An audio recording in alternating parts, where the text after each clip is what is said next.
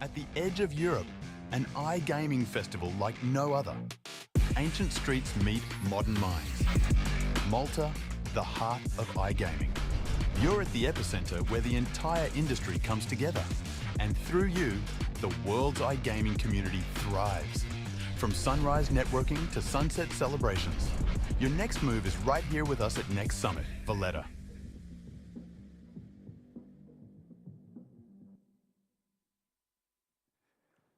All right. Good morning, everybody. And welcome to the next Valletta 2025. I hope you guys have had your morning coffee and you guys are ready to go. I'm curious to do a little bit of a temperature check just to start off today. So just to ask the audience today for a hands up if you were here last year. Who were here last year? Very nice. That's good to see. And what about the year before that, in 2023? Who were here? Oh, good to see. And if we go all the way back to 2019, the very first event, we have one here. We have one of the OGs over here. Any other?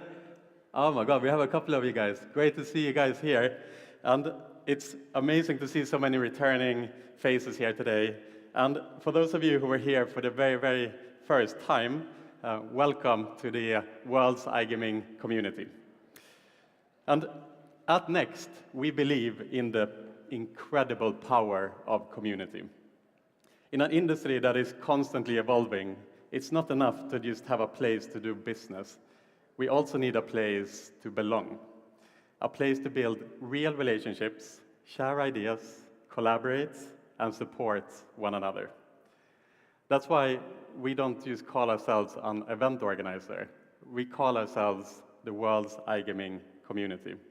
Because that's exactly what we strive to be. A platform where professional relationships and personal belonging come together.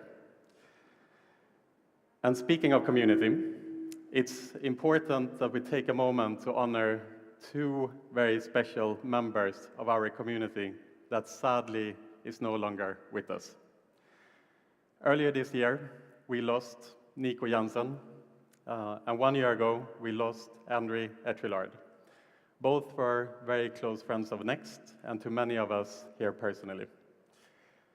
Nico and Henry embodied the spirit of this industry and the values that we embrace, always bringing positivity, kindness, and generosity wherever they went, never asking for anything in return. And so to that end, today at 4:30 p.m., we will be hosting a memorial in Henry's honor.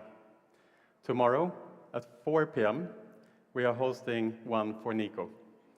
Both will take place downstairs in La Valletta Hall, next to the entertainment area, and I invite you all to come and join and to celebrate their lives and their legacies. Another example of the true spirit of this community is happening on Friday evening. We are hosting what will become the most significant charity event that this industry has ever seen in aid of Dar Björn. And for those of you guys who don't know, Björn Formosa was once an affiliate manager in the iGaming industry. 10 years ago, however, he was diagnosed with ALS. Since then, he has dedicated his entire life helping others with neurodegenerative conditions to live with dignity. Björn has already built 2 amazing homes here in Malta, and a third one is now under construction that needs funding. I've been having the honor of following Björn since before his diagnosis, and I can honestly say Björn is a hero in every sense of the word. Tickets for Friday's gala, which is expected to draw about 500 people of us, are available at the exhibition area. So if you want to join us on Friday, feel free to have a look at the exhibition area at the Dar Björn stand, and you can secure your place for Friday. I want to give a huge thank you to Lubov of iGaming and Neve of White Label Casinos for leading this incredible initiative. And to find out a little bit more about the Friday charity gala, we have a video I want to show you tonight. Now.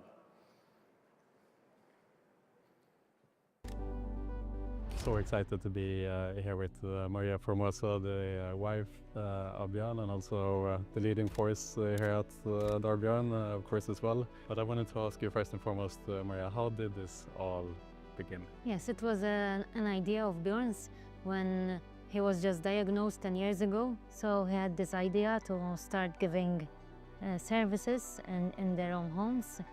And by time it all grew bigger. Immaġina jridu jagħmlu lek kollox, jridu jaħsluk, jridu jitimgħuk. Ma jsir xejn, importanti immens.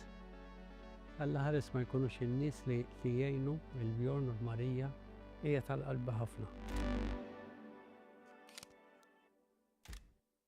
Amazing.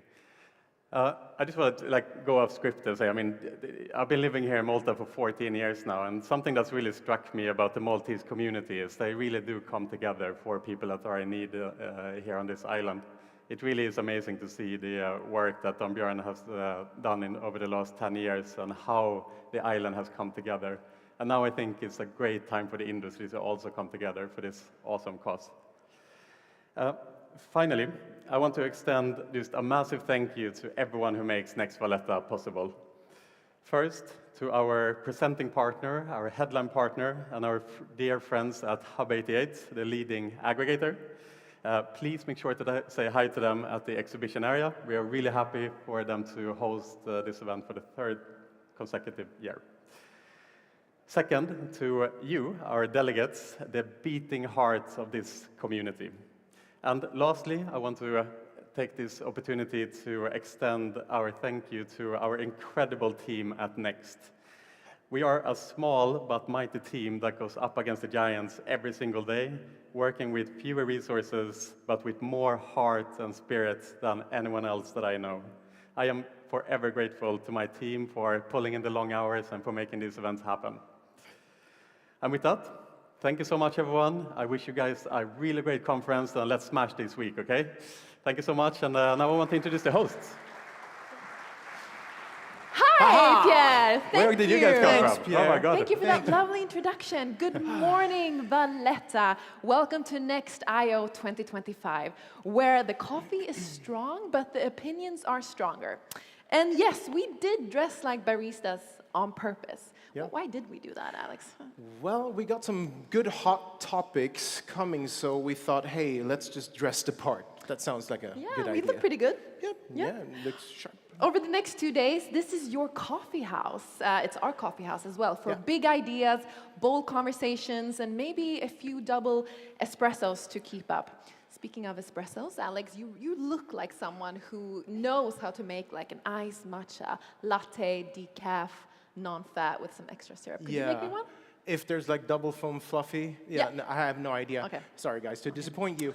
But we got some really cool CEOs entering. We got some game changers, some deal breakers, and some rule changers. I already say that, but the thing is, we have one thing that is cool as well. We have some people who are going to ask some anonymous questions. So it takes a lot of bravery for the people who's going to answer them. Really brave. We will cover things like leadership, layoffs. Is this a typo? It says spicy chicken wings. Yeah, that's something I'm really looking forward to. But at the same time. It's going to be interesting. It's tomorrow, isn't it? It is tomorrow. Okay. Definitely want to watch that. And don't we have some people we want to thank? Yeah, I know. Pierre just mentioned a couple of corporations and companies and team, and I think that we need to address that again. So again, a huge thank you for Hub88 who making this possible. But also we got Soft2Bet, Optimove, Gaming Malta, Better Change, and Altenar, but also all the people around, backstage, the tech, everybody who's out there in the venue. So guys, can we give them a big round of applause Yes, let's for do that. doing this? Yeah. Thank you. And thank you guys. And thank you, Alex. Thank you, Alice. And thank you. Thank you. A bunch of thank yous here coming back and forth. We are your hosts for these 2 days. We are your guides and possibly your baristas as well. So grab a seat, grab a coffee, and let's get this party started, right? Yeah. And we're kicking things off with a power podcast. It's basically the Avengers of iGaming leadership.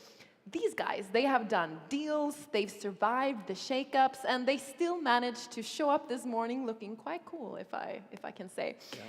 Welcome to the host and moderator for the first session, Pierre Lind. Ooh, Welcome to again, the stage. Pierre, welcome. Welcome back. Yay. Again, guys. All right, here we go. Thank you, guys. You guys are good as bartenders over there. Are you making cocktails as well, or what's the deal here? Anything specific you want? We got some Red Bulls. We got some. Whatever right. you guys need. Just let us know. We're putting your skills to test here today. Yeah. All right, guys, we're firing off here today with an episode of Legends today. So, for those of you who have been in the industry for a long time, and particularly those of you guys from Scandinavia will perhaps recognize the two panelists today. Just to set the tone a little bit, if we go back to the 2000s, there was a very interesting dynamic in Sweden at that time where the monopoly in Svenska Spel was starting to become challenged by these up-and-coming online gambling companies. And one of them was Betsson, who was led, of course, by Pontus Lindvall. Pontus was the kind of up-and-coming CEO at that time for Betsson. He was trying to make his mark in the Swedish market and take market share. And then, on the other hand, we had the CEO for Svenska Spel, the monopoly in Jesper Kärrbrink.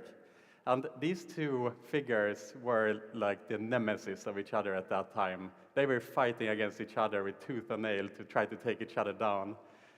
20 years later, they are now friends, and thankfully friends of mine as well. And so I would like to welcome to stage our panelists today, Jesper Kärrbrink, CEO of Immense Group, and Pontus Lindvall, CEO of Betsson AB. Welcome to the stage. All right. All right, guys. Hi, Pierre. Feel free to take the sofa here. We can make it nice and cozy, I think. Feel free to sit next to each other. Yeah, back in the days we would have taken one sofa each. Now we can. These days it's okay. Yes, okay. And since we already have kind of warmed up with our hands with a lot of applauding, I want to start with some more audience participation here this morning to get people fired up. And I have some fun facts about these two gentlemen here. And what I want you guys to do is, I'm going to read a fun fact, and then if you think it is Jesper, then I want you to give an applause. If you think the fun fact belongs to Pontus, I want you to give an applause as well. We're going to do this one by one. So I have a first easy one, okay? Who of the two gentlemen is a professional DJ? Or a semi-professional DJ, rather. So, do you think it is Jesper? Then give an applause. Oh, no, okay. Do you think it is Pontus? Ah, yes. Yeah, you got that right. You got that right. Is it true, Pontus, that you were almost a part of Swedish House Mafia? That's not true, really. Okay. All right. Well, it would have made sense. Yeah. It would have made sense. Okay, second question.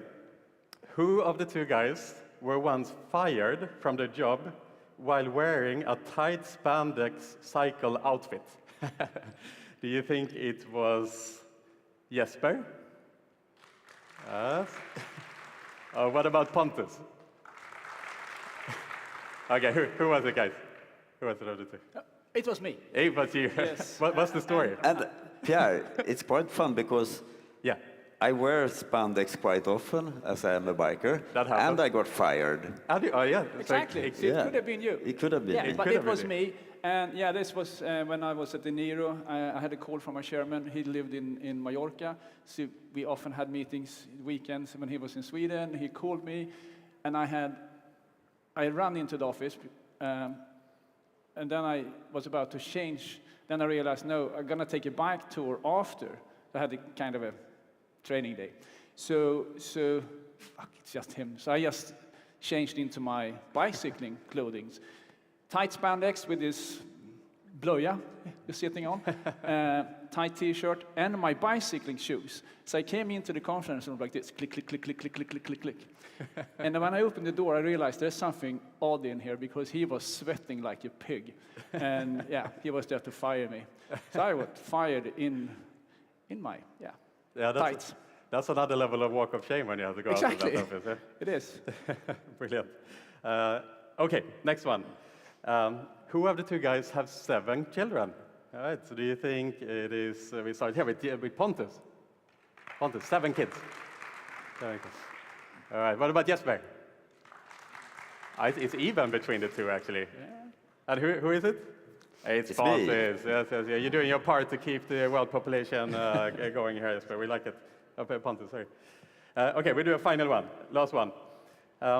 Who one time got the full attention of the roulette pit boss in Vegas after an unlikely winning streak and had to dash out of the casino before anything more happened on that? Okay, do you think it was it Jesper? What about Pontus?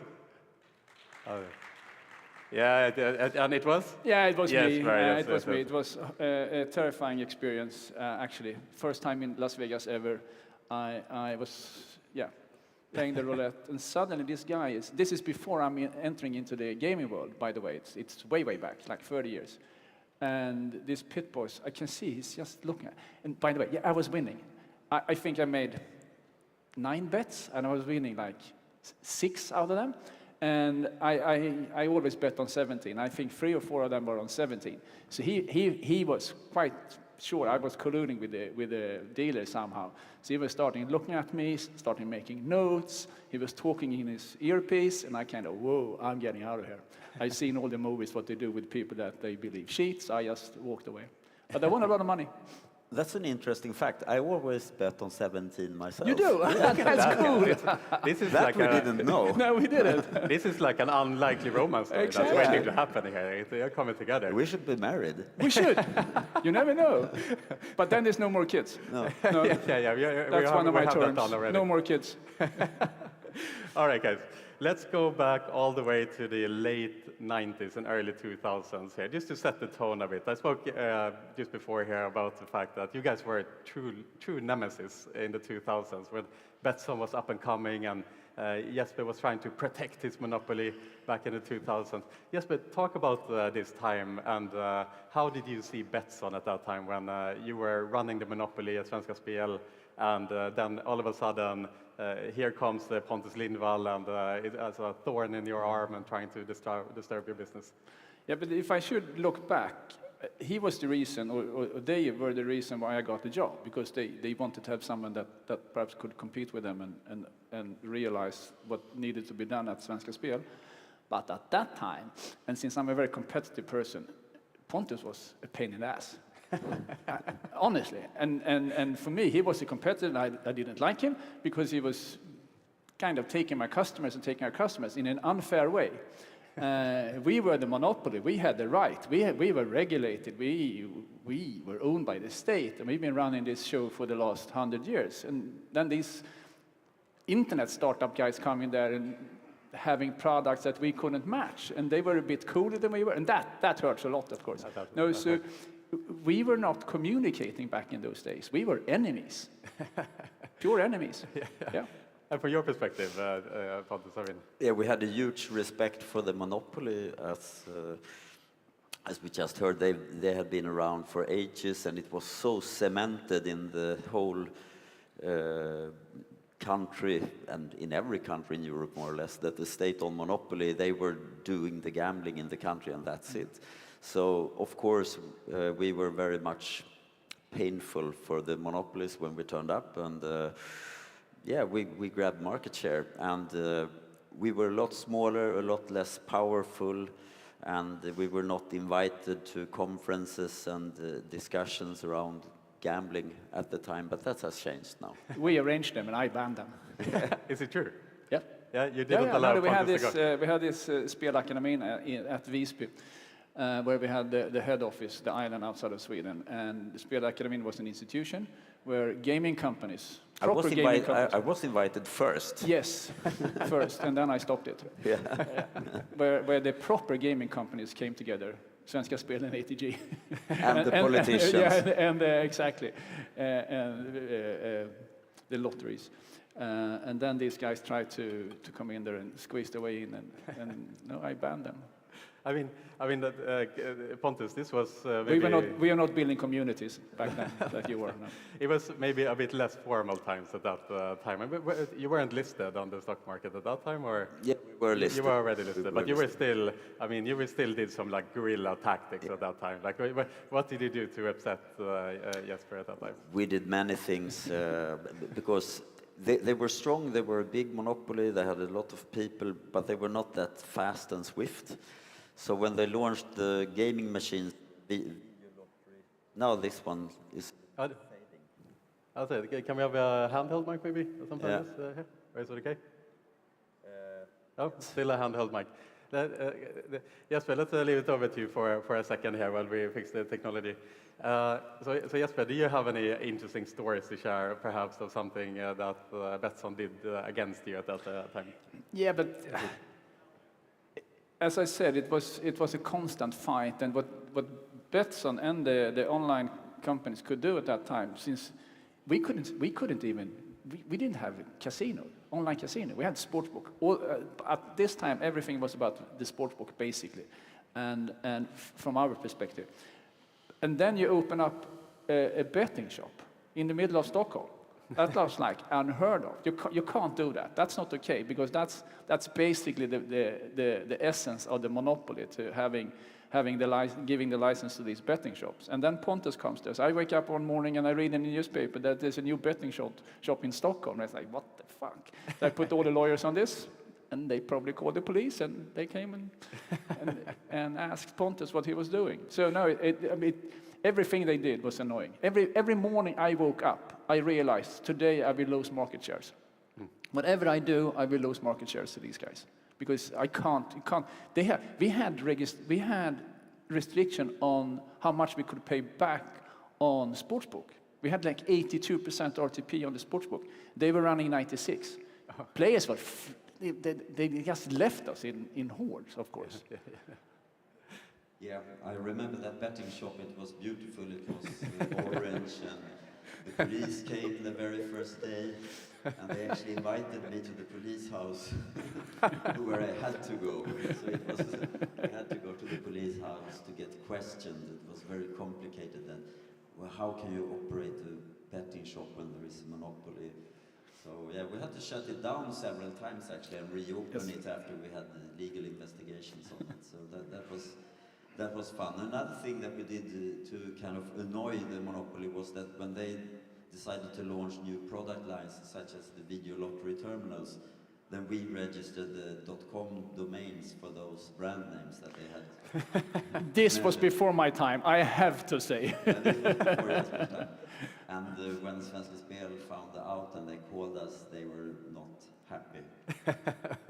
So you were doing this on purpose. Admit that, Pontus. This was like more than just growing the company and earning a salary. You just wanted to annoy people. Is that true? Yeah, but it was a part of the game. We wanted to make sure that we were noticed, that we existed, that we were fast, and that we were challengers. Mm-hmm. That was the main point, I think. And in hindsight, that was actually what built a big part of this industry. I mean, we have to remember the Scandinavian, absolutely, the UK legacy is huge as well, but the Scandinavian legacy for this industry is quite strong. I mean, it was the Scandinavian companies that moved to Malta, perhaps the first to get the licenses, etc., etc. And that happened there. So it's thanks to Pontus, more than thanks to me, that this industry actually took off in the way it did. If they had not competed in the way they did back in these years, we wouldn't be sitting here like as we are now, I would assume. Yeah, for sure. Yeah.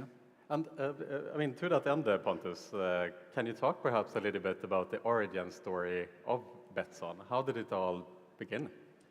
Actually, we were operating, which was legal in Sweden, we were operating blackjack and roulette tables in restaurants and also slot machines on board ships between Sweden and Finland. So we had a legal gaming operation, and I worked there for a while, and I realized that we can never go anywhere with this company because we are getting so pushed by the monopoly and the regulators. We had just a very thin, narrow part of the gaming industry where we could act. So that's when I started NetEnt at the time, that we both built the games and we operated, we did everything in-house. And we did that in order to kind of circumvent the regulations and be able to offer. Our simple view was that if they are allowed to operate casinos and sportsbook, then we should be allowed to do that too. Because we do that on behalf of the customer, you know. And we give better prices, better odds, and everything. So that's how it came about. Yeah, and then that legal stuff in the background, that it doesn't matter. It's all about the customer. So. Yeah, but legal is always catching up with technology. That's how it is, you know. So we used the technology and what we could do, and then the regulatory side had to catch up with us. Yes. And so during this time, did you guys ever communicate? You know, as the time you were CEO of Svenska Spel and the CEO of Betsson, like, did you ever, like, when did you guys get in touch with each other? I can start by saying that even though we worked pretty close, because I was based in Solna from time to time, and you in Sundbyberg, it's less than 1 kilometer. We didn't meet because we were not invited, but then later on it happened that I was in the playground on the weekends with my first son. He was born in the year of 2000. And next to me at the playground was Mattias Hedlund, which was one of Svenska Spel's top bosses. And we were finding ourselves on this bench, you know, being like enemies in the playground, but still having 2 kids that played, and we were discussing. But it went on for that for several years, and I don't think we ever met when you were CEO at Svenska Spel, because I think we were treated like someone who wasn't, you know, wanted. I mean, that's true. And we moved. We were in the same industry, but in totally different circles. I was to the WLA seminars and things like that, and Pontus was running this startup. It was 2 different worlds, and in between that we had Mattias Hedlund, by the way, a brilliant guy, being one of the 2 vice presidents in Svenska Spel. And I remember when he came to me and explained that he had a kind of a neighborish friend, that was Pontus Liv. That was a bit awkward for him to tell me. And he said, yeah, but you know, we live in the same house and the kids are the same age. And I totally understand that, no problem, Matthias. But it was on that level that he had to explain that to me, that he met Pontus. So yeah, it's strange these days when we sit here. So met physically and talked like intelligent people. We did first when I started at Mr. Green, I would say. Oh, well, and that's 2015 or something like this, huh? 16, yes. Yeah. Something like this. Yes. Okay, so I have you on stage, Pontus, today, and I mean, I can't let you off this stage without talking about Betsson's legendary, or shall we say infamous, trip to Ibiza in 2012. I don't know if there's anyone in the audience who went with us on that trip in 2012. Do we have any like ex-Betssoners here? There's no one, I don't think. Yeah. I don't know if anyone has heard about that trip in general. There's a couple of them, yeah.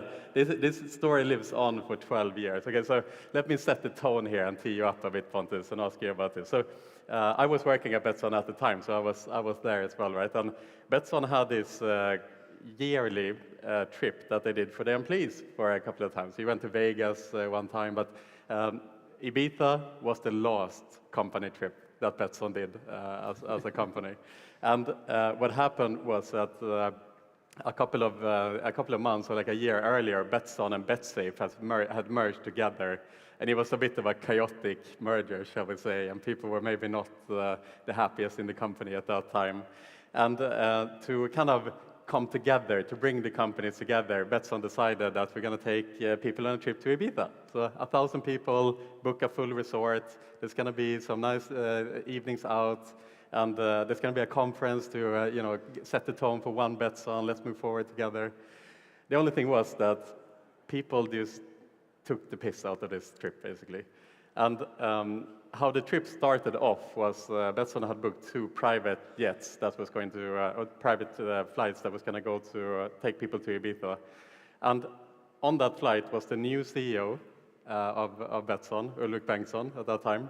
And he stepped on the plane only to find that his seat was taken by someone else. And so so he goes, oh, excuse me, you're sitting on my seat, only for this person to look up and say, you go find your own fucking seat, to the CEO, to the CEO. That's how the trip started, okay? And it went on and on. And when the conference was going to take place, this was after 2 days of heavy drinking. And half of the employees didn't turn up to the conference. And after that trip, the people who didn't turn up at the conference got an official warning, I remember. It was no happy days at the company then. And I sat next to Ulrik at that time on the plane back to Malta, and I was a young VIP manager at the time, and I was thinking, this is my chance, to have a conversation with the big CEO. And so I asked Ulrik, how is it going in Malta so far? And he just looked down at his newspaper, good. And then he looked back. Like, he was not happy about this trip. So I want to ask the kind of inside story here, Pontus. When this all happened and this trip went down, like, what was it like in the background during this time? Like, what happened, really? It happened a lot of things. I think we had many good conferences before Ibiza, and Ibiza was good too. But the conferences developed in like this, They were kind of taking off. Yeah. And Kevin and I went home together one night after heavy drinking. We were at the clubs, of course, partying, but the conference as such was not bad. No, it wasn't, to be fair.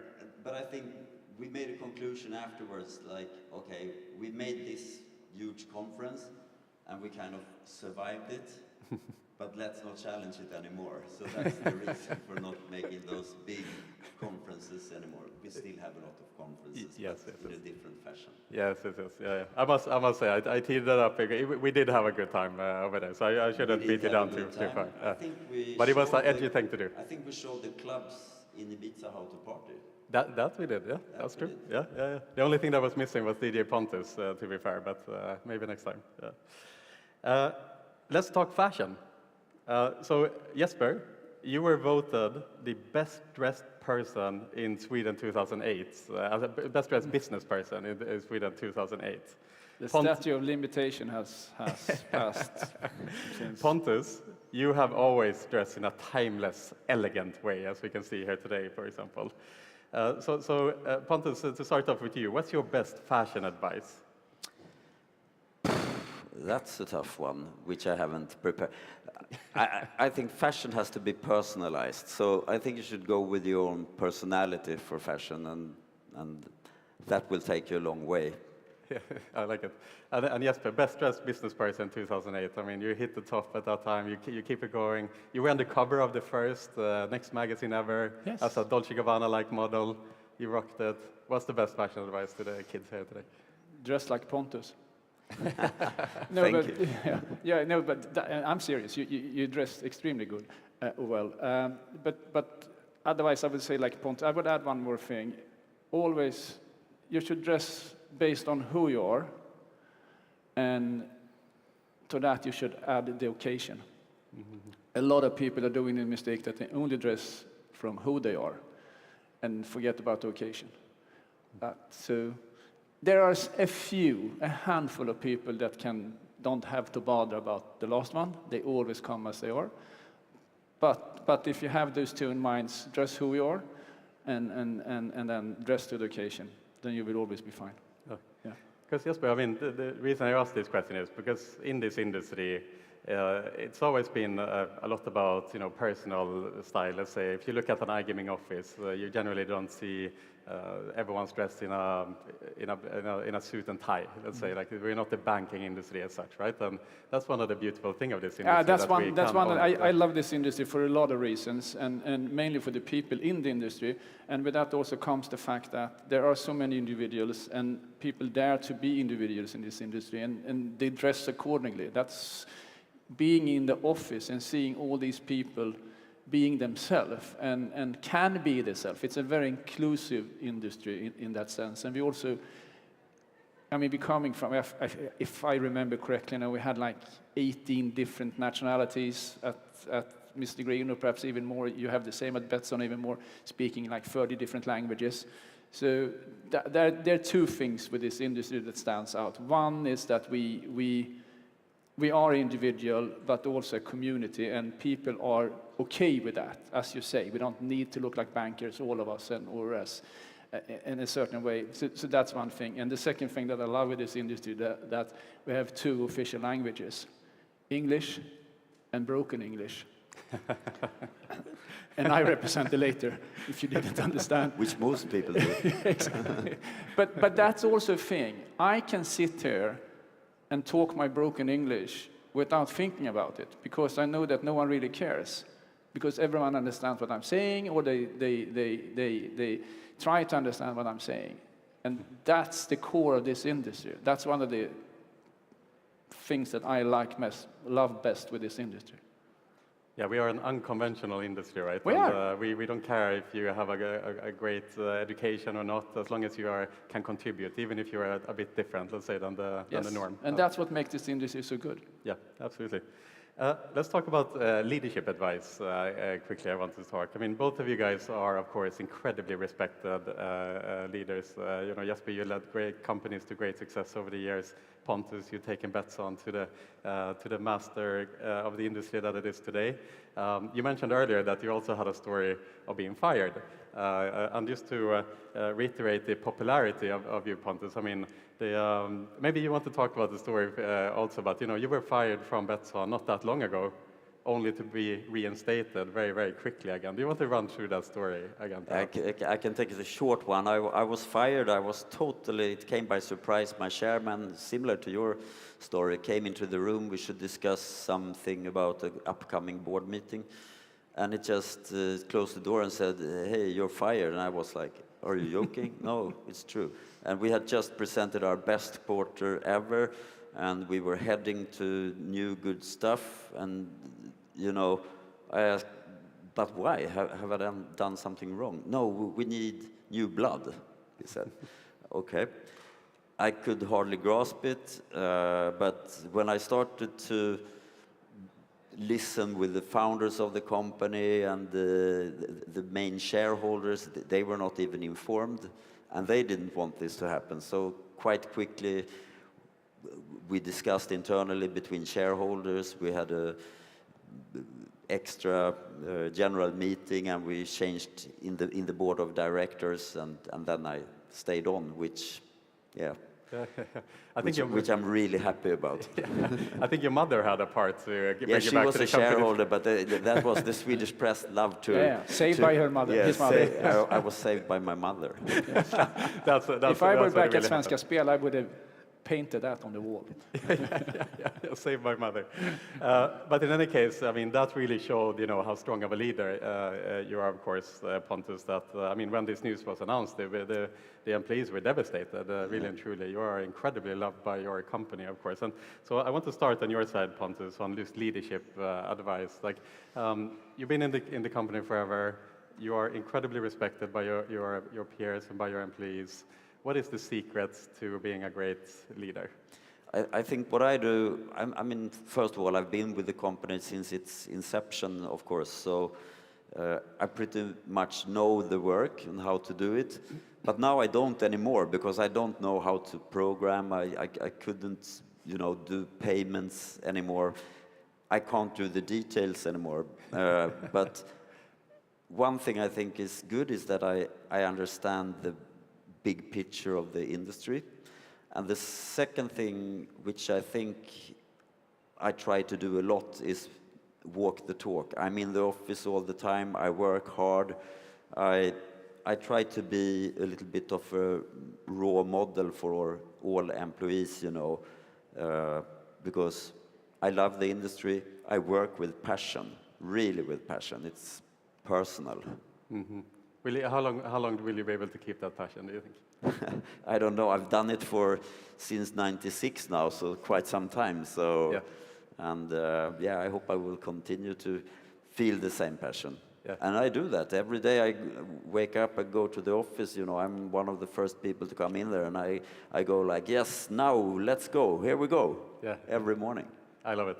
And Jesper, same question back to you. I mean, you've led incredibly well throughout the years, incredibly respected as well by your peers. What would be your leadership advice to the audience today?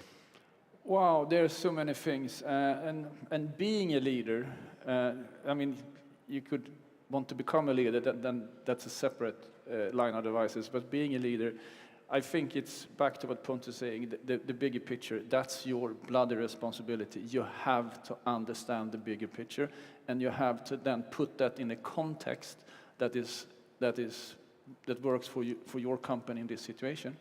But on a more personal level, I usually say to peers and people that I talk to, get a fucking life. Because if you just are at work and in work, you will eventually, the only one you will know is your employees. You need to broaden your perspectives. You need to read books. You need to speak to people, train a football team, or sing in a choir, or whatever. Meet other people. People that only works are degenerating as experts and leaders because they can't get the bigger picture. Right. So get a life outside work. But it can be hard, right? I mean, you have like yes, endless it is. But you often. have to, and this is also the thing that I have to work all these 12 hours a day. No, you have to delegate. Your level of capacity is what it is. It's a box. But your responsibility is this big. And if you want to have control of everything, run a hamburger kiosk or whatever, because then you can control it 100%. But if you want to control the company, you can't. You have to trust people. So you have to delegate, and building a system for delegating and letting people making mistakes, but also helping them correcting those mistakes. And when you're fed up, or they don't work, or they doesn't function, you have to fire them. Yeah. It sounds simple, but on a larger scale, it is quite simple. Yeah. It's much more difficult to be middle manager. You have the people beneath you, and you have the asshole above you, and you have to balance these two. That's much more difficult. We can set the agenda. We have a board meeting every quarter. That's handleable. We know more than they do. Yeah. But having this top manager running you, it's like... Pontus, are you an asshole sometimes to your employees? I try not to be bad. No, I am not actually. No, I don't think so. No, I believe in, we put a lot of trust in people. Exactly. That we have to do, because how can I know what they do in the office in Argentina or, even in Malta when I'm in Stockholm? So it's a lot about trust, and, it's an important relation to put trust and give trust. So that's very important. I mean, that's the best advice, not to be an asshole, and that's to give people trust, to delegate and give people trust. Yeah, brilliant. Let's take a bit of a helicopter seat over the industry for a moment and observe the companies that are here. I want to ask a bit of a controversial question, perhaps. What today is the most overrated company in the industry today? So if you think about the industry, who are doing well, who are not doing so well, but what is the most overrated company today? I want specifics here, guys. So do you want to start, Jesper? This is an ugly question to ask. And a difficult... That's why we're here. You guys said I can ask anything. Yes, you said. I know. And that was in the contract. Yes. I know, and I regret it by now. No, honestly, and this hurts me to say. It hurt me badly to say, but it's actually Svenska Spel. Svenska Spel? Yes. Your own employer? Yes, they lost it. Sorry if there are any Swedes from Svenska Spel here today. They lost that great position. They gave it away. They gave it away to ATG, which is even worse than giving it away to the... They had all the pieces of the puzzle and just gave it away. And today it's still big, but it's losing market shares faster than ever. Today I would say it's perhaps the most overrated company. What went wrong? I know it's difficult to say, but it's difficult to run a large company, and this is a hint to Pontus.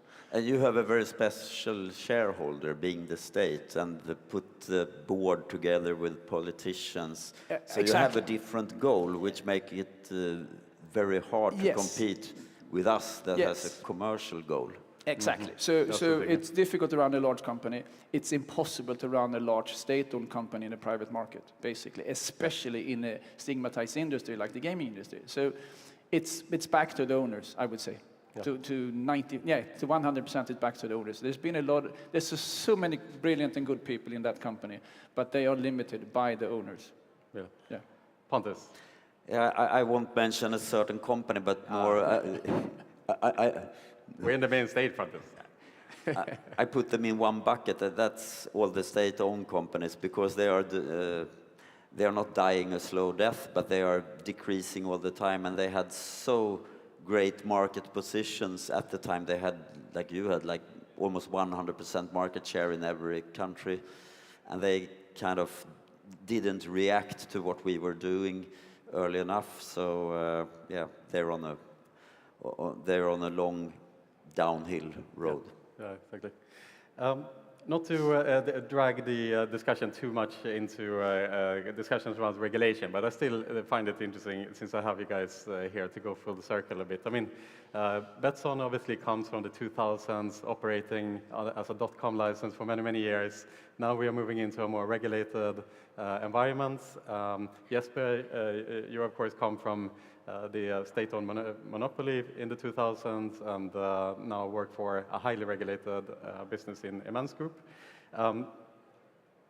What is your kind of observation of where things are heading? Let's say in European regulation today. We see UKGC, for example, being very, very aggressive right now towards the stakeholders in there, both on the B2B and B2C side, to the point where the black market is actually taking a turn for the worse at the moment.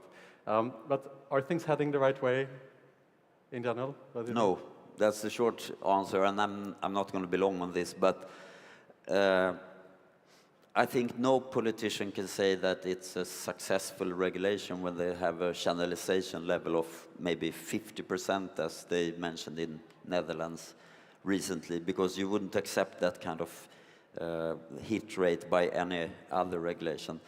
And then the second question comes, why is it like that? And I think politicians just need to learn and need to understand that they are totally out of bounds with these regulations and they need to swing back. And actually, I'm an optimist, so I believe it will swing back because it's not a sustainable situation where when the only one who can celebrate are the operators that operate outside of the regulations. That's not the goal for the society, so it has to swing back.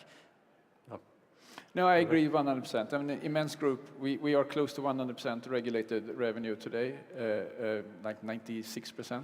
And that's the way we want to go, and that's the way we want to stay. But it comes with a price. And that price is that we are, and I'm back to the Svenska Spel again. We are kind of fighting on unfair rules. We have to keep ourselves to certain rules. This is why I advocated a re-regulation back at Svenska Spel. I wanted us to be in the regulated market so we could compete on the same terms. And we are not competing on the same terms. And that means that regulations is not working. The channelization is going down in most markets. And that comes back to the politicians' view on gaming. It comes back to the regulators' view on gaming. They don't like gaming. And that's in all other regulations, you have the financial regulation. These people know the financial market. The regulators in the gaming regulators, they don't know gaming. And that's the problem we have today. But it's a young regulation. And I agree with Pontus. It will shift and it will come back and it will be better. So yes, stay focused and be a bit patient and we will sort this. Brilliant. Last question for you guys today. What do you admire most in each other? The other side. Jesper has always been a sports guy, you know, and that goes not only in sports but also as a leader of companies. So he's very competitive. I admire that. Thank you. Yeah, no, and Pontus is one of the guys actually founding this industry. I mean, we should remember that founding NetEnt and then bringing Betsson to where it is today. That's two huge achievements, and I really respect Pontus for that. And then leading this company for so long time as well. That's not many leaders doing that. You jump from one ship to another because you feel you've done it, but redo it and reinvent yourself is one of the most difficult things you can do. And Pontus has shown that that's possible to do. Ladies and gentlemen, we're standing on the shoulders of giants. Thank you so much for listening in. Jesper, Pontus, thank you so much, guys. Thank you very much. Thank you. Good. All right, thank you. Oh, thank you, thank you. Wow. That was super fascinating. Oh, you're bringing the water bottles back as well. Thank you, appreciate that. Don't worry, we'll get that, don't worry. That's our job, Pierre. That is our job, thanks. Hey, Alice, I gotta ask you a question. Have you ever heard about firing people gracefully? Firing people gracefully? Yeah, gracefully, yeah. No, how do you do that? I don't know. Apparently, it's an art form, and that's what we're going to listen into right now and learn more about. So this session is going to be really exciting. They were talking about firing people as well, or being fired. Yes, being fired. So now we're going to listen into this as well, how you downsize. So I want to welcome the moderator to this session, which is going to be Paris Smith, who is an advisor and gaming industry expert. So please, welcome to the stage.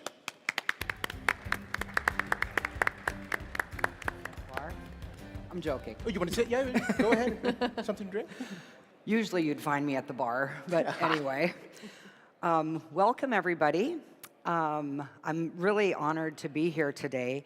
We have two additional guests. We have Cindy McIntosh. She is the CPO of Pinnacle. And we also have Buki, I can't pronounce her last name, I'm so sorry. She's the ex-CPO for Netflix. So if we could have them come on out, and I'll give you a little bit more introduction for them. Give them a round of applause. Oh, let me sit here. I'll sit here. Welcome. Okay, left. So I've had the pleasure to work with Cindy for, she's almost 15 years at Pinnacle. She was my right hand, my inspiration, guided me, taught me most of the good things that I did. And then, of course, we have Buki, who I met in Curacao. And in our first meeting, she gave me a master class in HR. And I was so intrigued, and I thought, you know what the industry needs is getting some external insight.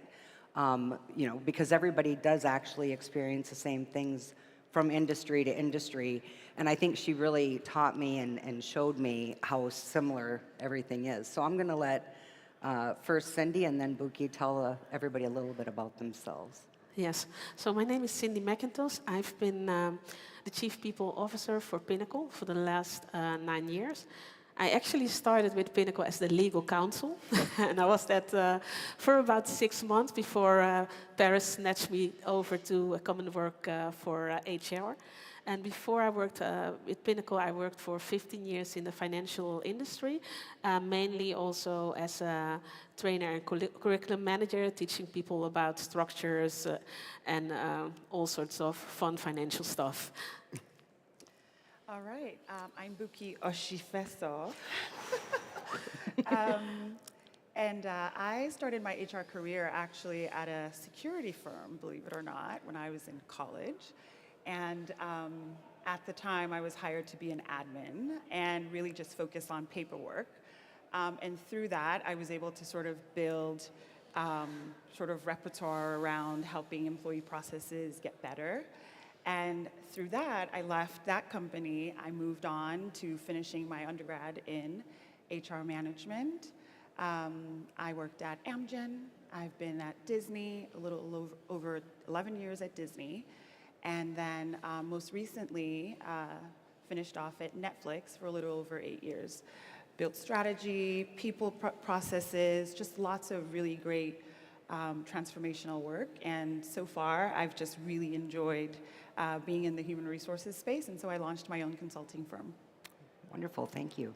So I think, this is unique for the main stage, but as I'm a huge proponent of the conferences, Next.io is always very cutting edge. And I think the reality is that when people come to the conferences, they're obviously looking to network. Sometimes they're looking for a new job. They're not happy with their culture, their manager, or they feel or they know that something's happening internally within the organization. And, you know, to have a space that we can talk about the changes that are happening, how to help execute those changes, and then we're also going to touch a little bit about how can we help support and impact the actual people that are involved with these changes. So let's start off by, you know, every company has the right to make every decision that they need to make to run their companies effectively. It's really about how you execute those changes with the most humility, respect, and, you know, and support for the organization and, of course, the individuals within it. So can you guys framework, like, what would be, you know, the times have changed, you know, we talk about, you know, generally speaking, you look at Pontus's company with Betson, they're very people, product, profit focused. Sometimes that shifts, culture shift. So when people turn to profit, product, people, and, you know, they're making a change, what would be the ultimate proper way to say, okay, it's time to downsize, we need to focus more on profit? What would be that process? What would it look like? Go ahead. I love the concept people, product, or people, product, profit. And when making a decision, it should never change. It should stay the same, even when you're going to make a really tough business decision. And so if people is at the forefront of every decision that you make, and at Netflix, one thing we used to say is people over process. If your focus is on your people, whether you start it that way or you end it that way, as long as they're at the center, trust, humanity, candor, transparency is another. And if you, again, start with utter transparency at the beginning, if you end with that, it leaves people with their dignity as they're about to exit. And so it should never change regardless of the bottom line. Yeah, that's a great point. Yes, and sometimes it's also a little bit dependent on the situation, right? If you have a merger or a restructuring and then you kind of encounter a totally new structure, I think that communication part then is extremely important. You know, what are we going to do? What can you expect? And why is this decision taken? But I think for each time such a decision is taken, communication is extremely important because people need to understand what is happening, why it's happening, because it will impact them. So by not being transparent, you're creating a lot of unwanted noise. Yeah. And I think also within the organizations, you know, when you make decisions, they're generally coming from the top. There's also that process of, you know, communicating down throughout the organization. And if you know, I think one of the important points is to equip your management team, you know, and what are some of the points, like with that management team, to ensure that you have consistency with the communication? So I think that depends a little bit on where the organization is located, right? Because in certain circumstances, you will have to, of course, keep in mind what the legal framework is of the jurisdiction where you are located, right? So it's extremely important, especially with the managers that need to sometimes execute certain items within the process, that they understand what it is they can and they cannot do. Of course, within the background, as Boki mentioned, the values that you have as an organization. But understanding what you can and cannot do, what is allowed, or what the actual process is extremely important. Because again, every jurisdiction is different when it comes down to the legal requirement. Of course, there's a lot of overlap and a lot of things that can be the same, but you need to understand that framework rather well, and the managers and people executing it need to be aware of this also, right? So it can, everybody, as Paris mentioned, is free to make that decision for your business, but it is very wise, especially if it impacts a larger group of people, to get the right legal guidance to do so from the start. And I'll just add to that, how you hire, promote, and let go of people says a lot about you as a leader.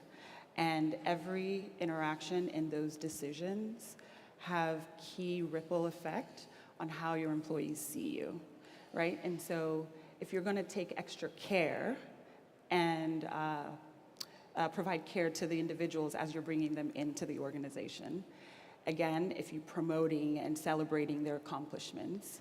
Similarly, you provide care in the way in which you exit them. And then consistency, and I think Cindy just said it, consistency is so important. And so how you operate in the business across the board, top to bottom, as long as you're maintaining consistency, when you make a hard decision, folks won't be surprised, right? Because you're communicating, you're transparent, you're sharing what's happening. When you're successful, you're sharing what's happening. When you're not being successful, you should also share what's happening. Because then when you make your decision, folks can understand how you've arrived at that, and then it becomes a human experience as opposed to a business transaction at the end. Yeah. I think one of the things that kind of stimulated this conversation was, and I'm thinking it was Google or a sub-company of Google, but X. they were letting X. people, which one? X. X, when they were letting... Formerly known as Twitter.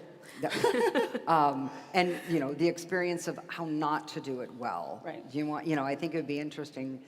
There are, you know, there's amazing companies and people know how to make money, but sometimes there's a component of the business that is not your area of expertise. I had the luxury of having Cindy guide me and direct me to make sure that, you know, sometimes I was like, well, we have to do this. And she's like, okay, breathe, slow down, let's get this right. And then to provide that consistency. But I think even like I do a lot of mentoring, and within that middle tier senior manager area, you know, when there's a change, it's really unsettling. And the immediate reaction is to, you know, project. So to unintentionally or intentionally make somebody feel a bit diminished, like this isn't because of us, it's because of you. Right. So like, what are some of the support mechanisms that can be put in place through the HR department? Again, I will just really start by how you operate says a lot about you as a leader and an organization. Yeah. And I would say in the process of exit, to your point about you're in a hurry, you really want to just make the decision and sort of check the box. There's an aspect of you've already made the decision to let individuals go in the organization. That is the hard, or that I actually feel sometimes is the easy work. The hard work then kicks in where you have to start adding humanity into it. And so that's when I actually tell our leaders to take a step back, right? Take a seat. Let's now talk about what is the human experience through this. And so there's things like, it's as simple as the communication, right? People will often forget what you do and what you say. There's a famous individual who has this quote. Maya Angelou. Maya Angelou. Yes. But they will never forget how you make them feel, right? And so in the process of making this decision and actually transacting, because then it starts to feel like a transaction. You're checking the box. I got to talk to legal. I got to talk to finance. I got to talk to this. You always got to remember, bring the feeling back into it. And it does impact your brand. How you let them off impacts your brand, right, for the long term. And there's a value proposition to organizations when they're making these types of decisions, is to think about what that exit experience is like for their individuals, to be thinking about those that remain in the org. And there's a concept we talk about, survivor's remorse, right? So for folks who end up staying in the organization, they're watching your every action. Am I gonna be next? What's gonna happen? You know, look at how they did that decision. They treated that person unfairly, or they were rude or disrespectful. All of those things say a lot about you as an org. And the individuals then become distracted, and there's a lot of conversation, and it just gets a little disruptive. And so just being a little bit thoughtful about that human experience through it is, I would say, ultimate. Yeah. And then, like, what are some things when you know that your organization's going to have a shift? What are some of the tools that you can give to support the staff to get them set up for their next part of their journey? So there's a lot of different things, of course, that you can do. I just want to circle quickly back to the example of X, because X is, by example, an example where a new culture came in, right? With a new owner, he brought a completely new culture. So all those values and things that were important for that organization were wiped out immediately with the start of the takeover. And then adding to what Boki say, I think also that you should not underestimate, as HR department or manager, the amount of time this will take you, in the sense that there will be a lot of talking, because in the initial conversation, people often feel there's something wrong with me. Why is it me, right? Mm-hmm. So that feeling of being devaluated, basically, right? So to create that clarity, this is not your fault, right? Especially if it's a mass layoff, redundancy, it's a business decision, but it's very natural that people think that something is wrong with me, why me, this is unfair, etc., right? So you kind of really have to spend a lot of time to kind of rectify and help people to get to an emotional stable place, right? So that will take time, and that is just a reality that you have to take into account. But of course you can do different things to support the employee, and that is, for starters, of course, offer a more than fair package. Right? Because sometimes people have a certain legal entitlement. I have heard horror stories from different companies where people got basically next to nothing, right? Because you were allowed to do so. Just because you can does not mean that you should, right? Especially if you have the means to make this a decent exit, right? So I think that's definitely something to keep in mind. If you can, pay more, right? So make sure that the employee doesn't feel that he's completely leaving the building empty-handed, right? Because this was already a hard decision that will impact their life. But then, of course, there are all sorts of other things that you can do to help and to support that employee that is exiting the organization, right? You can help with placement, right, with different agencies, right? So that is one thing that you can do, depending again on the location. Some employees would not need it. For others that may have a long-standing career in your organization, this may be a whole new adventure to go and find another job. You can offer mental health support. If you have a well-being or mental health support program within your organization, extend it for a longer period of time. You often already paid for it beforehand, so why not make sure that they can make use of it? Another thing that you can do is extend their healthcare coverage, right? Healthcare, depending again on what location you are, is an important item for a lot of employees, especially if they have some sort of private healthcare package. If you can extend it, again, in a lot of cases, the organization pays for this at the beginning of the year. It's already paid for. So, you know, why get that money back, right? So those are certain things that you can do to help and support the employees if they want, right? And once they recover from the initial shock. And Buki, do you see there's, from coming, this is your first big exposure to our amazing gaming world, but what are you seeing, and in the short time that you've been exposed to it, what are some of the, have you seen any differences? It's all similar. It's all people, it's all business, It's all decisions. Honestly, I haven't seen a big difference.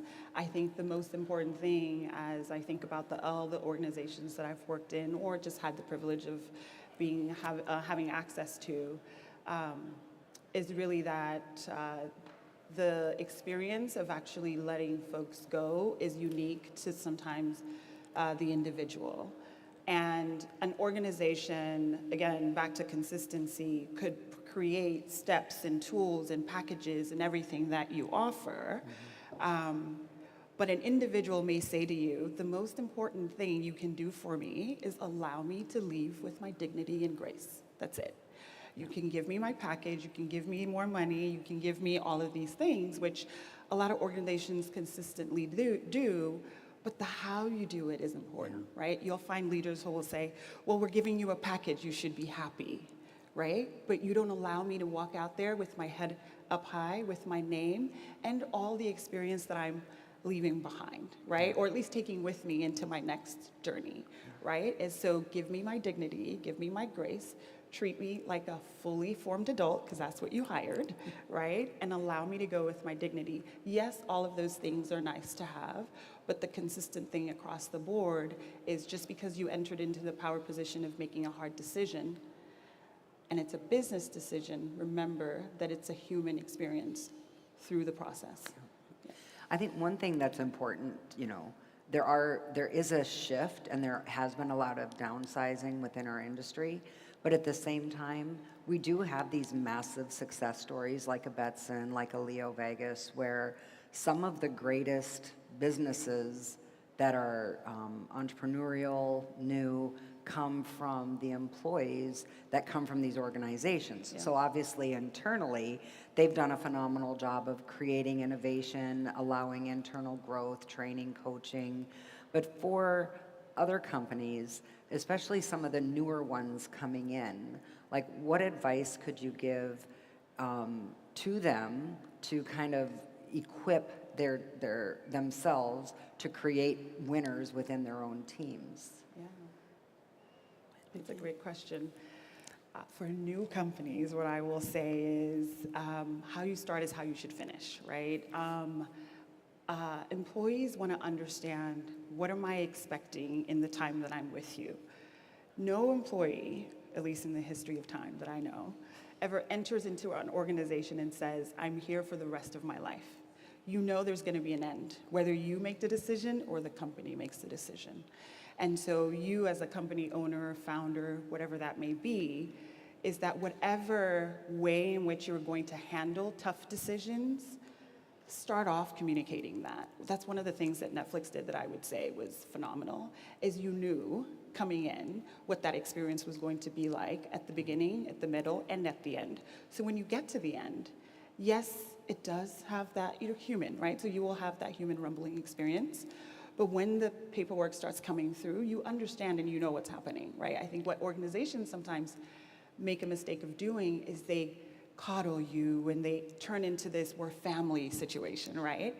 And then when you make a hard decision, then folks feel betrayed, right? And the most consistent you can be upfront, right? Or the most intentional you can be upfront about how you handle tough decisions and good decisions will allow for them to understand when you actually do make, you know, the tough decisions at the end. And actually you'll find that folks are actually helping you through the process. Yeah. I'll stay another 3 months. I'll leave even earlier. You can give me whatever it is, right? And it's a two-way conversation as opposed to a one-way. Mm-hmm. And the interesting part about that is, you know, there is so much creativity, yeah, and product, the success of your product is often the focus. Yeah. So when you're young and you start, you're focusing on those things and you're not looking at how are you going to hire, who are you going to hire, what is your culture? Yeah. You know, I came into Pinnacle after it had been around for like 10 years and there wasn't an org chart. You know, this is going way back when the industry was just starting and everybody was creating, and you know, you couldn't count the money fast enough, right? So, you know, although the industry has been around from the internet time for probably 20, 22, 23 years, well, I guess with Pontus we'll say 29 years, oh my God. Anyway, but, you know, I think it's, you know, we are not quite as far as we could or should be, and there are opportunities. Mm-hmm. I think that's the big point. There's a lot of opportunity to become stronger, become more high performant, and put these things in place, yeah, to really help everybody get to the next level. Yeah, yeah. A lot of organizations say, the people in my organization are my most prized asset, but then they don't act that way, yeah, right? And if they are, from the beginning to the end, you're acting in that way, right? And, you know, some folks will say, empathy is a cost to doing business well, right? I shouldn't have to introduce empathy and compassion because I'm like, they're here for business. Like we should just grind and do the work. But at the end of the day, it's actually a business imperative. It's your value proposition, right? The more compassion you have, the better performance you mm-hmm. have. And even when you have to make hard decisions, the more compassion they have back with you, yeah, because you had compassion with them over time. Yeah. Yeah. I love the point that Jesper made, Because, again, this industry is amazing, and it's addictive, ironically. And when you work, you work. Yeah. But you do need to get a fucking life. Yes. That's a quote from Jesper, not me, but would come out of my mouth. And I think, even from a cultural, organizational perspective, how do you try, how can you create that balance for the teams? What do you mean, like a work-life balance? Yes. I think that's in a way also it's very personal, right? Because some people like to work around the clock, right? You have those people that do like that, but for that group that always wants to be on, and it's important to accept that not everybody has that same pace, right? So that your colleagues might not appreciate it if you send them an email at 6 o'clock in the morning on Sunday. So so use something that can delay that email to Monday. But I think because again you want to indeed promote a healthy work-life balance. But again, I do think that there are certain individuals that you should also not discourage if they want to, because that's just who they are, right? That they might need maybe a longer break or whatsoever, right? So you have to be flexible because it's an individual experience. But as an organization, I think it's important not to promote it and then not act upon it, right? Because you have organizations, we have this work-life balance is very important, but then every weekend they call you. Does that make sense, right? So, so I think it needs for every organization, and you keep getting back to that. It's that clarity, indeed, consistency in communication. You cannot over-communicate, because I'm sure that every employee that is here that had to fill in an employee survey, everybody fills in communication is not enough or not good enough, right? That's just a given. You cannot please everyone, but you can rather over-communicate than under-communicate. Also when you make tough decisions. I actually really like what he said as a CEO of an organization, right? Because I think that should hopefully resonate with a lot of folks, right? Because there are probably folks in the audience who are, still working up the ladder, right? And if the CEO is saying, get a life, you should, right? Not only is it leading by example, but back to, I think in the beginning of the conversation, he also did say he got fired, right? He got fired, but then yet is sitting here on stage saying, yes, I'm a CEO of an organization, but you should have a life.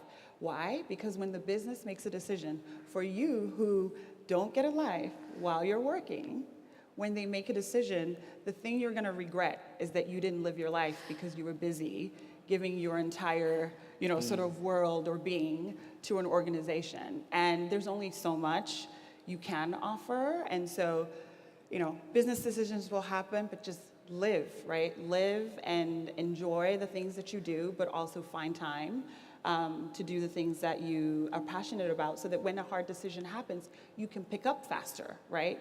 Folks end up in situations where they find themselves, what is it called? Like just confused and not supported, and looking for an organization to help them through the journey. But if they were individuals on their own and had a life, essentially, when a business makes a decision, they're able to just move on quickly and then go and become a CEO, right? Get fired in biker shorts, but then go and be a CEO at another company. Like, who cares? You know what I mean? Like, it just is what it is, And adding to that, indeed, I think that these are very different times, right? In the past, people would work for companies for years and years, and you still see that to a certain extent. Although I don't think that loyalty is necessarily something that has the same meaning as it has an X amount of years ago, right? So loyalty is looked at it very different. So I also often say to people not to discourage them, but there is no such thing as job security. The security lies in the man itself, right? So spend some time also on your own network, because that is where your next step will be. So instead of working 80 hours and while your CEO said, go and have your own life, right? So spend that on your network, getting to know people, because that's where your network, that's your job security at the end of the day. So what advice, along with creating your network, what advice would you give for somebody who is either looking for something, not happy with where they are, what advice would you give them to make that decision for the next step of their journey? I would start indeed to do some introspection, right? So why are you not happy, right? Because some people are unhappy in every certain situation, right? But I think it's important indeed that to also indeed look at yourself and make sure that you're the best version of yourself that you can put out there. Because that is important, because if you are in an insecure, unhappy space, it's going to be difficult to find that new space where you want to be. But again, look at your qualities, right? You have so much to offer, especially if you are in a place that may not see the value that you bring to the table, right? So it can be that your qualities will be appreciated in a totally different environment where you will have a better fit. But do not be afraid to be honest with yourself, right? Where are you now? Or are you upset? Or are you anxious? Or whatever that is, right? Try to redirect some balance, because if you do an interview, people will pick up on that. Be the best version of yourself, and also make sure that you have a larger plan for yourself in life, right? So not, I need to jump ship, but where do I want to be in 2, 3, 5 years? And then work your way towards it. Because if you have that clear image, you will be able to recognize it when it comes across your path. Yeah. I would also add something really interesting at Netflix that we used to do also is we'd encourage people to go interview. And so it's essentially like have a plan for yourself, right? And what that means is you go for an interview, and I would do it myself actually. I would go for an interview, and in the interview process, I will fast realize where I am is actually better than where I think I need to be. And then I'll pause, and then it gives me a little bit of self-introspection, back to what Cindy said. And so it's really figuring out who you are. Now, you might go to an interview, and they may see you at a higher caliber or a higher skill than maybe you're seen at the organization that you're in. That's a data point. You can either decide to take what you learn in that interview experience and go and ask for it where you are so that you elevate yourself, or you make a decision for yourself to exit and go and do something more and different. Again, it all depends on where you are in your life and what you need, but the more active you are in thinking about what do you need and not waiting for an individual in an organization to determine what your ladder is, the better positioned you are to hold the power at any given point in time. So when someone says, job is over, you're like, I have a plan, right? Thank you for playing, I have a plan, right? Thank you for playing. Very good for our industry. You had said something in our pre-panel discussion that we had, and we were talking about the fact that, you know, so now you have the moment where it's time to move on. Yeah. But, and you're mentioned like not getting stuck in that moment, and to the point where you were in an organization, you created so much value, you did so many great things, whether you feel diminished towards the end, to walk with the successes that you had. Do you want to go into that a bit more? I don't remember exactly what I said in that, but it was really, really enlightening. But again, I think it really is just the value and where you see yourself, right? And so again, organizations will sometimes diminish you or keep you exactly where they want to see you, right? Yeah. And I usually do the look down, right? Like they're looking down at you because that's exactly where they expect you to be, right? And then you come out, and the most important thing you do when you come out is you look up, right? Yeah. Because that's where you start to see a different side of yourself, and you know, not allowing an organization's decision to define who you are, right? It's a decision that they made for that organization, but it doesn't mean that's who you are as an individual. And sometimes I will say, I've said this in exit interviews with employees, is I will say, you have arrived, this is your time. Yeah. And as difficult as it is to hear at that moment, I've gotten calls later when they'll say, just that phrasing enough alone is the reason I was able to pick up and do the next thing. Yeah. Great. And I think, you know, the last point, like what do you feel are some of the implications by not doing this correctly for an organization? What are some of the longer tail effects? So there's a lot of implications, right? But I think also, and one thing that's often underestimated is that are the people that actually have to execute this fully equipped, right? And that can be your HR team, your legal team, your managers, etc., which we started off, because you will see in a a lot of companies, those people that need to execute it, and they may or may not agree or feel not enough equipped, they will jump ship rather quickly. Right, so there you are with this plan, and then you have your HR team is gone, and you know, so and that happens. I followed the case of X also quite a bit, and I was like, where's HR in all of this? Most of them were gone; they left, right? So and then you're sitting there with a plan that's going to be hard to execute. So that's one thing to start off with again very well. But yeah, you have so many different implications. Again, Boki mentioned your employee brand that can be very much affected by the way that you do it, right? Especially if there is no clear communication, there's no clear reasoning behind it. People are not well informed, and they feel that they are kept in the dark. Because this organization has to move on, and then you will have people that have survival guilt, but you will also have people that think, I need to jump this train wreck, right? So how do you prevent that from happening? That the people that you want to keep do not jump ship also. Right, because they think what's going on or what is not going on. Am I next? Right, so those are things that you need to have conversations about what is happening, how it's happening, and to what extent it is happening. Right, and then again, so I think that those, because again, your employee brand takes years to build. Yeah. Years and years to build, but it can be gone in 2 seconds if you handle these times of decision incorrectly. Yeah.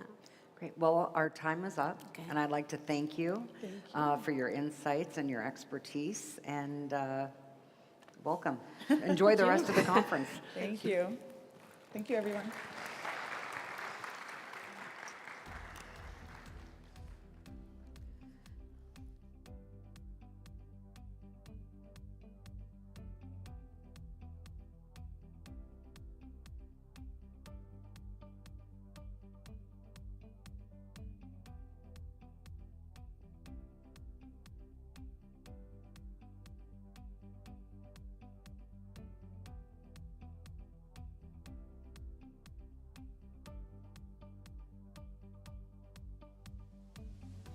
The station.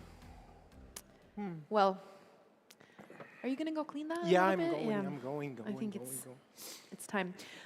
Up next is a face that you guys will definitely recognize. Let's see if you can guess, Alex. I'll give you two clues. Opera, and I also want to say the heart of gaming in Malta. I think I know who exactly you're talking about. Who is it? Starts with an I. Yes. So representing the very heartbeat of iGaming in Malta, let's welcome CEO at Gaming Malta, Ivan Felletti. Ooh. Welcome. Thank you. Thank you. Good morning, everybody. Welcome to Malta. I must say, I love this bar idea here. You know, and I think next year we should also extend it and actually having a live band on stage. Shall we work on that for next year? We'll support it definitely. Gaming Malta, we're the government entity which promotes and spearheads all the strategic and policy efforts on Malta as a gaming jurisdiction. Yes, there is a government in Europe which has an entity to promote the online gaming sector. And we do that, and it's a privilege and an honor to do that every day. We also are actively working and looking ahead. And today, what I'm be introducing you to is the island's Vision 2050. This isn't just an economic vision. This is more than that. This is where, as a country, as a whole, we want to get to, our North Star. Let's see this first. Malta, where sustainable growth goes hand in hand with a high quality of life. We're shifting gears from a labor-intensive economy to one that values productivity. Malta Vision 2050 isn't just a plan. It's our promise to ensure resilience, sustainability, and prosperity for future generations. Together, let's build a thriving, vibrant Malta that we can all be proud of. Join us as we turn this vision into reality. Join us as we embark on this journey. And we want the gaming sector, and we've included the gaming sector to be part of this journey. We started off with 6 building blocks to develop Malta's vision. So we looked at the global macro trends, what other jurisdictions are doing, so that's where the National Vision's highlights came up. We look at what we are currently doing as a status quo from the different entities on our different strategies. We spoke to the people, we spoke to the citizens, we spoke to the private sector, we spoke to investors. And also, we envisioned it in a workshop. But then we also went into a very deep dive into the different sectors. The only constant in life is change, as they say, correct? And Malta, a small island in the mid, European jurisdiction, where we frequently punch above our weight, we are not immune to that. We are not immune to the different changes which are happening nearly on a daily basis. Shifting population dynamics. Our own population is changing, which is transforming our own ecosystem also. We are looking at a world where, personalized products, wellness, and digital experience are reshaping industries. We are shifting towards sustainable and electrical solutions. Shifting of behaviors impacting lifestyle and business. Notice the word shifting, shifting, shifting, changing, changing, changing. Growing services and commodities. Rising to all the global challenges. It's a sum of all the parts. There isn't one silver bullet to all of this. But we're also looking at ourselves also as entities, as public sector entities. And believe you me, there's no better job than being of public service.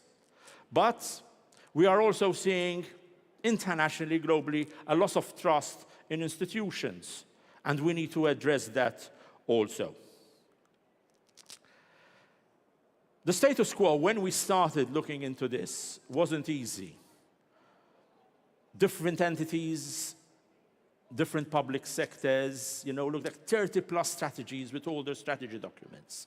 There are about 1,800 initiatives, 90 micro-initiatives, more than that. So we needed to understand what the left hand and the right hand is doing. And ultimately, we went to the sentiment and analysis. And this is also ongoing as we speak.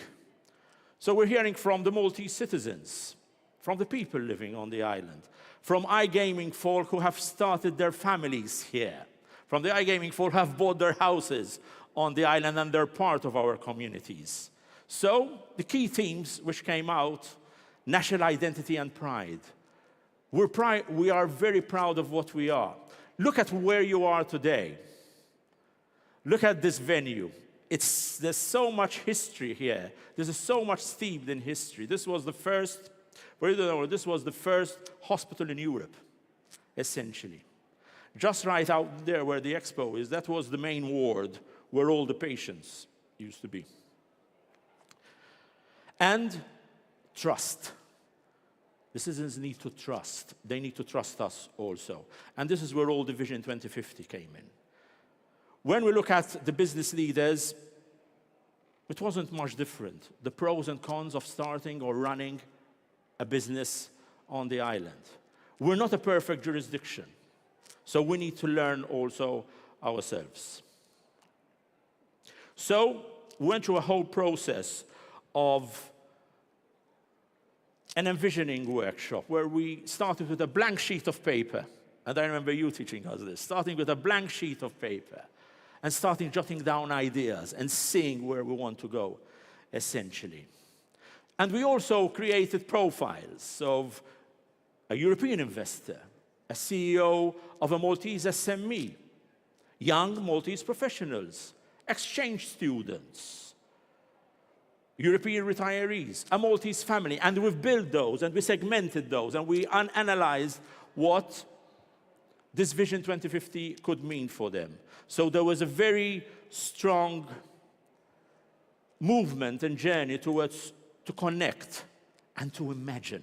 It's a beautiful word, to connect and to imagine where we want to be. It's not easy, believe you me. When you go through this exercise, it's not easy. And this isn't a political exercise. So both major parties from the political spectrum on the island came together in doing this. And they came together in doing this also in the support that, as a government, Malta also has for the gaming sector. And this is our North Star. This is why we get out of bed in the morning. This is where we want to be. A safe and resilient nation. Safe and resilient nation. Inspired by heritage and driven by progress. Fostering a healthy quality of life for all. This isn't about GDP anymore. This is about healthy quality of life benchmarks. We are moving away from just, calculating what Malta's GDP is in economic sectors. But that statement, to take a life, to move on that statement and to bring it on, are the pillars which this will rest on. Sustainable economic growth. And we'll talk about how the gaming sector will be doing that. Accessible, citizen-centered services. Resilient country and the modern education system, vital. There's a war for talent. I just gave an opening speech now during the HR Connect workshop. The island has less than 3% unemployment rate. There are 800 open vacancies on a rolling 3-month period for the gaming sector. It's never enough. We need to equip our universities, our vocational colleges. We need to relook at our own educational system in developing that. And then you're looking at smart land and sea usage. Look out there and see the sea that we have and how can we use it better? How can we utilize it better, essentially? And all this comes through an enabling system. So policy making, funding, digital, and Malta as a brand, and us as a brand.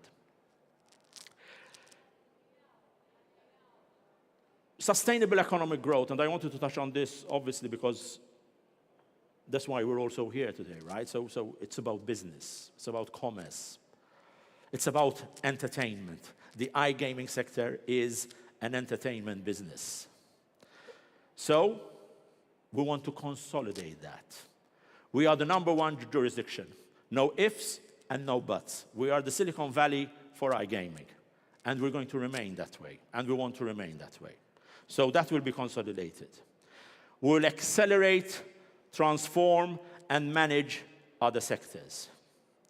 One other sector in the gaming sector, and I'll come to it maybe later on, is developing our video game development also, and esports and immersive tech as a gaming sector. Why? It's the convergence of technology. They will all come together. They will all speak together about that. Currently, if I had to look at this, currently, gaming accounts for between 6 to 7% of our gross value added. That's not a bad number for a small island like Malta, looking at about 40,000 employees working in the sector. So we drilled all through that. And we said, this is what we want to do. Strengthen leadership in the gaming industry, ensuring transparency, player protection, and fair competition. Transparency and player protection all comes with sustainable initiatives, which I know there's a great event happening tomorrow here and the workshop here on ESG initiatives. But this isn't just hairy-fairy, essentially.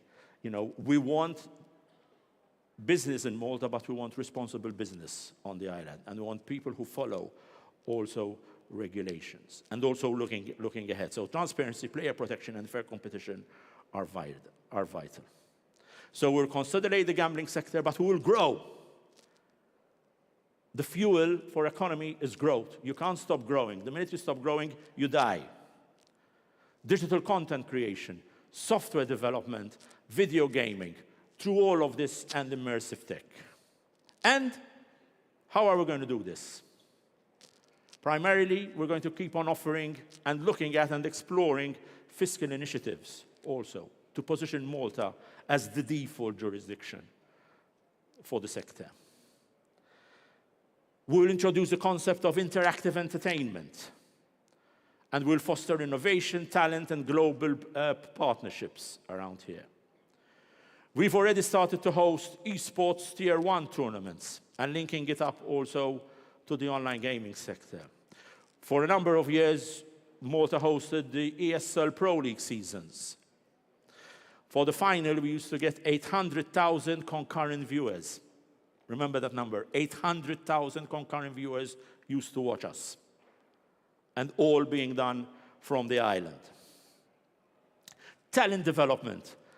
Let's look at an enhanced apprenticeship, to enhance apprentices programs, and this is where we need more help from the industry to open up to us. Because we can't nurture talent if we can't get them trained there, essentially. And talent development will continue to be key. And also we're looking at how iGaming can serve also the green economy.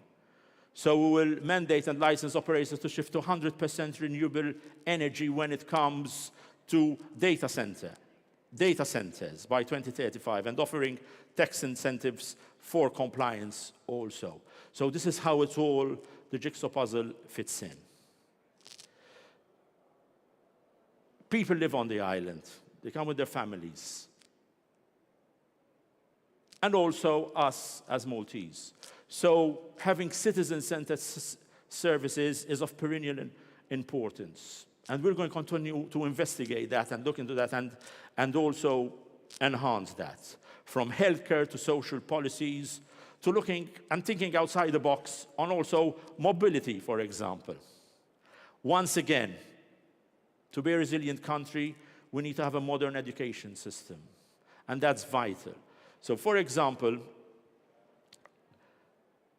as Gaming Malta, we are already a Unity Center of Excellence. So basically, we are training 400 students across our education institutions to be academically accredited by Unity, the game engine.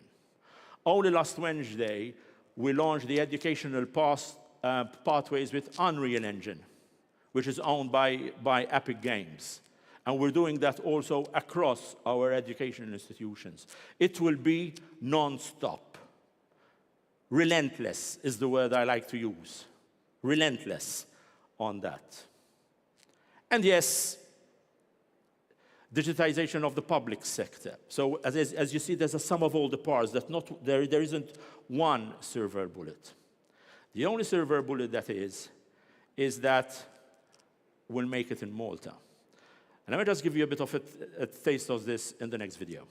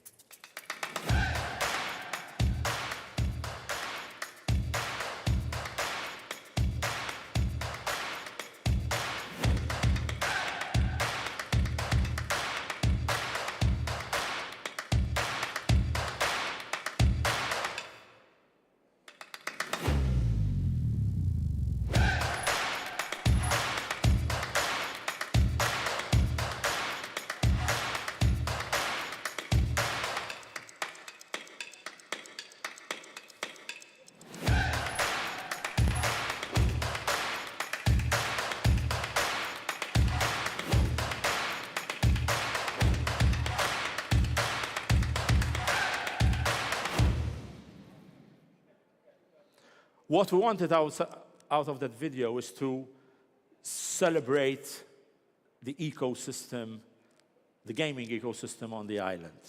We're not a center, we're not a hub, we're a home. We're a home of gaming excellence. And we're living it today. Next was made in Malta. Next is making it in Malta.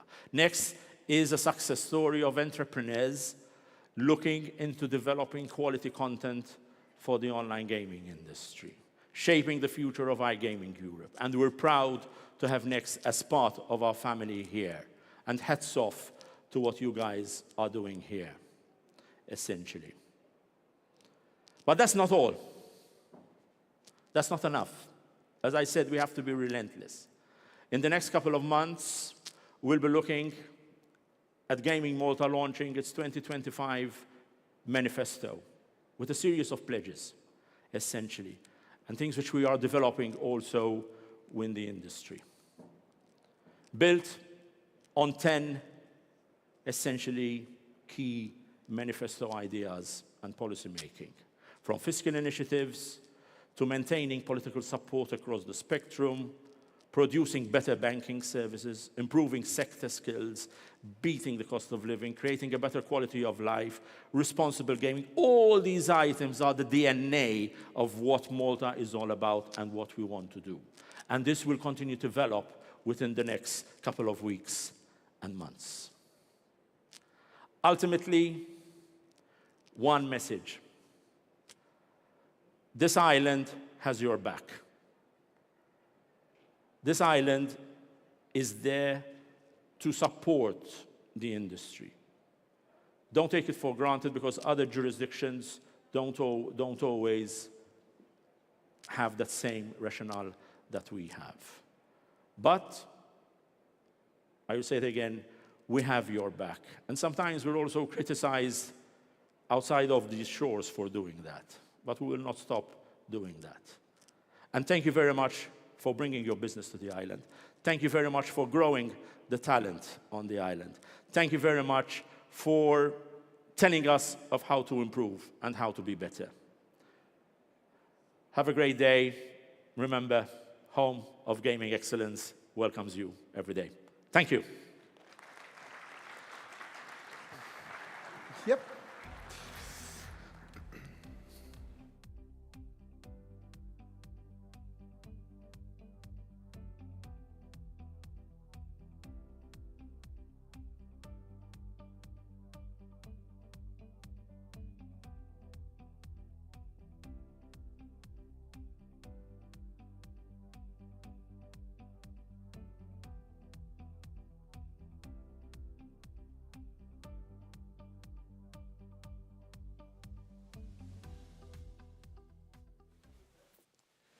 All right.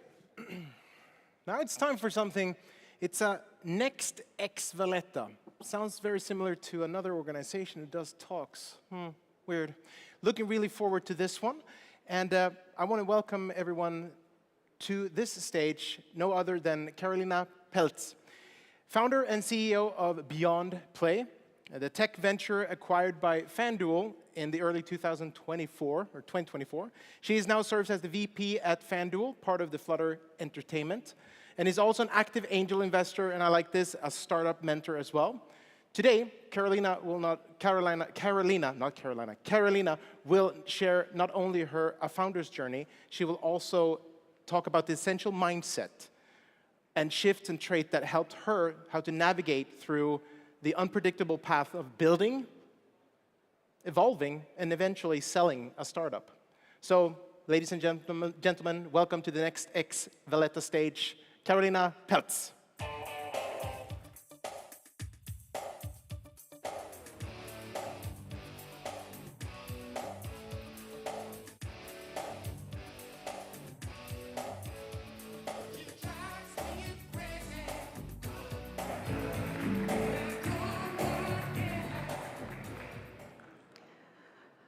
Before we begin, let me get a quick scan of the room. I can see a lot of people still coming in.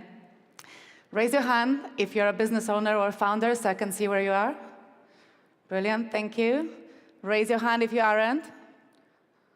Well, we've got both tribes in the room. That's really great. Now, can we all agree we measure success differently?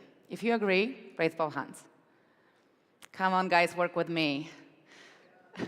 My name is Karolina Peltz, and I'm here today to talk about my playbook for success in life and in business. Now, I'm hoping to also unlock something impactful through this presentation for you. Some of you might have heard parts of mine Beyond Play story. Some of you would have just heard stories. Regardless, I am the founder that built, scaled, and eventually achieved an exit by selling her business to the #1 gaming brand in the US in less than 3 years.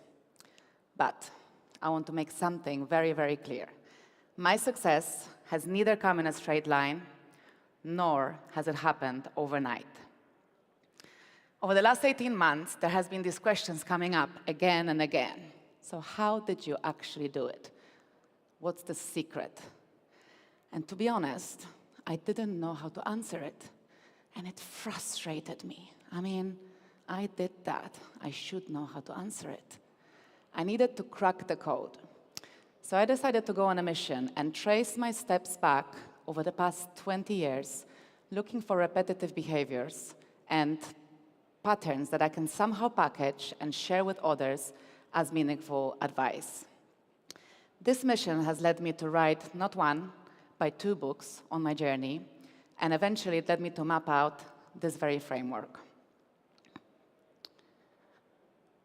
Hairplay is a strategic mindset framework. 7 plays, 7 steps, each one designed to spark a critical shift, to change the way you might be seeing things today. Before I get to the framework, I want to ask you if any of you have any idea what these numbers could mean in the world of startup, in the world of careers. No? I'm going to tell you. 30% of people don't start their own business because of fear of failure. 50% of people stay in an unfulfilling job career because of that very same fear. 70% of high achievers think they experience imposter syndrome. 90% of startups fail to secure funding because of countless rejections. Fear, doubt, rejection. These are not abstract concepts. These are real barriers holding back potential. Mindset framework that I developed is what helped me navigate through these very challenges. But I want to tell you something else. I know I'm not a serial entrepreneur. I'm not a unicorn founder. I haven't raised hundreds of millions of dollars. So I'm not going to be standing here today pretending I've got this magical box of practical, tactical advice that I can give to you to make your business or career fly tomorrow. What I want to talk about is a functional mindset, internal operating system that is required to execute on these tactics, especially under pressure. Now, does this mean I'm going to teach you today to do what I did? No. I don't think anyone can do that. Each one of your journeys is highly specialized and relevant. I'm going to show you how working on my mindset helped me overcome some of the main challenges in entrepreneurship. I will share with you how I overcame my imposter syndrome. I mean, my legs may be trembling, but I have some confidence to standing in front of you today. What was my unfair advantage? That sounds like a little secret there that I'll share with you. My main ingredient for growth, what prevented me from giving up at the very first hurdle, how I managed to stay in the game and grow, how I added rocket fuel to my mission, and how I tapped into my greatest teacher. Tell me this, would understanding only one of these concepts today by the time you leave the room would feel like a major win to some of you today? I thought so. Great. Let's get into it. Before we do, I only have 25 minutes of time with you, so I'm not going to be able to cover the full framework in its full scope. But I promise you this. If this sparks something, if this resonates in any way, grab this QR code and DM me Hairplay, and I'm going to send you an exclusive visual infographic with the full scope of the framework, as well as details of my upcoming book launch. Okay, does this sound like something we're ready for? Give me some hype. Cool. Let's start with a little story. Letter H is not just the first letter in her play. It is where it has all begun for me. I am 19 years old. It is my very first day on the casino floor. My heels are way too high, my skirt is way too short, my lipstick is way too red. I'm sporting a strawberry blonde hairstyle. Don't ask me why. I'm wearing a silly bow tie. I am terrified, but the casino is quiet. Then he walks in. High roller, rumored mafia boss. He's about this height. He's wearing a big fat gold chain on his neck. His gold teeth are reflecting in the chandeliers. He's wearing a silly hat. He's looking around the room. He sees my board. I'm showing 3 reds in a row. They got me a lucky redhead. Baby, you're a godsend. He is racing straight to my table. I'm even more terrified by this moment, right? My very first day. Before he starts betting, the pit boss leans over my shoulder and asks, do you want to be changed? I could have played it safe. I could have watched the action unfold from the back table. I didn't. I stayed. He bets all his money on black. Spin. I spin. Red. He bets all his money again on black. Spin again. I spin. Red again. And again. Red. He is fuming. I'm trying to relieve the tension and crack a little joke. Sir, you're so unlucky in roulette, perhaps you're very lucky in love. It does not land. He's supposedly 3 times divorced. What? Who asked you? Get her off the table. You're so ugly, she drives me crazy. They pull me off my table. I'm fighting back tears, but I'm telling myself I'm okay. Have you ever told yourself you were okay when you were absolutely not okay? Then you know how it feels. Later that evening, he decides to change his luck and moves his game plan to another of our venues across town. But this is off-season. We don't have any dealers at this other venue. So we race him there, crammed into the van in those stupid high heels, in the snow, freezing weather. We get there on time, we set up, we're ready. He walks in. He's only concerned with the numbers because he's chasing his losses. He scans the room. His eyes lock onto my board. In some weird twist of fate, I'm showing 3 reds in a row, again. He's looking at the board. He's excited. And then his eyes move on to me. And his excitement turns into confusion. And then it turns into rage. And that's when it comes. Are you guys kidding me? Did you fucking clone that redhead cunt? Yeah, he called me that. This was my very first day in this industry. And by all remarks, it could have been my very last. But what it was instead, it was the very first day of me training my resilience as a muscle. And why is this important? Because it is what prevented me from giving up at the very first hurdle for years to come. Because it is the very first pillar for what the letter H stands for. The second pillar is rejection handling. Rejection, humiliation, call it what you wish, is about turning no into fuel. So what does the letter H stand for? Letter H stands for hustle. Now I know there is a lot of controversy around hustle culture and its toxicity. But the thing is, hustle is only dangerous when it's aimless. And considering where I came from, then less than 2 years ago, I was on the edge of emotional breakdown, burnout, completely checked out from my family life and about 3 sizes larger because of poor life habits. I shouldn't be advocating for hustle, should I? But I will, because let's be blunt. If it wasn't for hustle, I wouldn't be standing here today. Focused and intentional hustle is an absolute prerequisite for breakthrough success. And don't let anyone tell you otherwise. Okay, so how do we make the hustle focused and intentional if you're so smart? This is how. You start with hard lead.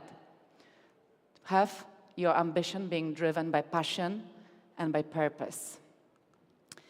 Unbreakable resilience. Keep training your resilience as a muscle. The more you train, the stronger you get. Strategic clarity. Do you know where you're going and how exactly are you going to get there? Make sure that every effort aligns with a bigger vision. Tenacity through rejection. Rejection is not the final destination. Rejection is purely part of the journey. Lock in your boundaries. And I'm not talking about work-life balance here. I'm talking about protecting your time and energy and setting limits that you are comfortable with and no one else, your own operating status. Lastly, execute with precision. We all know that ideas are nothing without execution, and hustle is not about doing a lot. It's about doing what matters when it matters. If you apply these 5 keys to your hustle, trust me, it's going to become your absolute strategic weapon, your power play. And if you need another reminder about how to remember this message, illegitimize non-carborundum. Look it up and make a note of it. It is this quote that got me through some of the darkest and hardest days in my entrepreneurial journey. Okay, so if hustle alone was this critical element in success, we'd probably all be billionaires by now, right? It's doable. But there is another element, which is less predictable. And that is what stands behind the letter L. And that one is a little bit different one for me, because it's not a strategy, it's more of a realization that came to me after everything was done, after the exit. And it was the moment I found myself playing tennis with this guy, where I asked, how did I get from that gritty casino with that rude mafia boss to playing tennis with Richard Branson on Necker Island? Throughout my career, over the last 20 years, I've been surrounded by this weird, unexplainable feeling of guilt. Every time I achieved something, when I got that first job straight out of land-based casino, when I got promoted ahead of my peers, when I closed the investment, when I got my first customers, sold the company, even when I went to Necker, I was feeling guilty. Why guilt? Because I thought that I had some kind of unfair advantage that made me unworthy of these achievements, non-deserving. But I have unpacked this concept since and done a lot of searching and analyzed different people's relationship with this very element. What is the letter L? What stands behind the letter L? It's luck. I want to stand here today and say it loud and proud that luck is a major element in success, in mine and in yours. But I'm also going to tell you what luck isn't. Luck isn't passive. Luck is participatory. What do I mean by that? What needs to happen when you picture a slot machine before you have a chance to strike a big win? Come on, you work in the industry, you all know the answer to that. You need to be playing in the first place. And what's going to happen more often than not before you have a chance to strike a win? You're going to lose. So that's the thing with luck. Luck, shh, that didn't happen. Luck doesn't meet you sitting still. Luck meets you in motion.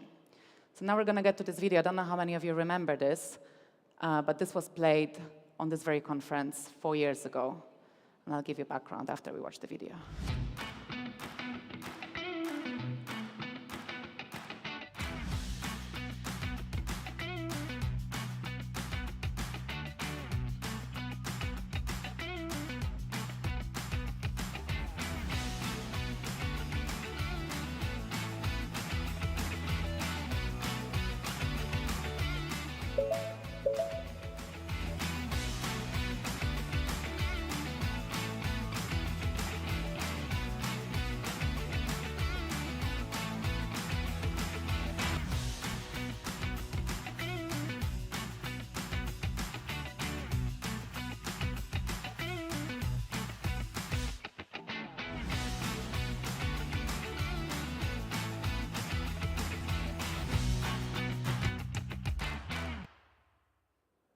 Cool video, right? 400 pounds on Fiverr. Now, this was an announcement of our rebrand after we sold our first name of the company to a major tech giant that I'm not allowed to mention the name from, but if you Google it, you'll find out who it was. But did I take a bold decision to trademark the word share play way ahead of any thinking head at that tech giant, even thinking that it might become a buzzword? Hell yes. Moving down the line.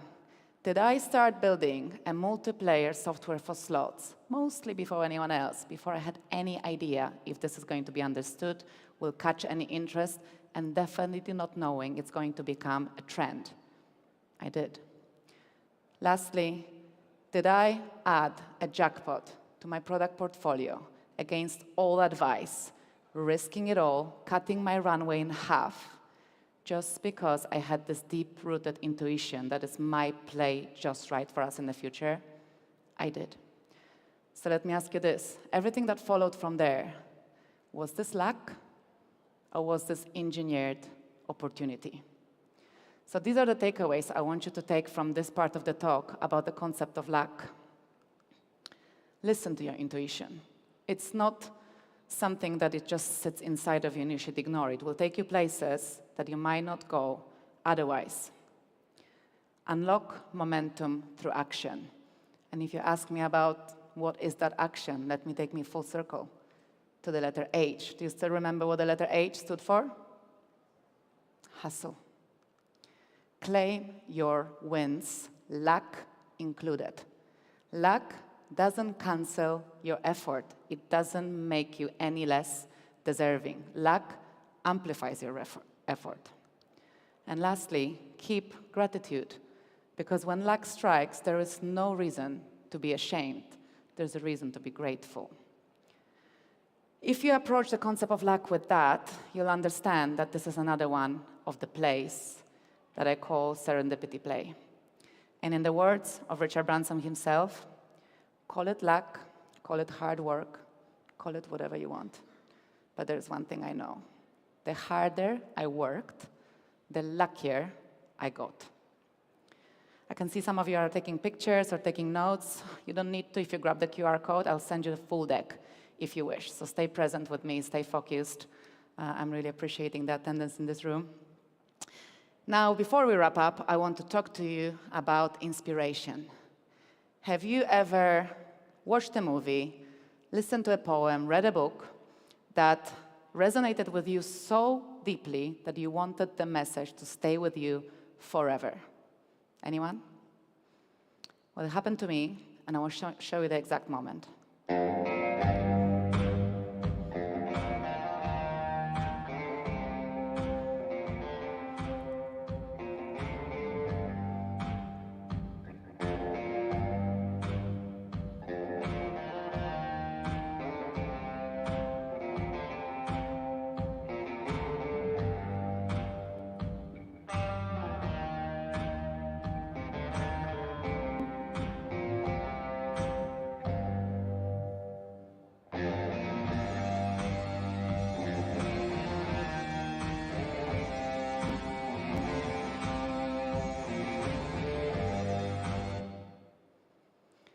Crazy, right?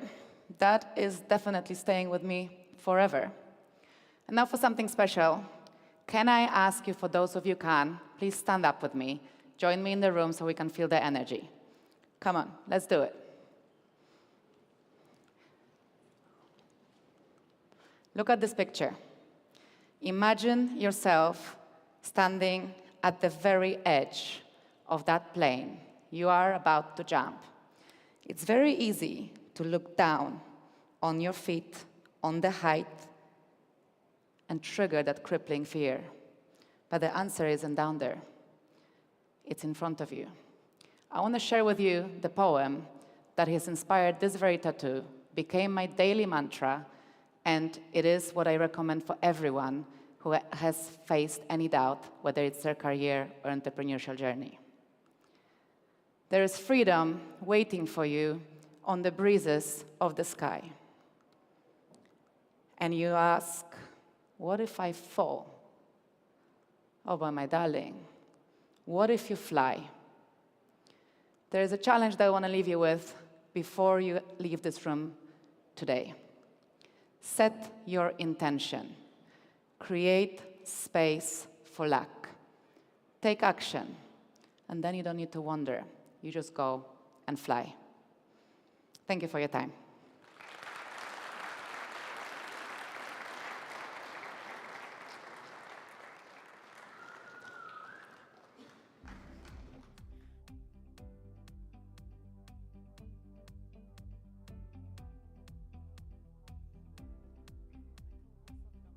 Båda mickarna. Okidoki.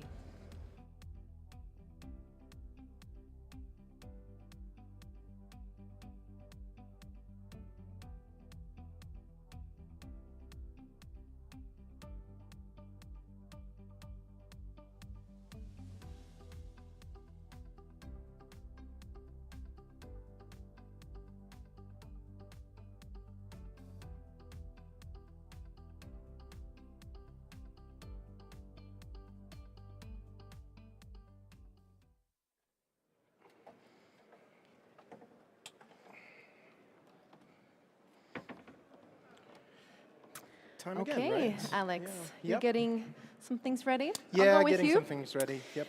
So guys, it's prediction time. Crystal balls out, okay? We're going to look back, we're going to look forward, and we're probably going to call someone out as well. Let's, are you ready? Shall we welcome the moderator? Yes, definitely, definitely. Let's welcome to the stage moderator Pierre Lind. Oh, Pierre is coming back. Welcome back, Pierre. Yes. Great. Cheers. Yeah. How's it going so far? It's going really well. You got some drinks there, and just let us know if you need anything else, yeah? Fantastic, Be right here. yes. Yeah, I love it. Thank you guys for doing such a great job as host today. Hello again, guys. Great to see you guys here. We're going to go into the Predictions Panel 2026. And for those of you guys who have seen this panel before, you know exactly what to expect. I'm standing in today as moderator instead of Todd Haushalter, who could not make it here this year, unfortunately. So I'm going to do my best to moderate this conversation where we look ahead into the future. What are the sharpest, most strongest, and perhaps a little bit most controversial predictions that we can make for the next 12 months of the iGaming industry. So to that end, I'm really happy, really excited to welcome to the stage my friends Tim Heath and Robin Reed. All right. Good to see you guys. Good to see you guys. All right, feel free to take the sofa. We are friends here. Come closer, Tim. We are friends here. Come, yes, here we go. You never know here, guys. Black, white. No, just joking. All right, guys. So as we know, this is the 4th year we do this panel. And in the previous 3 years, this has been a panel, especially where the, let's say, the public market investors are looking very, very closely to see what crazy strong prediction is going to come out this year. Because, Robin, as you know, 2 years ago, you predicted that Evolution would buy Light & Wonder. And the reaction of the stock market to that prediction was an increase of 5% in the share price of Evolution and something like 300 million euro added to that market cap. So this is really... This is where it happens, Robin. How do you feel about these strong predictions of the past so far? I think it says more about the market than me. Look, I was asked back then, give me something that is unlikely to happen, but if it happens, it will cause big news. But look, we called out bets on, I think, I don't remember if it was last year or the year before. I just checked the share price now. All-time high? 180. I think it was 115 back then. I think Tim called out Ethereum a couple of years ago, also went up. So we've done some things right. Yeah, so to start by revisiting the predictions that we made last year, just to kind of make a bit of a scoring of what we did last year. So some of the predictions, I'll read them out and then feel free to follow up here. So one of the predictions, Tim, that you made was that sweepstakes was in rough territory in the next 12 months. You predicted regulatory headwinds, you predicted high player turnover, and you predicted that the landscape was going to start to fall. Be turbulent. How did you feel about that prediction now, 12 months forward? I think it's still going to be very turbulent. Yeah. As I've said on another panel recently, that I think there's 12 to 18 months of sweepstakes left. Try and make as much money as you can as quickly as you can. It's going to get harder. But the thing is, you've got Europe, which is 27 countries or 30 nation states. America is 52 nation states in there. So some states will start blocking it because when you have DraftKings and FanDuel want to protect their market share, they will put pressure on. You might lose 5 states this year, as we've seen the injunctions coming through. It will gradually be 10 states. It will gradually be 15 states. But there will still be 35 states available. So it won't go away. It will just become harder, like Europe, when it was a grey market, gradually over 10 years became harder until the whole thing regulated. The same thing could happen in America. And people want to protect their investment. The white operators want to protect their investment, so they will make it harder and harder. So if you're in there, try and push the gas on the pedal and make as much money as you can as quickly as you can. Brilliant. I would give that prediction 5 slot machines out of 5, actually. That was spot on. Robin, you predicted that DraftKings was going to pull ahead of FanDuel last year. So we have this duopoly in the American market, in the North American market, where FanDuel and DraftKings are getting stronger and stronger, and FanDuel has kind of led that run. But you predicted that DraftKings is now primed to even take the lead against FanDuel and pull ahead. How do you feel about that prediction? We got closer. I took a look at the numbers. We were Q1 last year. I believe, Flutter had a combined 1.4 billion revenue in Q1 2000 last year. Now up to 1.6, DraftKings 1.2, and up to 1.4. So relative to the size, DraftKings has gone from 84% of the size of Flutter to 87%. So it's inching closer, but they've not pulled ahead, but they've gone quicker. Yeah. And how do you feel now looking forward about that? Do you think this is, again, DraftKings' advantage in the next 12 months? I think it is a bit harder to predict now because sort of the rumor mill has it that Bet365 is planning an all-out assault on the US market, and that can shake things up a bit. And on that note, one of the predictions last year was that Bet365 is going to be a late bloomer, as you called it, Tim, in the US market and potentially take the 3rd place and then accelerate from there. Is that what's happening? No? A prediction for next year, FanDuel is Flutter, right? Why can't Flutter buy Bet365 to further cement their place in the American market for $9 billion or £9 million, whatever it's going to be? Flutter have the market capitalisation. Couldn't they do some type of merger? Denise becomes a shareholder of Flutter, and there's a big string to their bow, and that gives them the power in America like nothing else. Yeah. And so, for those of you guys who don't know, the rumors, or it could be that Bet365 is looking at selling now, right? So it's a privately held entity in the UK with Denise Coates and her family that have been holding that company forever. Possibly a sale coming up. They've even publicly announced that they've exited China, which is another signal to the market that they are looking to sell. What do you make of this, and who could the potential buyer be? We talk about FanDuel here for sure. The more you want to do in America, the whiter you need to be. So funny, grayer markets need to sort of exit from your cap table.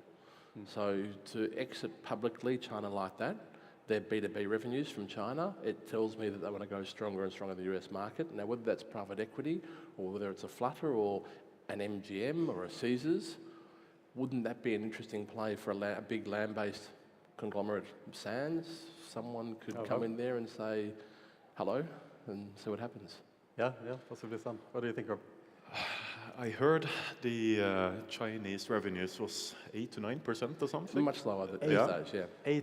8 to 9? 8 to 9%. Sub 10%. As opposed to sub 70% many years ago. Yeah, but still quite substantial. And I mean, so it used to be a lion's share of revenues, according to rumors. As a guess. Yeah, as a guess. As educated guess. Educated guess.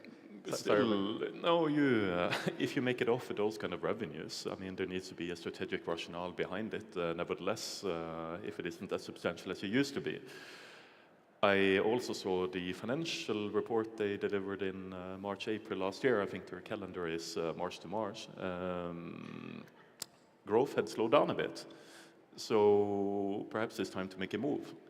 And the article mentioned a listing. And that perhaps makes sense. And I also think what Tim is saying, that if anybody is left to make a big, bold move into the United States, that's the move. That's the move to do it. Yeah. That's the move. Yeah. So, but none of the land-based in America have done really that well just yet online. It's FanDuel, it's DraftKings. Why haven't the big three big players and land-based done anything yet? So maybe this is their entrance. Yeah, the opportunity. Yeah, for sure. So looking forward, so to summarize the predictions of last year, we have sweeps to fall and to face rough landscape. 5 out of 5 slot machines, great. States. In the States. DraftKings to pull ahead of FanDuel. We see some movement. What would you say, like 3 out of 5 slot machines maybe, something like that? Bet365 to start bloom in the US market. It's leading up to that fact, right? You give it maybe a 4 out of 5 slot machines, something like that. And then the last prediction came from you as well, Tim, which was kind of, we're going to see more of a move from online gambling activity happening on websites to chat apps. And how has that movement been since then? We've seen some headwinds perhaps on Telegram. They're centralized chat apps. So if it's Discord, Telegram, Line, WeChat, WhatsApp, they're all centralized. So there is a single point of failure. So if something is going wrong, then there is a certain way to block something. But obviously, it came out, it worked, but then Telegram obviously had pressure from somewhere, and that stopped doing. WhatsApp still don't have an open API you can use. There are some apps in China and Southeast Asia which are more decentralized, more crypto wallet-esque ways of doing it. They just don't have 1 billion users like Telegram. So I think the concept of moving gambling as a secondary idea into a place of entertainment where you're going for community to then gamble secondary is still the right move we need to make. But a centralised authority or a centralised roadblock will stop that because they don't like this in the first place, especially if you can't make money out of it. And we've all seen what happened to Apple now. They've had to redo their 30% walled garden thing, and it's changing the whole dynamics of the App Store, which again is a centralised authority controlling that ecosystem. Yeah, so kind of the helicopter view is that people in general are migrating away from the browser into chat apps, let's say, and it would be a natural migration for that to happen to our industry, but it's just that these central entities are not allowing this to happen, let's say. But it's also whack-a-mole. People find ways around here, there and everywhere, and a lot of copycats come in and a lot of people find ways to do it. So it's that sort of just continual process going through, but we are seeing more people on TikTok and Instagram, on Telegram, on WhatsApp, on Discord especially, that so much more can happen. That's the place you go for entertainment and community, and then how can you have gambling as that secondary activity there? And crypto works in that decentralized nature to allow that transfer of value to be gambled to happen on any device or medium there is. It's not just a decentralized web browser anymore. Okay. And how do you feel also, Tim, about crypto gambling in general? Let's say from a regulatory point of view, in general, where the space is heading. Is it heading the right way, do you feel?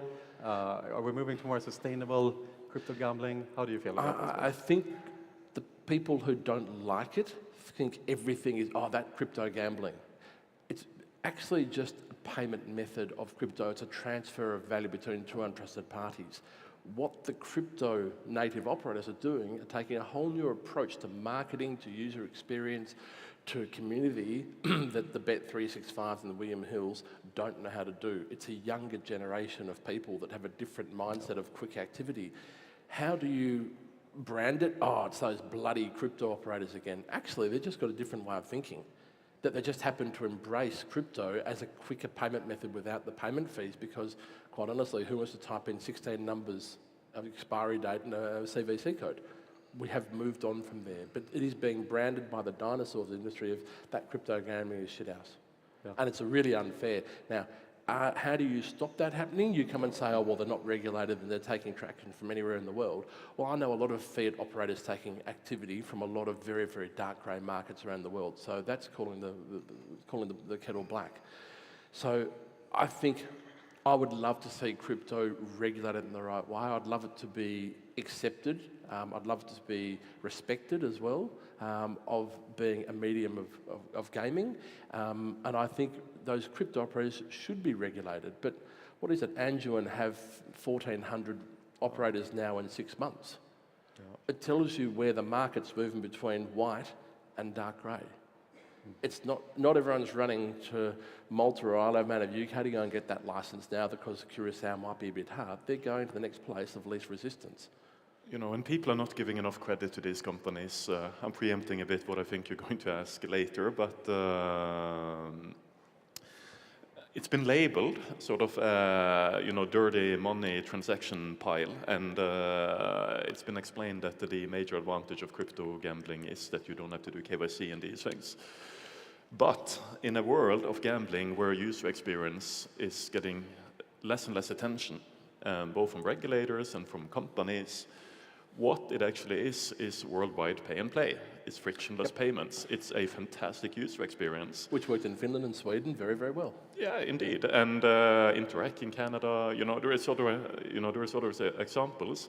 So I just think it is a new generation of users growing up that expects more from companies, and I think they're getting the user experience from these companies and the innovation from these companies, while the traditional gambling industry is falling behind, while the regulators is falling behind.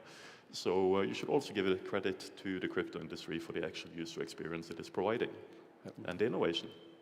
Brilliant. Well, question then, why is it the stakes, the roulettes, the shuffles have these original games, which are amazing, they load so super fast? Why do not the traditional players push the original games like the crypto operators do?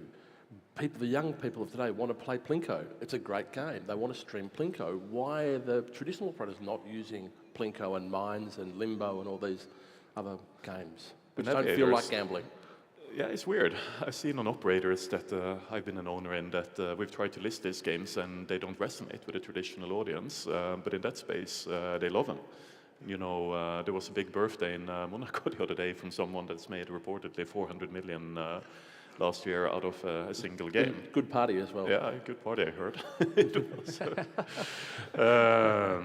So clearly there is traction around that type of those games, and there will just be more and more of them. Yeah.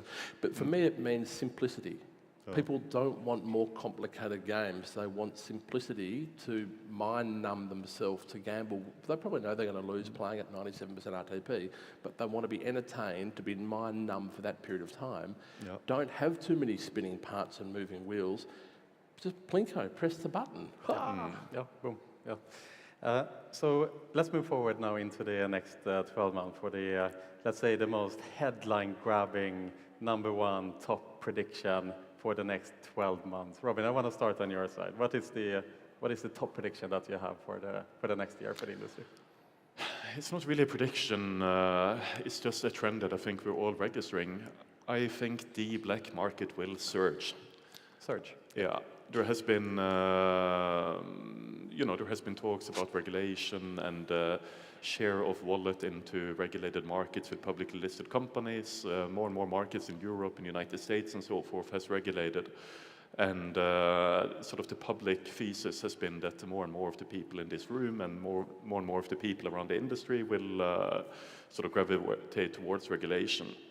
Whilst the actual fact is that a few companies are gobbling up the regulated market, whilst most challengers and emerging companies are now increasingly focused on grey, black, whatever you like to call it. And there hasn't been much enforcement to stop that. And perhaps there never will be, we'll see. And meanwhile, it seems to be where people are going. You know, sweeps was mentioned, it's not the black market per se, but it's obviously a different avenue than going for a license in the United States. There has been talk of Telegram casinos, Anjuan. There is a plethora of operators coming up that is wanting less administrational burdens in order to innovate and launch their products, and they're doing so in those markets. So I think you'll see that surge over the next 12 months. Do you agree, Tim? Completely. You need competition in a market to keep people pushing forward. When you get to a certain level, people get lazy and complacent. You need the challenger brands coming through. And if you're creating this artificial moat of regulation to stop that challenger brand coming through, you lose innovation, you lose competitiveness, you lose the fact of putting the customer in the center of the universe. Now, a new operator comes in, they will try and treat the customer as best as possible, but you can't have this artificial moat put around it trying to protect it. And just because you're doing it there, other people will come in and find ways to scoot around to make things happen because they are putting the customer first. It's not going to stop the grey market getting bigger. I think what we're going to lose is that clean grey market. That makes sense. You're going to be one side or the other side. I'm not saying everyone's going to be doing black working in North Korea, Australia, UK, whatever else. I'm saying there are some markets which are still pre-regulated, but some you cannot focus on both markets. Or you can, but it's dangerous. So you need to make a decision where you want to go. Now, one side you get valuation appreciation, other side you get cash cow appreciation. Choose in life what you want to do and do it well and be laser focused on what you're doing. At the same time, there are some still challenges within the black market that are appearing now. Let's say I'm looking at the Evolution share price, for example, and Evolution just published a quarterly report for the first time in 10 years, publishing the first sequential decrease in EBITDA due to the fact that regulators are pressuring Evolution to shut off, say, black market operators, where previously Evolution have said, we are just a supplier, we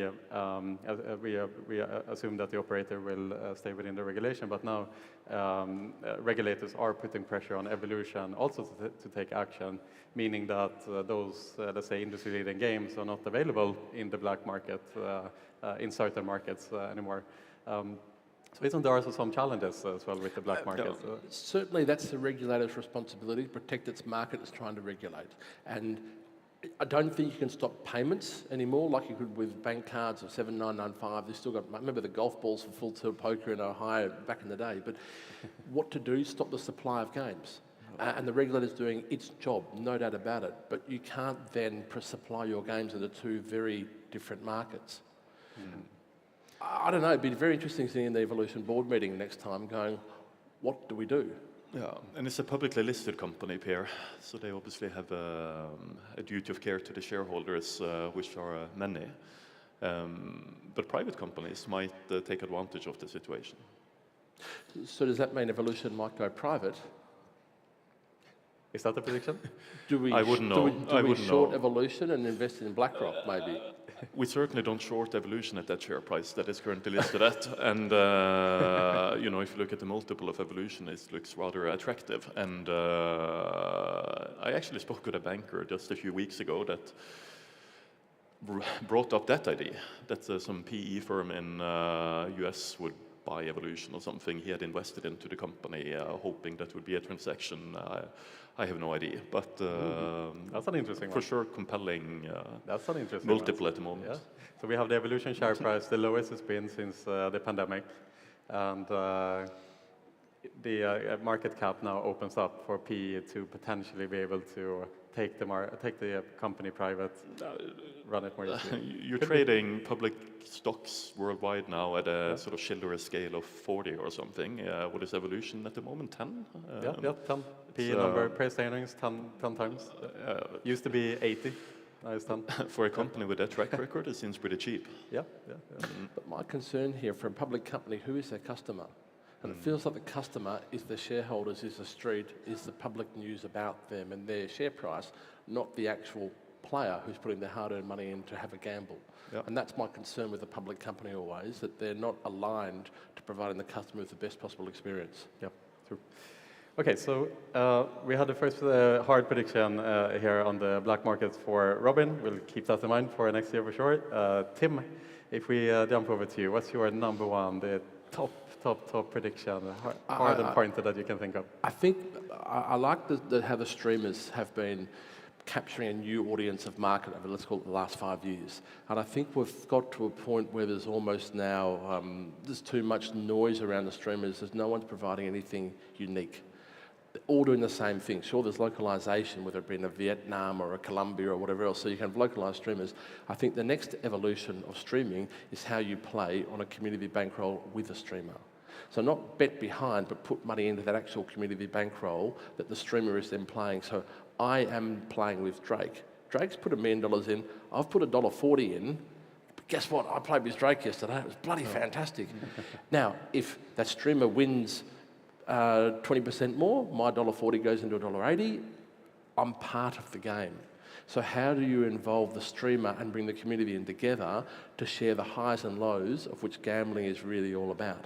I think the evolution of that type of business is really where we're going to see activity. And there's a couple of companies doing it really, really nicely at the moment. We're investing in a couple of them.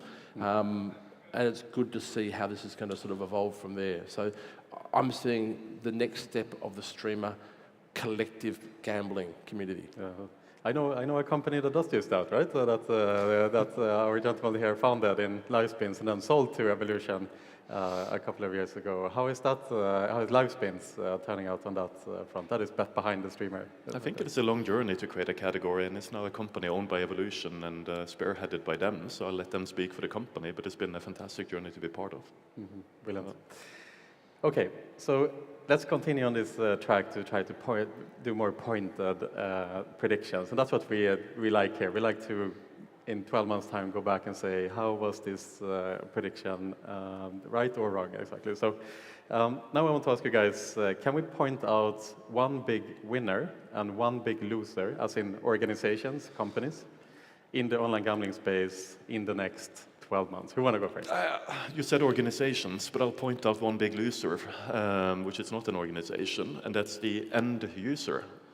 And I think it's quite sad, being a person that has gambled since the age of 12, and I've done sports betting, poker, casino, I've done it all, to look at where it's heading, because look, the greatest innovation we've had is sort of in the sports betting scene is, bet builders and accumulators effectively lowering the price of the user. And in casino, we put down the RTP on the slot machines.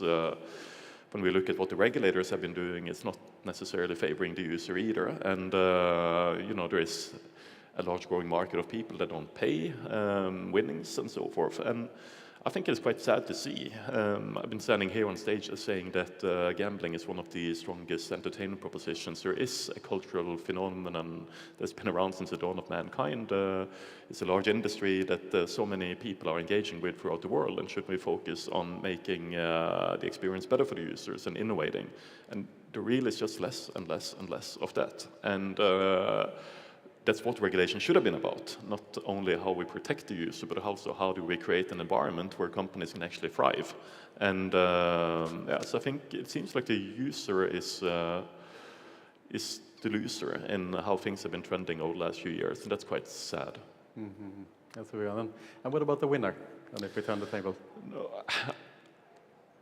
You called it in Next.io a dark horse or something in one of your articles, Stake. I think it's a company that is often spoken about in terms of lack of licenses and crypto gambling and streamers and almost as a rogue player, but they're actually the Uber of the iGaming industry. And speaking about the users, they have a fantastic user proposition. They have a founder that streams on site that probably has the finger more on the pulse than most gambling executives in any of the publicly listed companies. They're growing with billions in just a few years. They now opened up their game APIs so that indie developers can deliver games straight to the site, paying a handsome 10% commission, and doing innovative stuff. They've produced an FTD channel out of Kick.com as a response to what Amazon did with Twitch. So hats off to the balls of that company and how they're challenging the status quo, and that's as close as you humanly get in this industry, I think, to sort of a proper tech user-oriented company. And frictionless payments with crypto, high RTPs, they're just going to continue to win, I think, unless the industry starts to play on similar terms, actually optimizing the user experience. What are your thoughts on Stake? Yeah, I think it's fantastic opening up that sort of RGS that they've been building and saying anyone can come in. I don't know any operator who would accept 10% payment to a supplier from the whole industry. And Stake said, no, stuff it. We think 10% is a fair price. We've got the RGS, we're going to produce it, we're going to give you distribution. You come in here with your creative, decentralised ideas, and we'll help you deliver a game to millions of people. Brilliant. Absolutely brilliant. Yeah. So hats off to them as well, I agree. Yeah. And that also creates this sort of intangible brand awareness around Stake as well. You become part of the community. Yeah. You talk about, my games are on Stake. Yeah. That's also branding. It's brilliant as well. So, Yeah, but the winner I've got is Pick'ems. We've seen them working really well in the American market with Underdog, with Dabble and so forth. Taking them into more regulated markets where real money gaming actually works. And Dabble's... So the Pick'em? A Pick'em. So Can you you're explain to the picking audience what is Pick'em? LeBron James over and under 34.5 points. So it's a coin flip, and you put it's a multi or an acca going through with 6 different ones. If you get 5 in there, you get the rocket ship going up. It's a very softer gaming way of doing it. But I've been out with some of the players, and I'm betting on the 1x2 as a traditional gambler. But all these other guys are betting on there, they're going to kick more than 2.5 goals and 34.5 possessions and doing this. People then watch the game as it evolves, and you've got to tick off your legs all the way through. Now, it's worked in the American market like a sweepstakes model, but seeing that now going to the UK market, the Australian market, the pick your other licensed market around the world, I think there's a huge opportunity because it's a more up-to-date, more younger TikTok generational type of gamble, which is just not hardcore $5 on Barcelona to win last night. Unlucky. So I think the attention spans of consumers are decreasing, and they want to be watching what's going on, not just the final result in that sense. So I see Pick'ems coming into the regulated market in a really, really strong way. Interesting. And if we then turn the table again, what would be the biggest loser of the industry if you want to be pointed in some direction in the next 12 months? I think the industry is a loser as regulators fight operators and the user is the one who misses out. I think trying to look after the interests of a state, a user and an operator, you can only ever have 2 of them being in perfect harmony. You can't satisfy all 3. I think the Danish gaming license is probably the closest to the best one in the world, but still you can never satisfy everything because the more you tax or regulate someone, the operator's got to increase their RTP, increase their overround on sports betting to make more money to pay for the tax, which is meant to go back into player protection, but you're unprotecting the players because you're taking more margin from them in the first place. If we look from a longer time horizon, this trend has been ongoing for some time. Where does this all lead to in the future? What will happen in the next 5 or 10 years, perhaps, if more stringent regulation is in place? Depends how much countries' budgets are in deficit and how much money they need. I mean, there's an example in Australia of taxing cigarettes, and it's so high now that this whole undercurrent market exists because the taxation is so high. So maybe if the regulator was to tax it sensibly, then it wouldn't allow a black market to prosper to satisfy the wants and desires of a consumer. Mm-hmm. It's spiralling down, in my opinion. Yeah, but if you ask that question, 10 years ago, where were we then? I think that gives us the best lens into the future. And you mentioned the Danish license that had just been introduced, and everybody predicted that we would be 100% regulated by now, right? We aren't. And perhaps we won't be 5 or 10 years from now either. We'll never be 100% regulated. Yeah, I agree.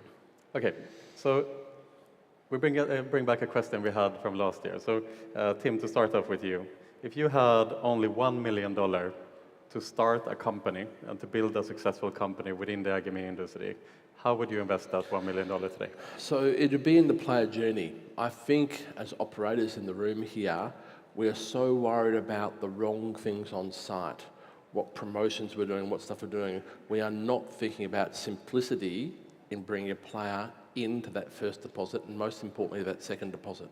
So the registration page, I was testing a site last night, and the registration page only popped up on half the screen. And the keyboard pops up. I was like, is there no QAs in that company? Because if the boss was to go and test this out, they'd realise it's a shit experience. Focus on that customer journey, congratulate the customer, get them into the site, help them make the first deposit, and most importantly, help them make the second deposit, because that's when you know you've got to play. The third one, they're a loyal customer forever. Well, for a certain period of time. But there's probably, I don't know what your rates are, but 25% registration to FTD deposit. 75% of players are not actually following through and registering and depositing on your site. So I would invest $1 million into trying to make that perfect player journey using AI or whatever else you need to do, I don't know, but just how to make that. You should be going for 100 from 100. Honestly, that's the only thing you should be focusing on as a casino operator. Brilliant. Robin. And it's not a bad idea, Tim, because Aurora, the management of Aurora, investment firm that I'm an owner in, they decided to do just that with a company called Fluid, and it's really getting traction. So it's a really good idea. You know, I would go with this old, simple, classical idea of creating exit value. And I think there is still, you know, we don't have to reinvent the wheel. There is still a bunch of markets that is not regulated yet, that will regulate over the coming years. And what do you simply have to do? Be laser focused on a single market that is emerging, pre-regulated, that will most likely regulate 3, 4, 5 years from now. Be internet culture affluent, get online streamers on the site, find some sort of way to connect them with the audience through frictionless payments, and just grow that business in that market until it regulates, and one of the larger companies will come and acquire it. I think it's the easiest way to make money in this industry. You might need a little bit more than $1 million after inflation, maybe 2 or 3 million. But you have some good investors on the couch. We'd be happy to talk to you about that idea. If you're into that gig, I'm in too. You know, I think that's the best way to make money. It's still the larger companies can't go into these markets in a pre-regulated state, so somebody else have to do the work, and the opportunity is there. There's just so many companies that have shown you can do that, and so many markets left available still. Yeah, and the industry likes to put a spotlight on one market at a time almost. You had a couple of years ago the US, where the spotlight of the entire industry was on that market. Then the spotlight moved over to Brazil, and the entire industry were trying to figure out that up-and-coming market. What is the next spotlight market? UAE. UAE. UAE. Talk more about this. He's the expert. UAE.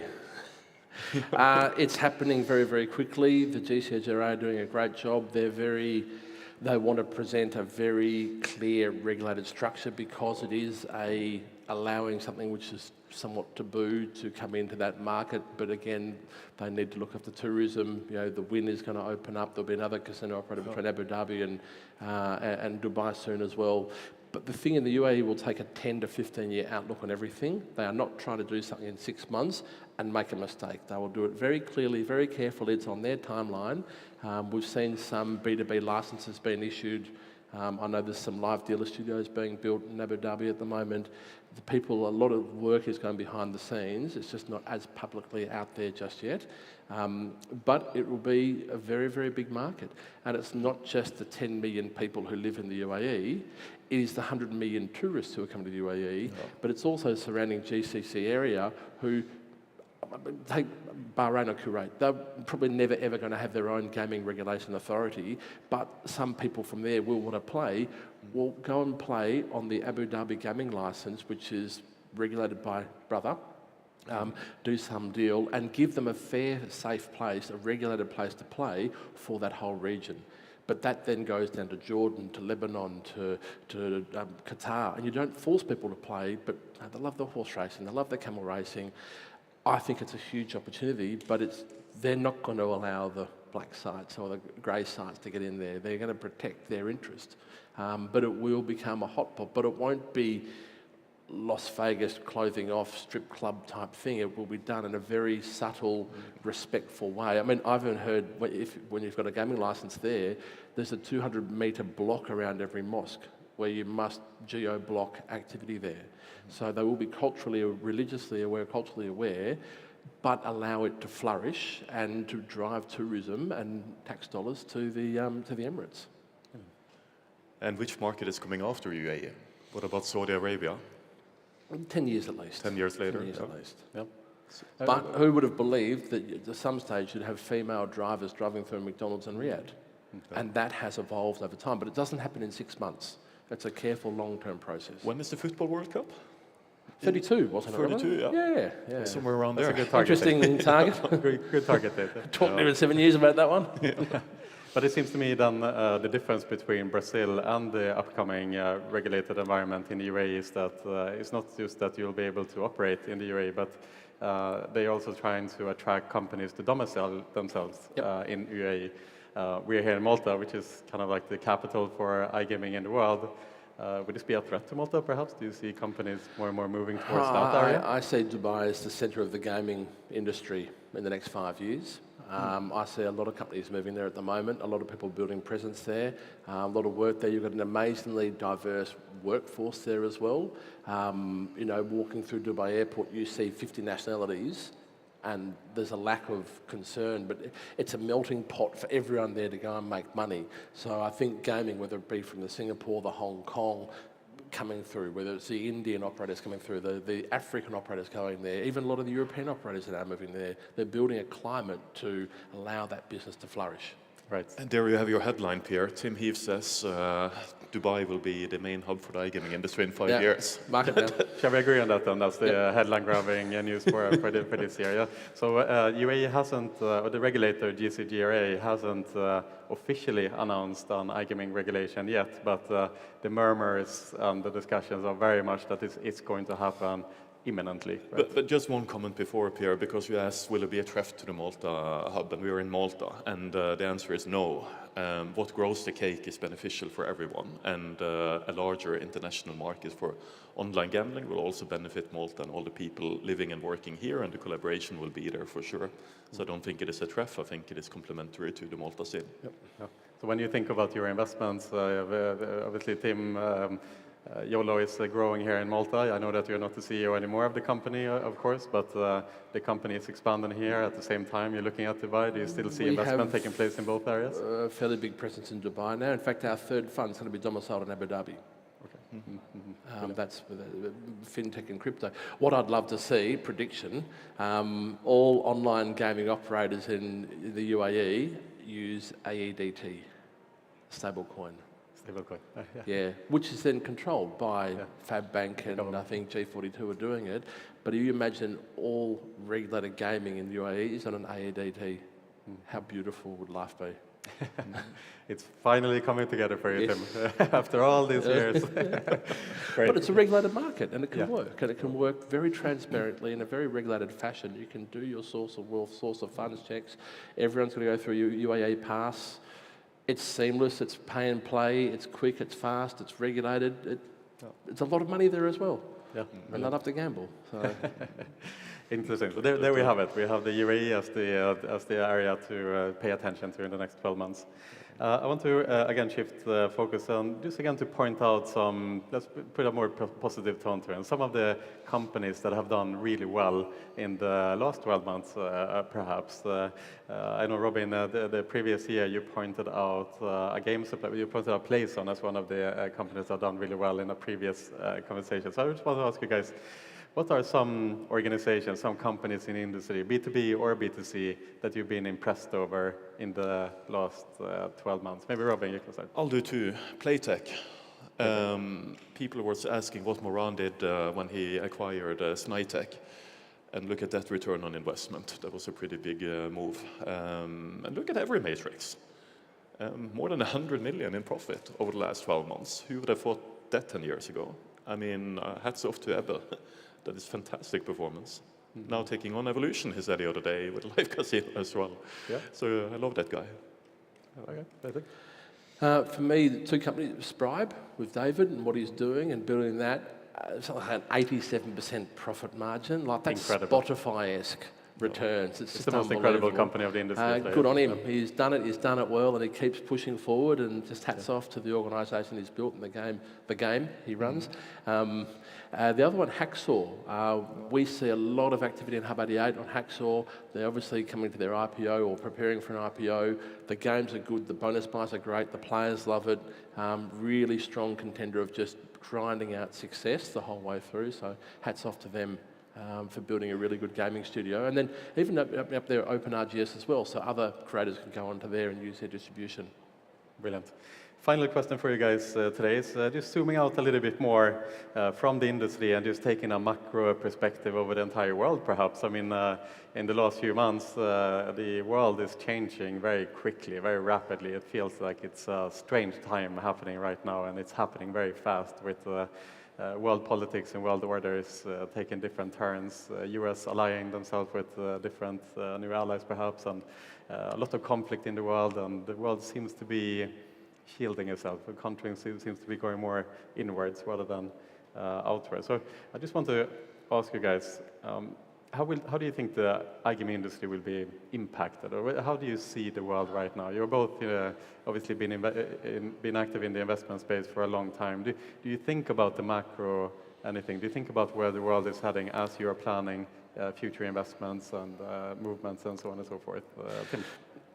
Conflict creates opportunity, and when there is conflict, human nature comes back to simple things in life like drinking, smoking, eating and gambling and other things. From a selfish gaming industry perspective, it will continue. The COVID grew online gambling as habits change. So I don't see it stopping gambling. I think it actually increases it. But what worries me with the turbulent world at the moment, being obviously the Trump pump going on, but what goes up really quickly comes down really quickly, and that's what really concerns me in the next 12 months. Mm-hmm. It's too quick. Yeah, too quick. Too much is quickly changing here and there in what is the world's supposedly largest democracy. We've talked a lot in the back room about this over the last year or two, Pierre. I recommended the managements in the companies where I'm an owner to trade their private assets into Bitcoin, into euro, into euro. It's a Tourette syndrome that Tim has. It just comes out from time to time. Don't worry.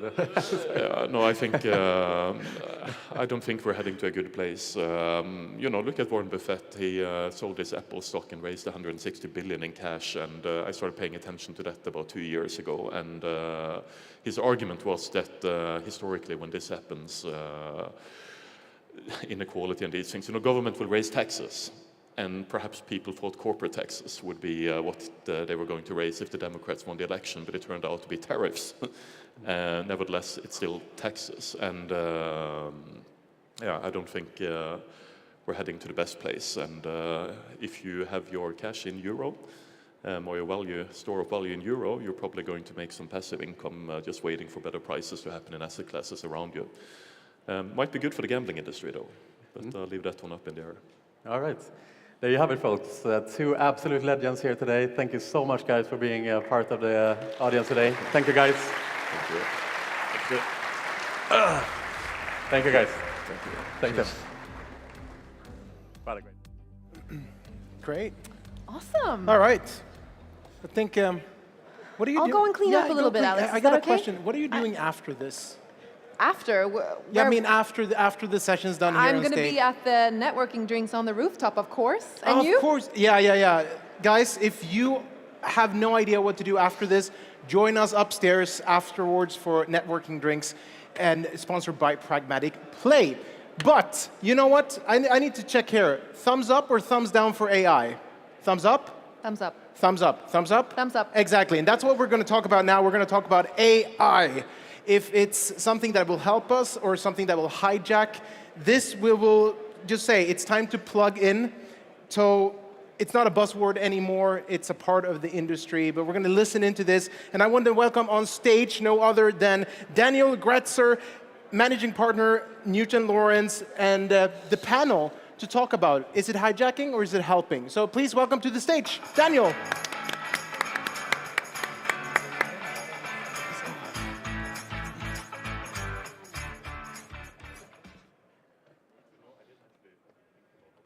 I'm an entrepreneur, an investor, an AI consultant and strategist, and we're here today to talk about what I believe is not just the most pressing topic in iGaming, but also globally.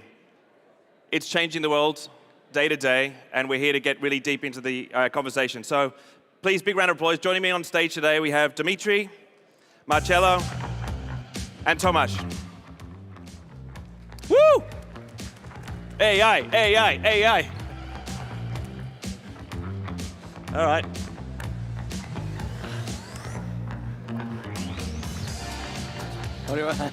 Thank you, gentlemen. Now, we've all prepared our ChatGPT scripts, haven't we?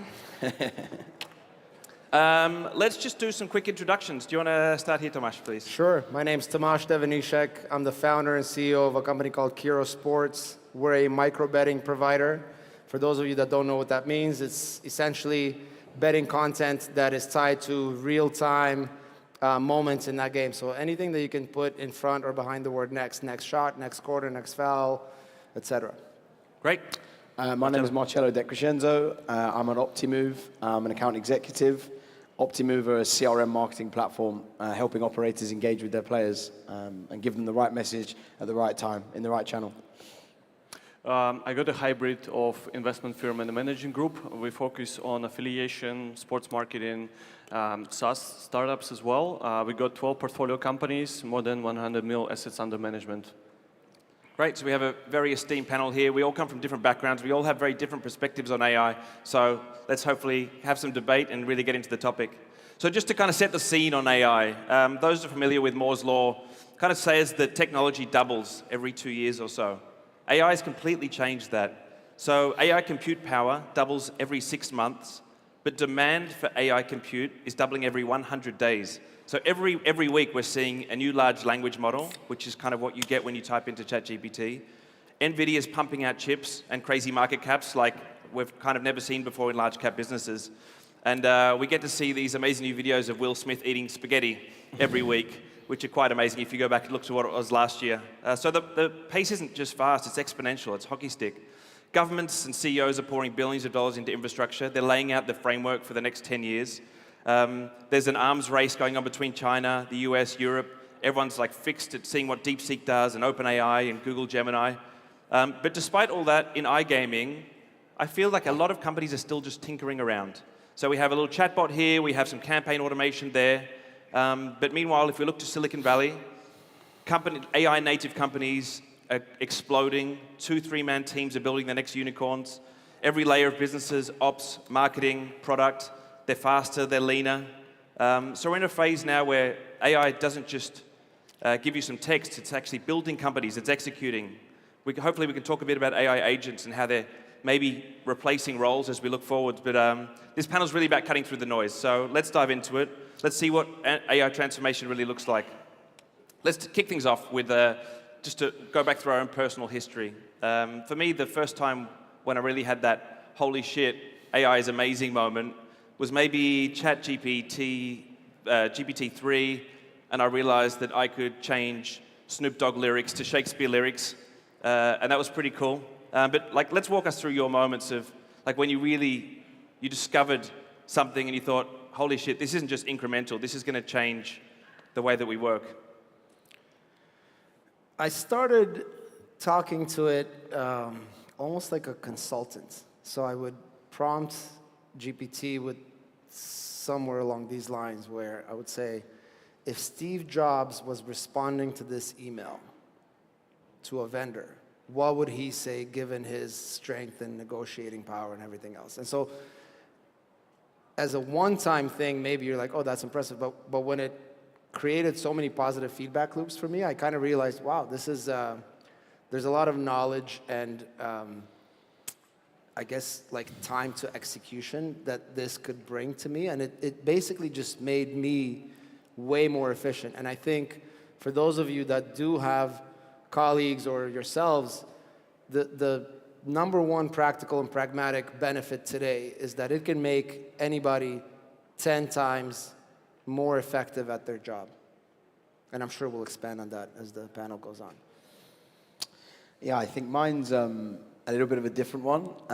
So I, in terms of from a personal perspective, I got sent in a WhatsApp group chat this action figure, AI kind of, and I looked at it, and then I realized that inside my family group chat, I could start a funny trend of sharing what I thought their action figure should look like. And it was at that point when I realized how many times I could keep adding. Like, oh, well, I don't like that, I want to change that. And it kept learning, and it changed it slightly differently. So that was kind of my first, I guess, kind of breakthrough, was one that sort of in a smaller personal circle, and then they were fascinated by it. You know, so it wasn't a work one, it was more of a personal. Yeah, I think ChatGPT or OpenAI saw one of their biggest explosions of growth only recently when people started turning everything into Studio Ghibli photos and action figures. I guess for like society, it was like, look how amazing this is. Look what I can build myself with only just typing into a box. Yeah. So I guess it's amazing to see these like moments where it becomes like part of social consciousness. Yeah, and it's funny actually. So I don't know if anybody in the audience knows, but like Panini football cards, you know, like old school football cards. I could not believe that you could literally type in and it would give you what a Panini football card. Like how does that know? Because for me that was great those idea. people don't exist anymore. Like so you could make a Panini football card of me playing for Arsenal and suddenly In an you've got- Arsenal jersey, Yeah, I in an was just Arsenal gonna say. jersey with Of number course. 23 on my back but how because I think a lot of the time you're thinking with AI like forward, like the future, whereas actually you can go back and relive childhood things that don't exist and like the feeling almost is. Yeah, it was very cool. Marcelo Bergkamp. Yeah. My experience is not that flashy, to be honest, and I'm a nerd by design, and I play with data a lot. So my very first experience was towards that direction. How do I use the data and feed the data into ChatGPT, ask him questions, figure out new trends, and identify maybe some patterns which I couldn't. So it was just like a set of affiliate reports, which I fed into it, and what I realized afterwards, it kind of saved me probably like good 10 plus hours worth of like insight generation.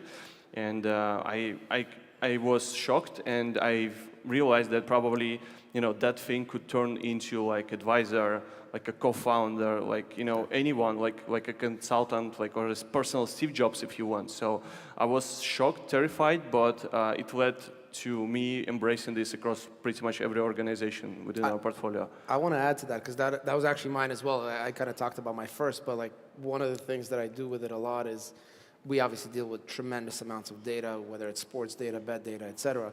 And quite often I'd like to have a specific question answered from the data. And so traditionally you'd have to spend hours coding some specific script to try and extract that. But now I just load it in and I say, here's what I want, and I get it. And so again, it's all about making yourself 10x, 100x faster potentially in terms of practical reasons. And just on that, actually, one thing we've done at Optimove, but not about Optimove, is we've integrated it with our Slack.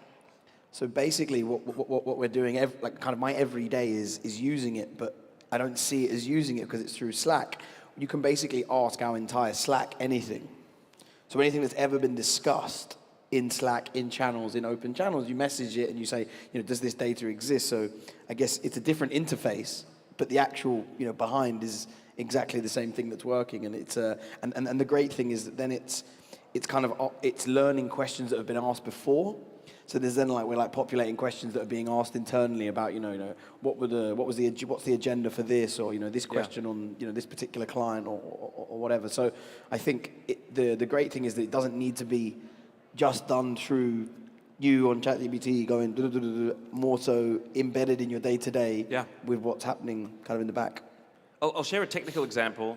I was going to try and avoid getting too technical, but this is just an incredible wow experience that happened recently. So one of the startups that I'm involved in is actually in mental health. It's not in gaming, and it's very heavily AI leveraged. And the development team uses this app called Cursor. And interestingly enough, Cursor is now maybe the fastest growing business of all time. I think it's 300 million ARR in under 2 years. How many people?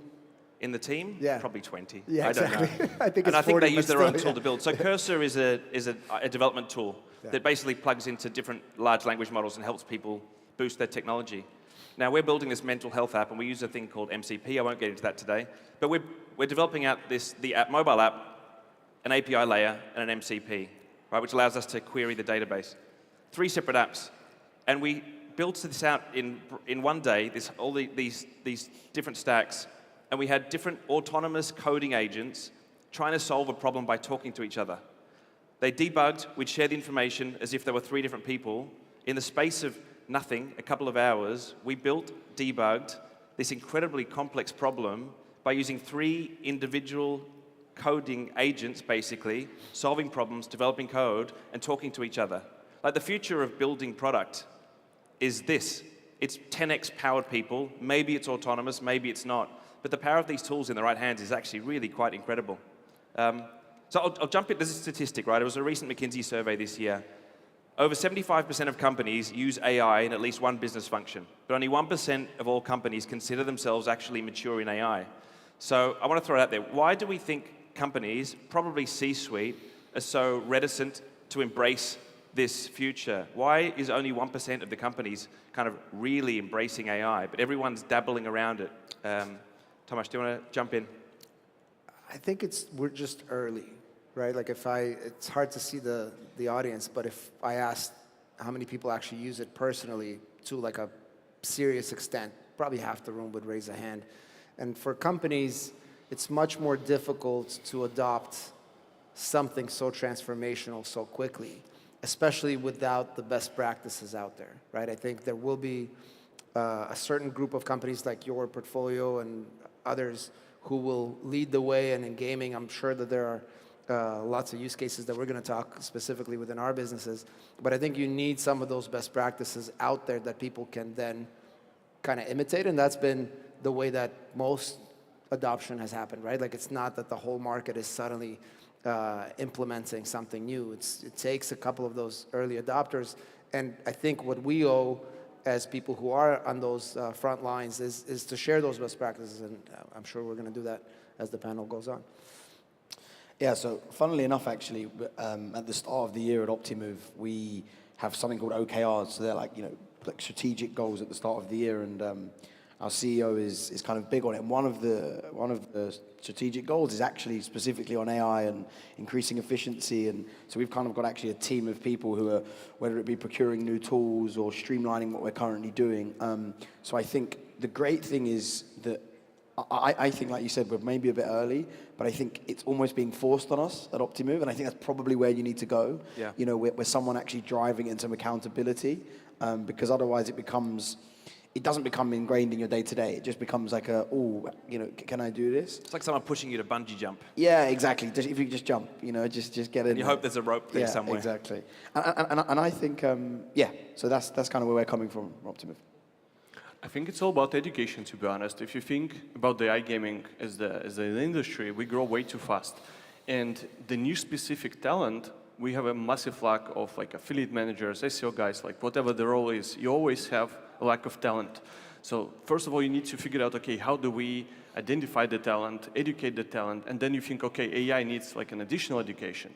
So, and you add like complexity to a complexity which is already in place. So I think education, and probably the education which should start from the top, where the founders and the C-level, they identify the use case for their particular company or even a particular function, and then they embrace that educational framework to start all the way from the top. Because I feel like if the revolution in iGaming is not going to start this way, then it's probably all your like junior employees, the ChatGPT will call you a laggard in a way where you guys just kind of slept through the biggest tech revolution since the moment internet was invented.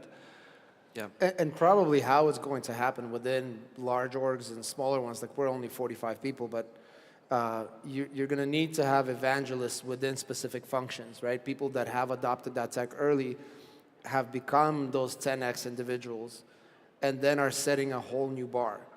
Because there's also, and I've seen this not within our company, but with some other founders that I've heard from, some people could become 10x better, but then they'll work 10% and keep the same bar, right? And that's also good if you're an employee that wants to work smarter, not harder. You could kind of continue to have the same output, but putting in 10% of effort. But those guys, those early evangelists that have gone 10x, need to be elevated into a role where they can spread that know-how and really set a whole new bar for the rest of the organization or the rest of the division. Yeah. So it's easy to talk a lot about performance-enhancing individuals, but the elephant in the room, which I've seen come up time and time again, is like the replacement theory. Are we all going to lose our jobs? When? How? Who? There was a statistic from Klarna, which is a massive fintech company, that they recently replaced 700 of their customer service agents with AI. And the satisfaction percentage went through the roof, right? They're doing it very successfully. They integrate all of the information. They're learning as they go. They can answer questions in seconds. So we're just getting started, really, in agents starting to take over roles in companies. Where do we think, Dimitri, maybe you've got a view on this with some of your portfolio companies. Where do you think this will really start to affect businesses in the short term? Yeah, well, I mean, the most obvious one you already mentioned, anything which involves a repetitive human tasks will have to be automated and probably optimized and maybe replaced as the result. So customer service, finance, analytics, a bunch of departments where you need to be like constantly grinding through like certain things. But I think the most non-obvious, which I think I want to highlight, is actually strategy and analytics itself. Because if you think about the current AI state, it's mostly, you know, like insight-driven, but less predictive in a way. So if you find a way on how to implement insight generation and a possible strategy and a value generation in your company, this is where the real replacement, not of the business or roles or functions will happen, but probably of the business model and the possible business value generation. So that's how I see it. Yeah, very smart. I hate to do this, but Can I add to that? So I'm actually on the other side of that. I think many people are scared that their jobs will be replaced, etc. But I think if you take any business and you offer to that business to keep spending the same amount of money that they're spending today, but be 10 times bigger, they will go for it, right? So I think what's going to happen is there will just be a shift towards much higher expectations and performance, because I don't necessarily think that, and Klarna, funny enough, I don't know if you know the ending of that story. So they got rid of those 700 people, and then they brought them back 2 months later. Check that out, yeah. So, and they brought them back because they said, we've realized all of these efficiencies.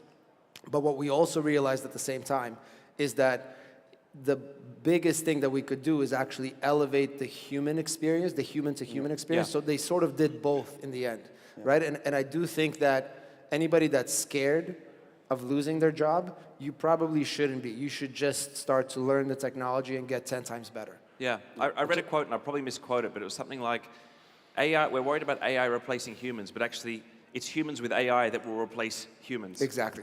Yeah, I think, actually, I think it's a cool little period, and it's a cool period because you could argue for a long time that we've become stale as humans, right? Like, and I'll give you an example. About 10 days ago, I had a call with an operator.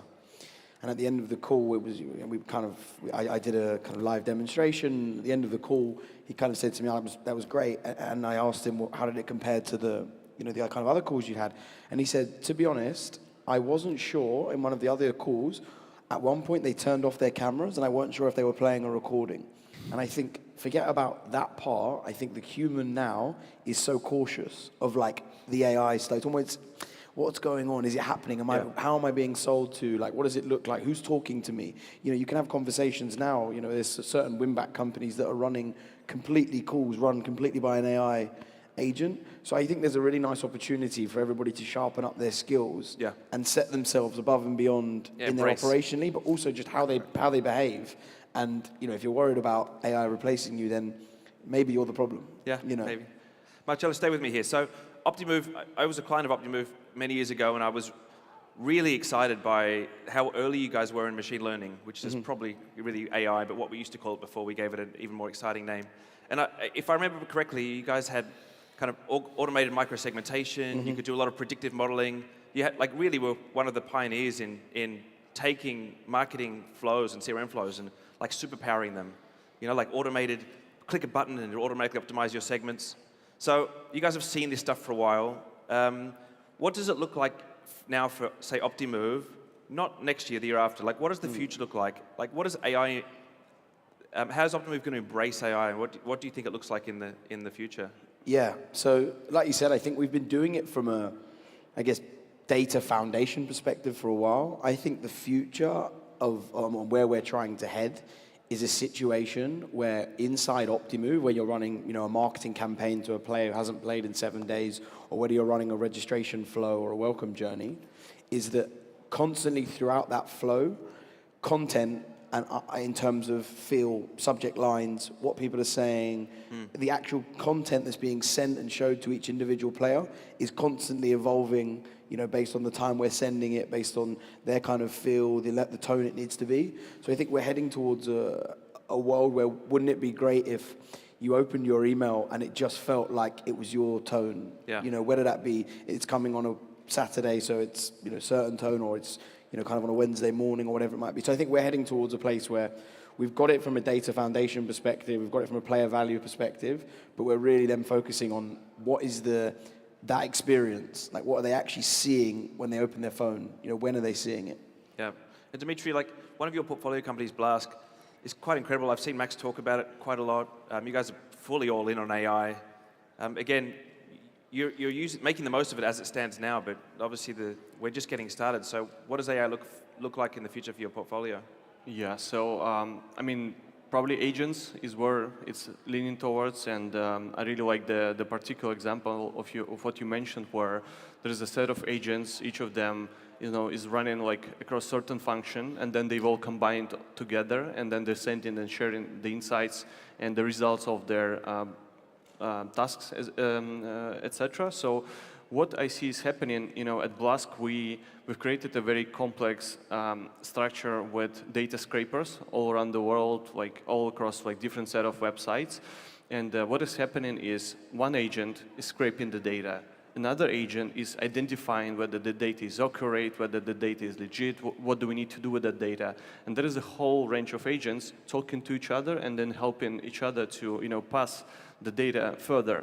So before that, obviously, like as many companies in our niche or other niches did, we hired like Filipinos, right? They just like, helping you to do the same job manually. So in that case now, we not even boosted the productivity, but now with just like with the human eye keeping the whole agent's flow under control, we've scaled the productivity dramatically, where it's not just like one website or 5 or 10 websites analyzed. We got 12,000 websites analyzed in the minute, which previously we've done like 1,000x lesser.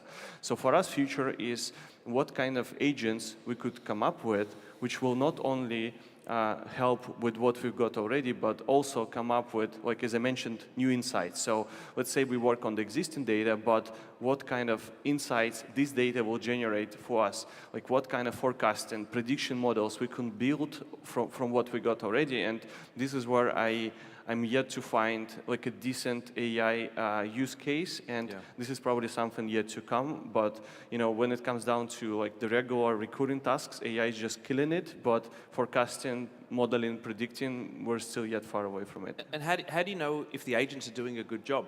Right, they're off. Maybe there's not even a prompt on a screen somewhere. Right, they're just processes running. Like in your instance, and it might help people understand how to trust the machines. Like, how do you know if the agents are doing what they're supposed to be doing and the results are accurate, or if they're just hallucinating? Yeah, the funny thing is that we used to have like human watching the AI, and we've built like a set of benchmarks, whether the data is accurate, and we've came up with a benchmark for ourselves, 95 to 97% of the data accuracy, which was done by AI, which is like enough for us. So we used to have like a set of people watching like certain territories, identifying whether the data is right and legit. And then when we realized that over a very long run, like months, the benchmark was stable at 95 to 97% of the data accuracy. That's where we thought, okay, we just need one person watching, as the data scientist, what's going on with the data and how legit it is. We've never seen any issues after that. Okay. And Tomasz, look, I think your business is an incredible case for how to use the machines to just build out millions and millions of pricing and automated algorithms. So well, again, I want to give now? Dimitri a potential use case at forecasting and Okay. predicting. So we use kind of two funny enough cases for both of you guys. One use case that we are very, very good at is when we serve a sports betting market on, let's say, the next team to shoot in an Arsenal PSG game today. One of the things that we do is we augment that market with real-time context. So for example, if PSG shoots on average every 20 minutes, if they haven't had a shot for 30, it would actually augment the next shot and say, hey, PSG have not taken a shot in 20 plus minutes, even though they usually do. Will they be the next one to shoot, right? So that kind of feeds into this contextual, real-time sort of relevancy angle. And then Dimitri, for you, the work of creating prices and odds on sports is all about simulations, right? It's all about trying to extrapolate what's going to happen next. And one of the things, this is actually a patent that we recently got, is we use Gen AI to create play-by-play simulations of the rest of the game, but times 50,000, right? And so then we basically can extrapolate anything. So it's not just the odds on the next shot, but literally anything, because the pricing function becomes a query of those 50,000 games, and that includes things like parlays and everything else. Interesting. Accumulators, no? Pardon me? Accumulators. Accumulators, yeah, sorry. Parlays is a US-based term. Let's jump to a topic now that everyone loves talking about, is responsible gaming. But in this instance, it genuinely reflects a broader problem that's happening with AI across the planet. So Sam Altman, the founder and sometimes CEO of OpenAI, said that superhuman persuasion will arrive before superhuman intelligence, which is quite a scary concept, right? If we think about robots and controlling us in the future. So in iGaming, it sounds like a very dangerous mix, right? If we can imagine a language model that is so persuasive that it can convince us to do anything. And now we're seeing our chatbots are starting to learn more about us, they're remembering more about us. So given the potential predatory nature of AI in the future, really deeply understanding what drives us to do certain actions, because it will have millions and millions of results to feed from. What does that look like for the future of say, CRM marketing in iGaming? Yeah, look, I think when it comes to responsible gambling, my personal opinion is that if we speak about the regulated markets at the moment, that the regulator needs to get on board, right? And by get on board with AI, I mean that it should be running its own models of, like, it almost have it as part of. So if you go down that route of what does it look like for CRM marketing, maybe we get into a situation in a few years' time where you have to have 1, 2, 3, 4 and to get your license or renew your license, and part of that is something to do with AI and being able to run those models or taking in or factoring those models. When it comes to your question about CRM and the predatory nature, I agree. It's definitely something that we're always thinking about, and a question, I guess, that's one that comes up quite a lot. When do we know too much? But I think from an Optimove perspective, we're trying to get to a situation where we can stay relevant. We can send things in real time and keep people up to date with what's going on. And to Tomasz's point, just on this, and something I would love to see, as a sports bettor myself, would be a situation where, and by the way, no operator does this today. Like they might think they do, but they don't. Where you could combine the idea of those markets and actually deliver them to somebody who is interested to. Exactly. So, for example, let's say today, if it's 0-0 at half-time in the Arsenal-PSG game, I'll be very concerned. But what you can be sure of is that I've placed a sports bet on Arsenal over a period of time. I know my GGR is this. This is what my opted-in channels are, right? So I'm opted in for mobile push with X operator. Wouldn't it be amazing then if at the 50th minute, if it's still 0-0, and you then decide that you want to send something, but instead of doing it on the product level, where I need to come in and I need to land on the site, I'm sitting in a bar in Malta tonight, watching Arsenal's game, and I get a message that says, and I go, ooh, but you get a different message because you bet on the PSG game, or because you don't bet in play, or for example, with me, I would be really easy to market to like this because all I do is bet on yellow cards. It's the only thing I do. I lose all the time on it, but it's all I do. So yesterday I had 3 yellow cards. None of them got booked in the Inter Milan-Barcelona game. But what does that mean? It means that, imagine the idea of if Tomasz knew that, this player is likely to get subbed, during this period. So he gets subbed normally. He plays in centre midfield for PSG, and Vitinha normally gets subbed between the 60th and the 75th minute. So for a period of time, he's then boosted or so that kind of idea. But also he got booked the last semifinals twice or something. Exactly. So I think for me, I would love to be in a situation where that would happen, and I think everyone would appreciate it, because obviously talking about AI and responsible gambling, you have to come to the site to get these offers at the moment. They just do not exist from a channel perspective with relevancy.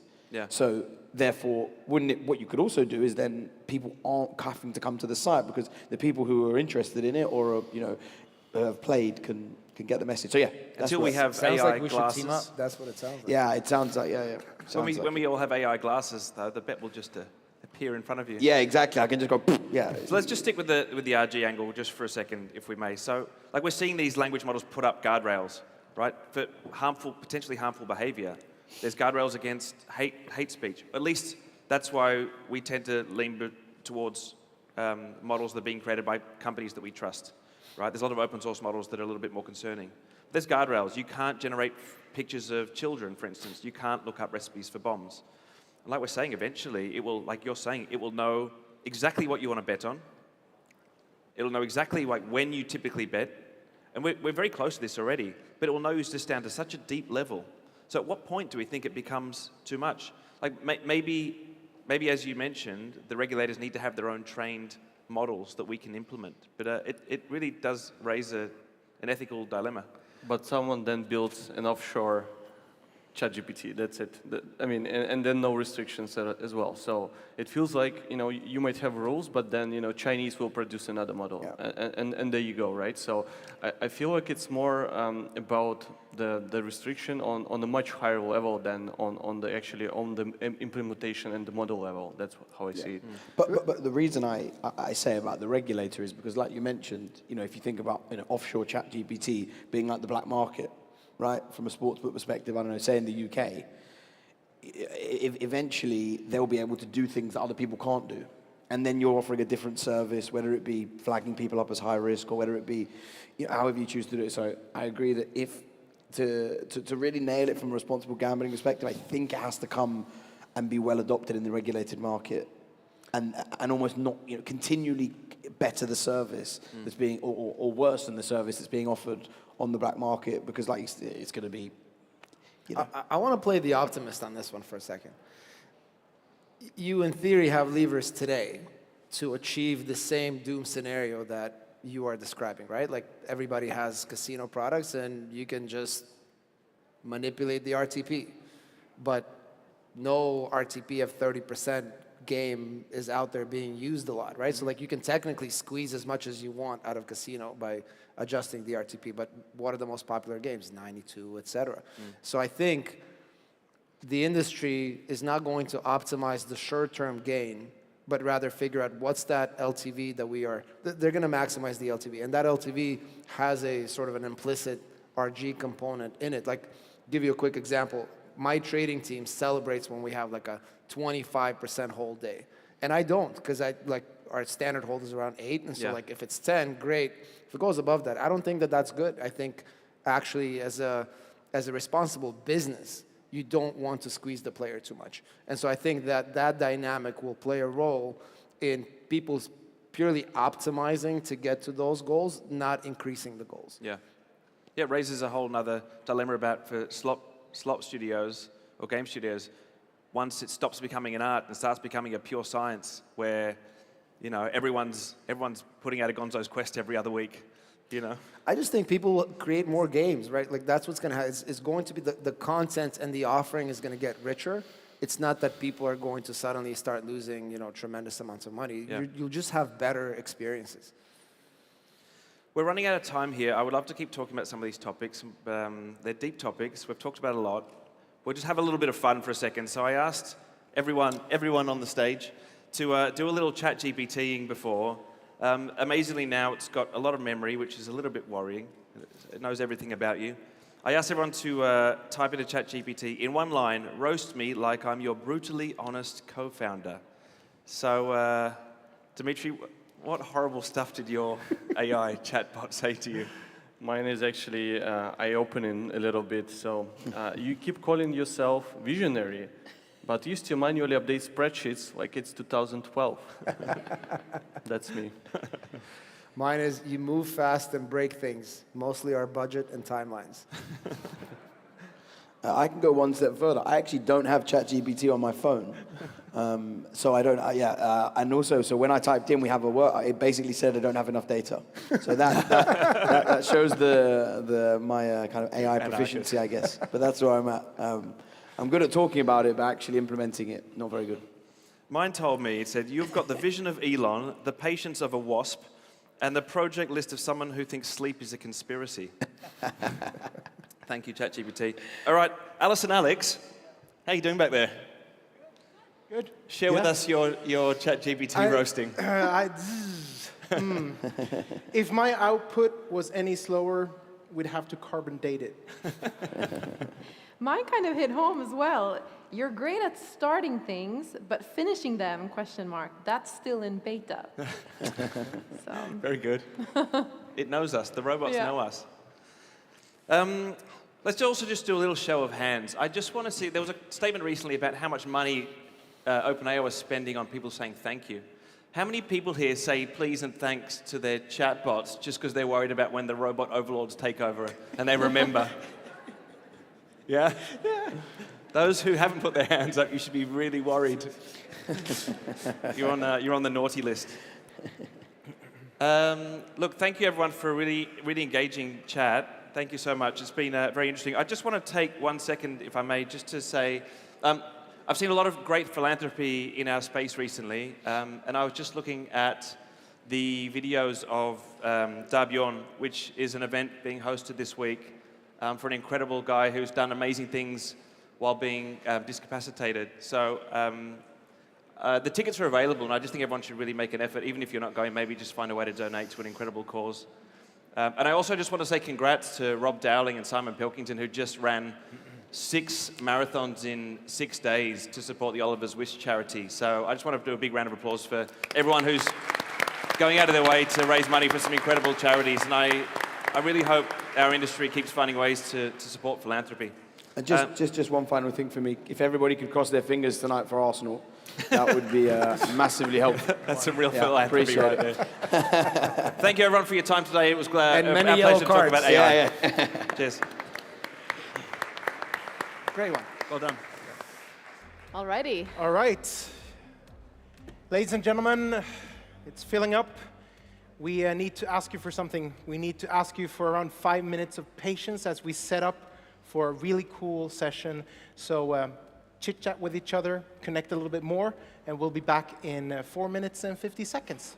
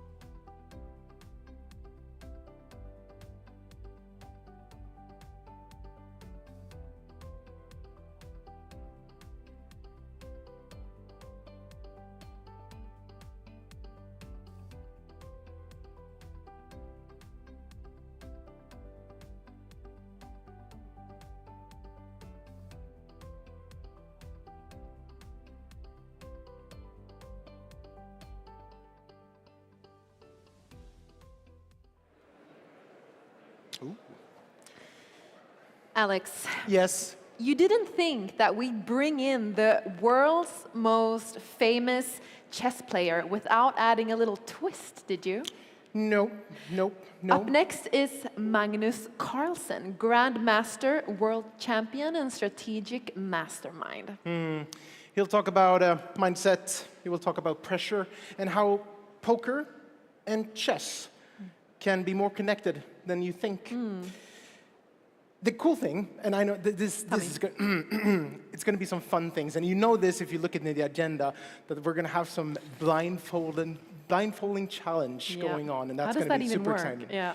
But with that, I'm not going to have the honor to stand and sit there, neither will you. No. But the person who will be moderating this is a face that is well familiar to all of you. So let's welcome, with a big round of applause, to the stage, no other than Pierre Lund.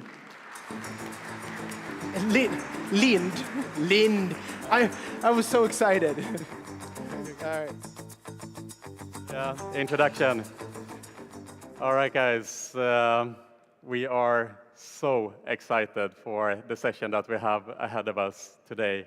And I cannot tell you how many people from within and without the industry that have contacted us being excited for this very session here today. We are very, very happy with this collaboration with Betby to bring this legend on stage today. We're going to start, how this works today is we're going to start with a 20-minute fireside chat. Following that, there will be a chess game taking place here. Don't worry, I'm not going to play myself. That would be a bit embarrassing. But we have some interesting stuff happening here. So, without further ado, I would like to first cue a little video to give, to set the tone a little bit for what we have ahead of us here. Play the video.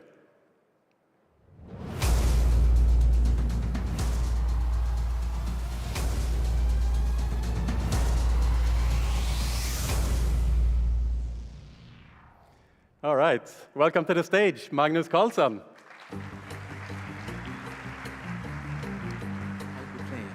They told me to Malta. Maybe they'll talk to me. All right, Magnus. Join us here. Feel free. All right, Magnus. In jeans and everything today. I don't know how many times you've heard that in the last few months. I'm sorry. There is a 20-minute check, and then there's the match. Even at my wedding, people were making jokes. So it's, you know, I brought it on myself. So it's, that's fair enough. I love it. So Magnus, we have 20 minutes today, and I want to talk a little bit about a different topic rather than just chess itself, perhaps. But obviously, you are the best in the world at chess. And I want to kind of angle the conversation towards that. Kind of what does it take to be the best in the world at something? And just to tee up the first question, you know, the expression to be 1 in a million would be an insult to you. There are 600 million people that are estimated to play chess across the world. And so my first question to you, what did it take for you to become the #1 out of 600 million active chess players? It's very hard for me to give a definite answer to that. I suspect it's a combination of dedication, huge passion for chess, circumstances concerning, you know, places like I was born, where I've lived, the people who have been around.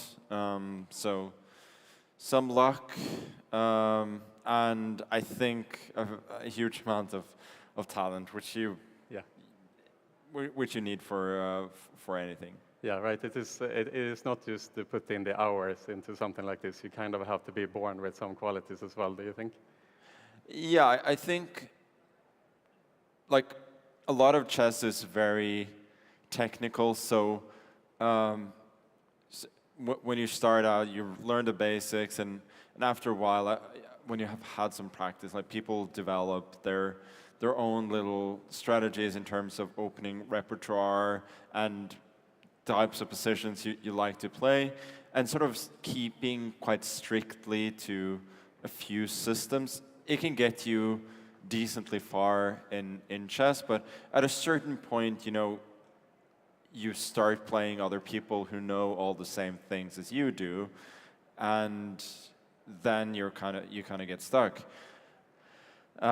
So to get really, really good at chess, as with a lot of different things, you have to learn everything and then sort of learn what the exceptions to the rule are and start making your own rules, kind of. And that's when sort of the roll to real mastery begins, and that's where some sort of innate talent, I think, combined with all the practice, comes in. And when did you pick up this talent for chess? When did you actually start to play chess? I think I learned the rules quite early.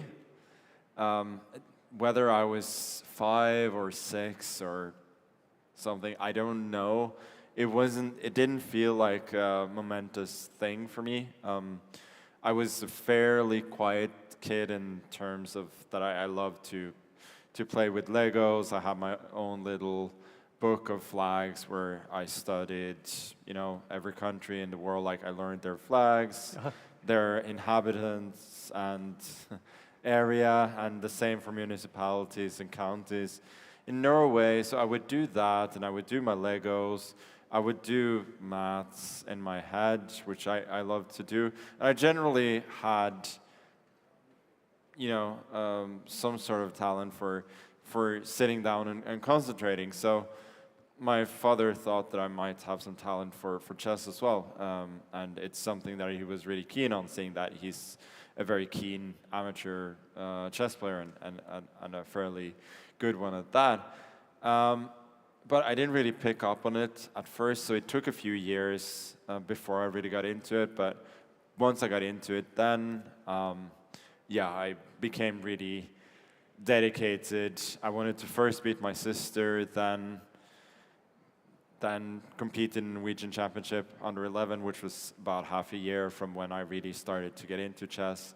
So from then on, we had kind of a limited amount of chess magazines, and I think 1 or 2 chess books at home, which I would study more or less every day. I had my own little table in the living room with the chessboard and the books and all of that, where I basically ate every meal that I was allowed to. Usually for dinner, I would be dragged to the main table and told that, well, you have to socialize with your family a little bit. But yeah, from then on, I was pretty hooked, and naturally, I started to make a lot more progress than the other kids at my age, because they sort of saw chess more as you would do, football or tennis practice or skiing practice or whatever. Like, you might play a tournament at the weekend, or if you're really good, you might have practice once a week, but you don't really think about it otherwise. But I was already kind of living and breathing chess at that point. Yeah. So you mentioned that you were into flags and so on. Do you still have that skill today? It doesn't stick. I definitely gotten worse at that. I think, like with a lot of people, when you're young, you don't have that much information in your brain, so it's kind of easier to remember what your brain might sort out as insignificant details later in life. So I would say I'm well above average at these things, but it doesn't stick as well as it did back then, sadly. So of course, here I'm putting you on the spot and asking about Nepal. What about the flag of Nepal? Do you remember? Yeah, I mean, the flag of Nepal is kind of unique, right? Because it's not a rectangle, it's triangular, but so, it's... you got it, you passed the test, Magnus, very good. So, did you ever have the ambition to become the best in the world from a young age? Like, let's say when you picked up this, the talent of chess and you really got into it and you started to become more competitive, you obviously left the other kids behind in terms of skill level. When did you think, like, I can become the best in the world at this? So I've sort of heard a little bit of conflicting stories from others. Like I've heard others say that I was like that I might have mentioned like wanting to be the best in the world, but I don't really like that's not the way that I remember it. The way that I remember it, I just wanted to have fun and improve. And so I was always striving to play better and better opposition. There was this tournament that I played back in 2001, I think, when I was 10 years old, and there was this tournament where you could like become an international master in chess, or like it was a step to become an international master, which is the level below grandmaster. I wasn't nearly good enough for that, but I was able to compete against some very strong players. We played 9 rounds. I didn't win a single game, but I made 5 draws. And I've heard later that people were a bit worried about that. Like the next year I played in the grandmaster group, I had a similar result. Like I didn't win a lot of games, I lost quite a lot. But like I was happy. I was playing better and better players, and I was very happy with the results that I could get. And I was also not that dissatisfied with the games where I lost, where I felt like I had the chance.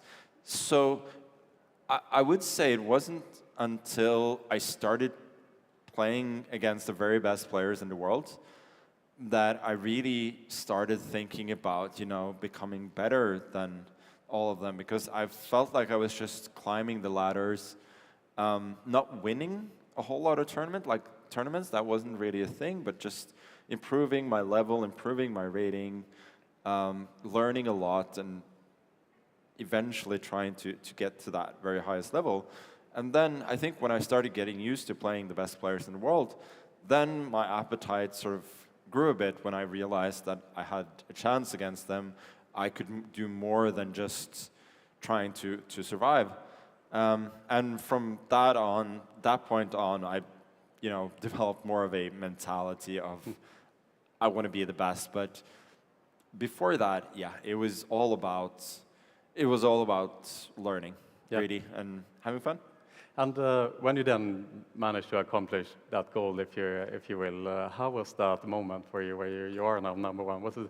Was that an important milestone then from that point when you reached that #1 spot? Like, how was that feeling, or was it business as usual for you?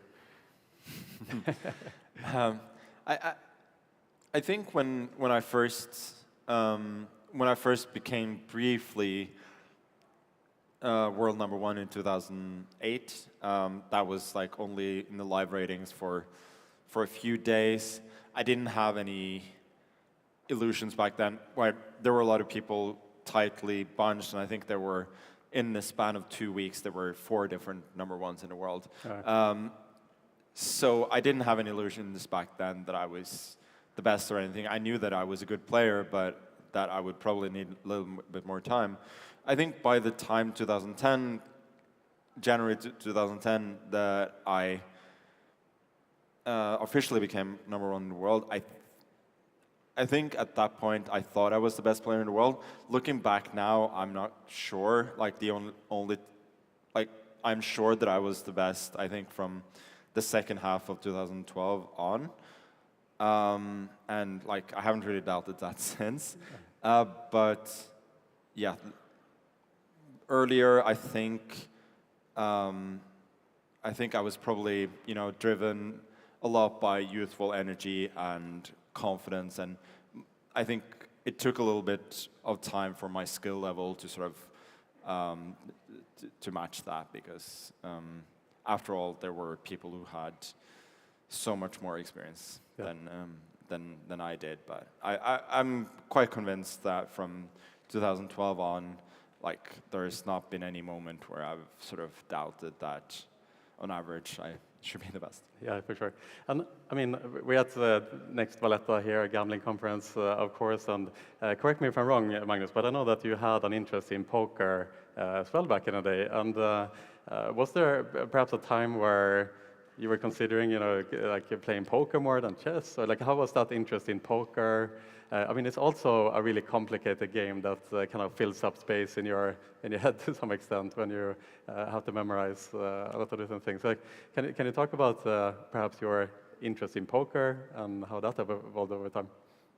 Yeah, I remember there was one tournament where I played back in 2011 where I played poker throughout the night and I didn't really sleep much. I played a rapid game in the morning and I was actually checkmated on the board and I didn't see it coming, which is which never really has happened otherwise. So yeah, there was a time when I was really keen on that, but in terms of a career, I never had any illusions that I would have the time or talent or anything to do that. But I still enjoy it from time to time. What type of poker player? You play aggressively, loose? Are you a tight player? I think my natural inclination is to be more aggressive, but I have enjoyed playing a few live tournaments, and there it's more sort of comparable to classical chess in the sense that you sit there for a long time and you have to retain focus. That's the way I kind of look at it, and then I feel like I'm not good enough to play an aggressive style when I play a lot of good players, so I have to sort of adopt and try and be more solid. Yeah, fair enough. So eventually you did become the #1 in chess in the world, and you retained that title for a long time. How do you keep yourself motivated once you reach that pinnacle, let's say? Is it the passion that brings you to continue to kind of strive to retain that #1 and to become even better? Like, it must be difficult year over year to retain the same motivation. Yeah, I think motivation comes and goes a little bit, but what remains constant is that I love playing chess. I might not love all forms of chess and all that comes with it all the time, but I still love playing, and that's sort of the main motivation these days. Like, there's not a certain tournament that I want to win really, or something I want to achieve, but for me the most important tournament or game is always the next one, right? So then whenever I play a tournament, at least if I'm motivated, I sort of live that fully when I'm there, and then when the tournament is over, you move on to the next one. So for the moment, I don't really need anything except for just the love of the game, and I think there might come a time when when our play starts to decline a lot more, then I don't know how fun it's going to be then. But for the moment, when I can still retain quite a decent level, then it's not a problem at all. Brilliant. And final question here before we move into the second segment is, now looking back at your life, you're obviously incredibly accomplished in your field, but it must have come with a lot of sacrifice as well. You dedicated a big part of your life to chess specifically. Is there anything you would have done differently if you look back?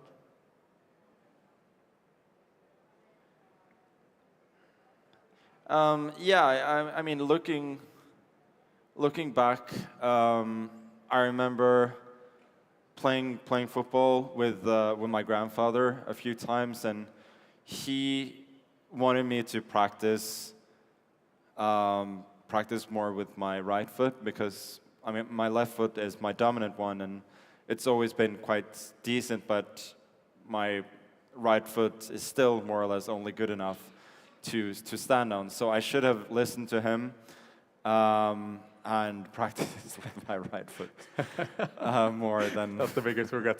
That's the biggest regret I have. Honestly, I don't feel like I've sacrificed a lot. I feel like I've been very, very blessed to do what I do and to be able to live the life that I have. And I feel like it's been great and very, very balanced. So. Yeah.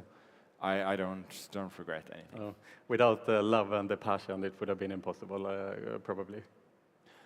I've kind of always gone my own way a little bit in chess. I think I learned quite quickly that I don't necessarily need to listen to what everybody is saying. So I've always tried to follow the path where I would, enjoy it the most and feel the best about the game, and that's worked out really well. Awesome. Thank you so much, Magnus. So that is the first segment of this session today. And for those of you guys who don't know, we have been running today in the basement here in Valletta the first inaugural World iGaming Chess Championships. I think we need to trademark that, by the way.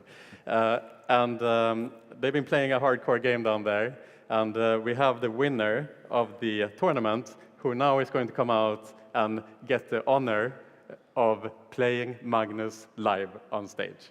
So I would like to welcome to the stage Duncan and the winner, Colin Patch, to the stage. And Magnus, do you prefer staying here or sitting? I can just sit there. Is it there? Yep. Okay. Hi. Okay. Hi. Congratulations, Colin. Thank you. How was the game? How was the tournament? It went well. Yes. Better than expected. Yeah, let's see if you can win the ultimate challenge Yeah. here. That's what we. So feel free, Colin. Would you like to take a seat here, Magnus, as well? So we're not gonna let you off the hook that easy here, Colin, today, because we're gonna make it a little bit more interesting here for the audience today. Magnus is going to play blindfolded this tournament. So I'm gonna hand this over to you here, Magnus. Make sure you can't see anything. Let's see. All right, blindfolded. All right, there we go. Okay, nothing. Very good. And I'm going to leave it over to you, Duncan, then, to lead the tournament. So essentially, Duncan here is going to read out the moves that is happening on the chessboard so that Magnus can react to those cues. So, yeah, I'll leave it over. Let's go. So, what's that? Okay, so I'll start with Lux. Okay, Magnus. E4. C5. Knight of 3.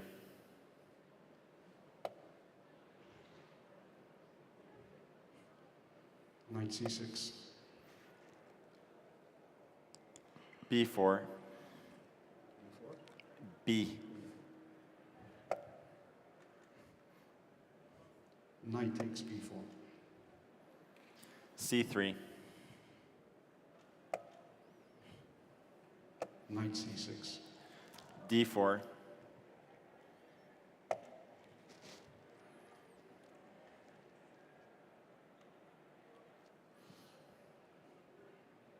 C takes D4. C takes D4. E6.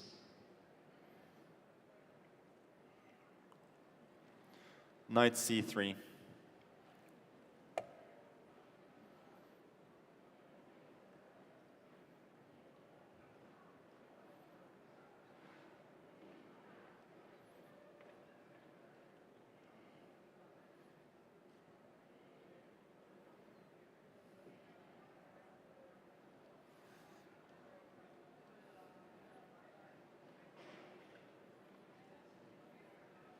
D5.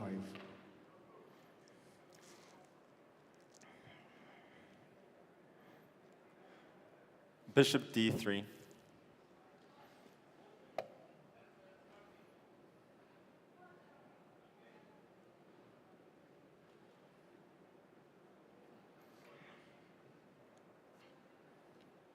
Pawn takes E4. Knight takes E4.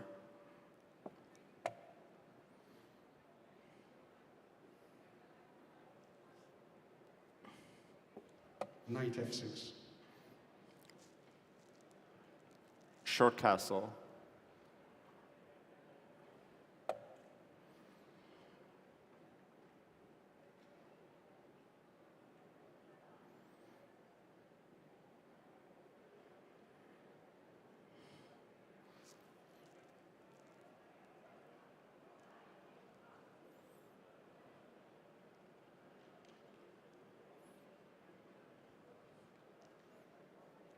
Bishop E7.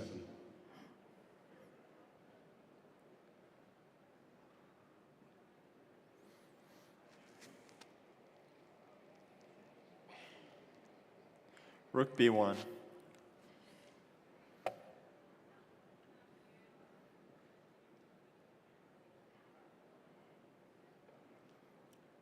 Short castle.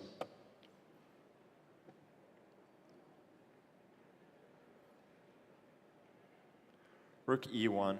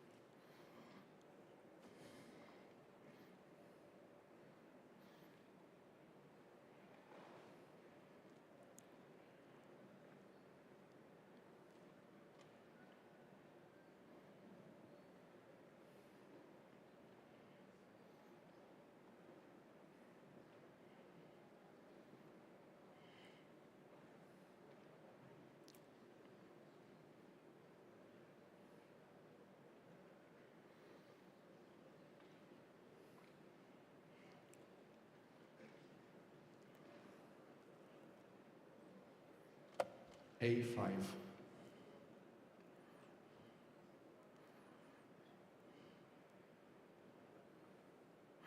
A3.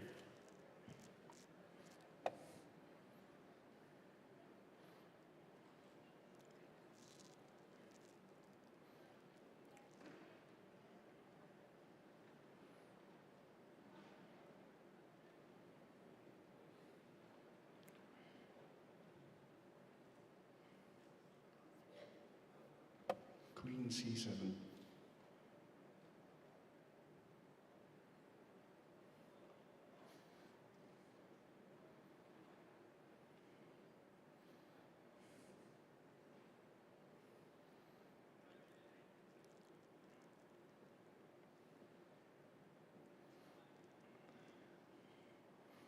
H4.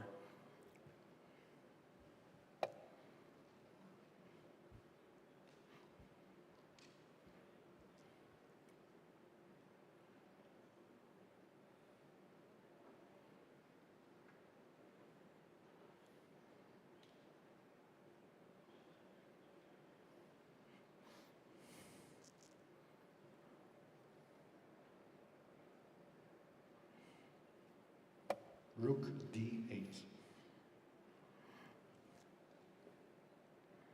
Queen C2.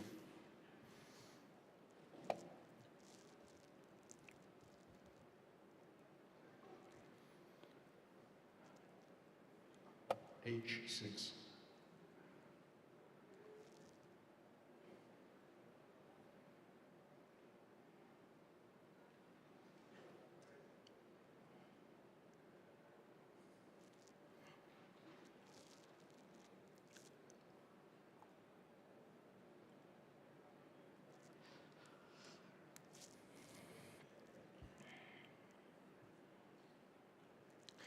Knight takes F6. Bishop takes F6. Bishop E3.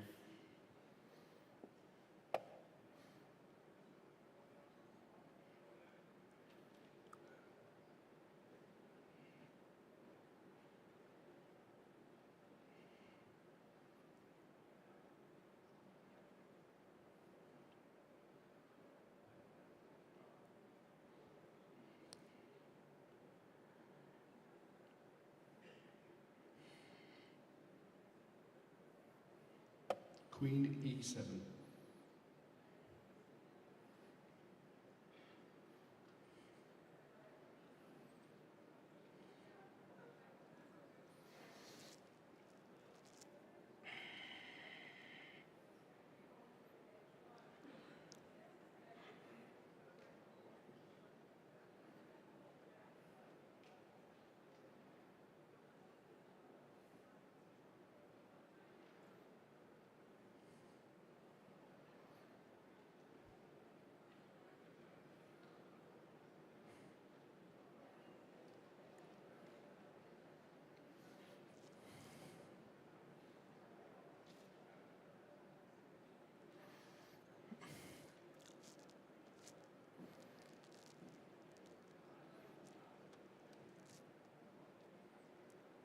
Queen C3.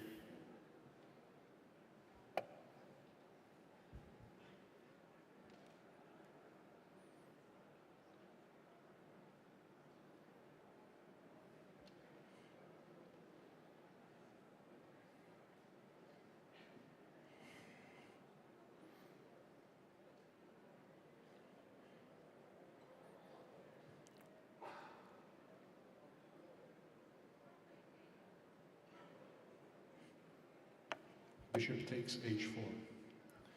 Bishop E4.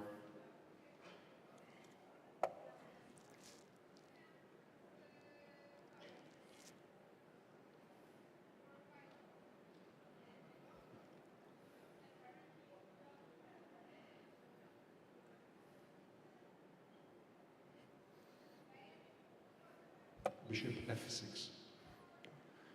Knight E5.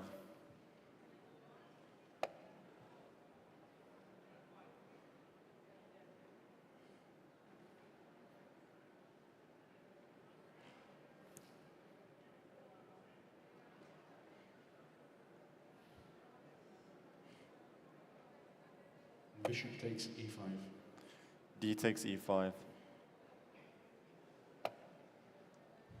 You have 5 minutes, 44 seconds. Your opponent has 4 minutes, 16 seconds.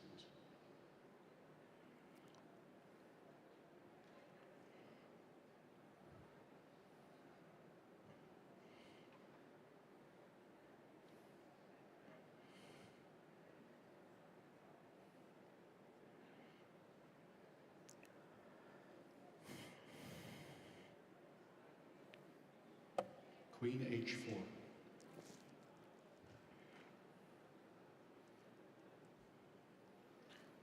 Queen C4.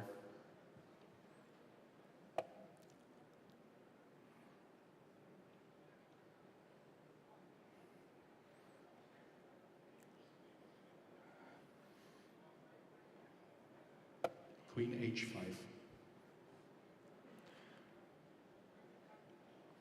Rook to B5.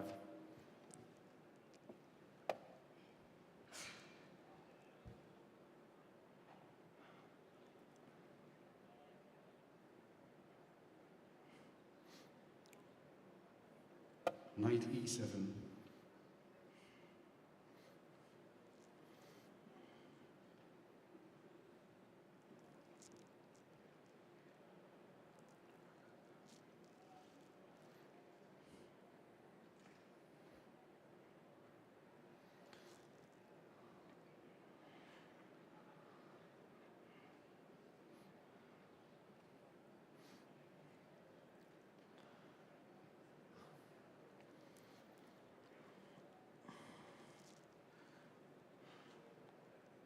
Queen C7.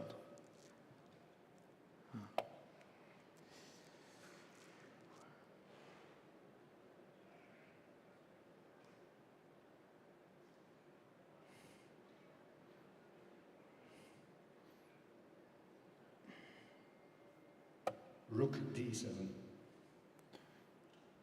Queen C2.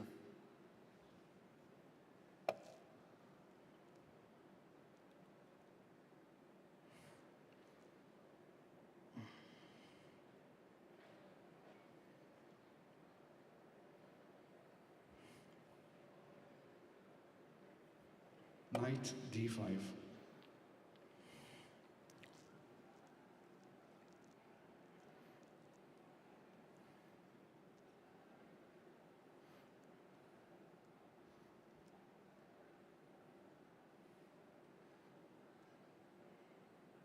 Rook c5.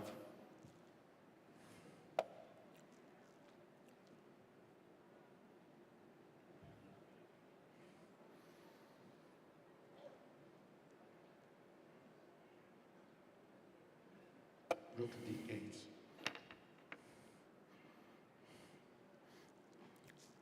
Bishop takes d5. E takes d5. Bishop d4.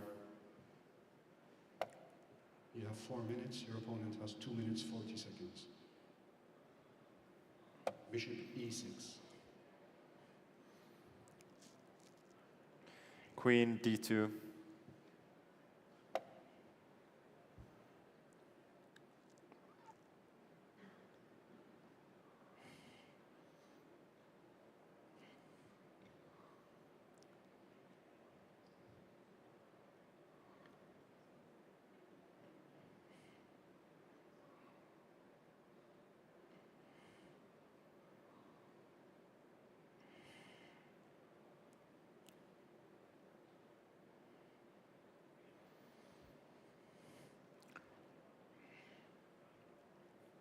a4. Rook b5.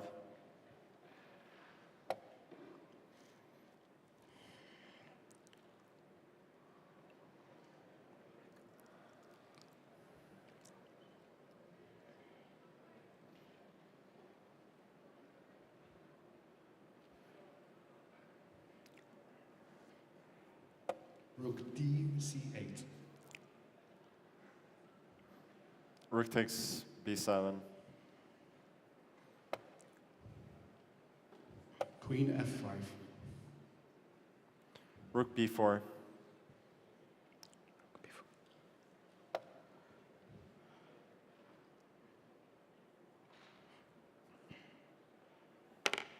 Rook c2. Queen e3.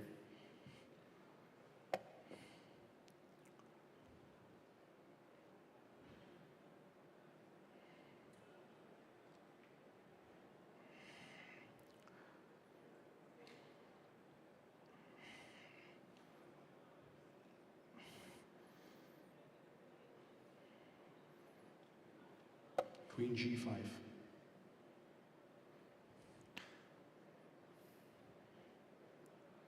Queen takes g5. H takes g5. Bishop e3. g4. Rook a1. Rook c3. King h2. Rook b3. Rook d4. You have 2 minutes 54 seconds. Your opponent has 1 minute 4 seconds. King h7. King g3. King g6. King f4.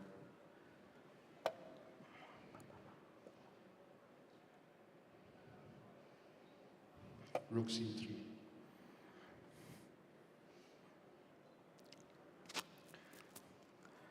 Rook b4. Rook c4. Bishop d4.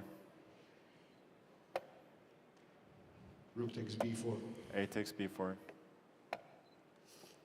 Bishop d7. Rook a3.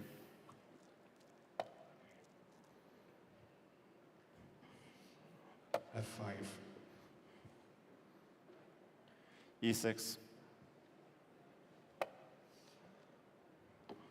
Bishop takes e6. b5. b5, b5.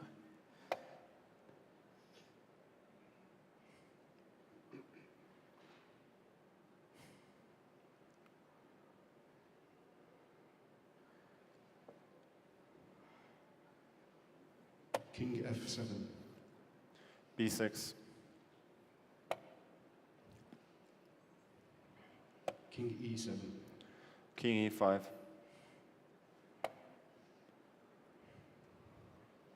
King d7. Rook c3. Rook C8. Rook takes C8. King takes C8. King takes E6. High design. Well done. That's a good game. Yeah. Still the best in the world. Still the best in the world. Well done, Magnus. You want to do a short commentary about the game itself? Yeah, I sacrificed a pawn in the opening, and I didn't get enough compensation. Sacrificed the second pawn, and he was still much better. And then, at the end, that's kind of when experience shows. But before that, it was a great game from Colin. So Brilliant. I was mostly dominated. just hustled in the end. Amazing. Well played. Congratulations, Colin, Thank to you. the winner of the first iGaming World Chess Championship. Well played.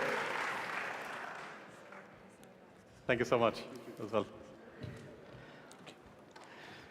All right, back to the hosts. Thanks, Magnus. Yeah, thanks. I'm a bit sweaty after that. I mean, playing chess blindfolded, I can barely put it on my pants watching it. That was really cool. Oh, okay, let's give people some time to come in again. Yes, exactly. I think they also need to clear out the table. Yeah, so let's take a few minutes. We'll take a couple of minutes, guys. Back in a bit? Back in a bit, yep.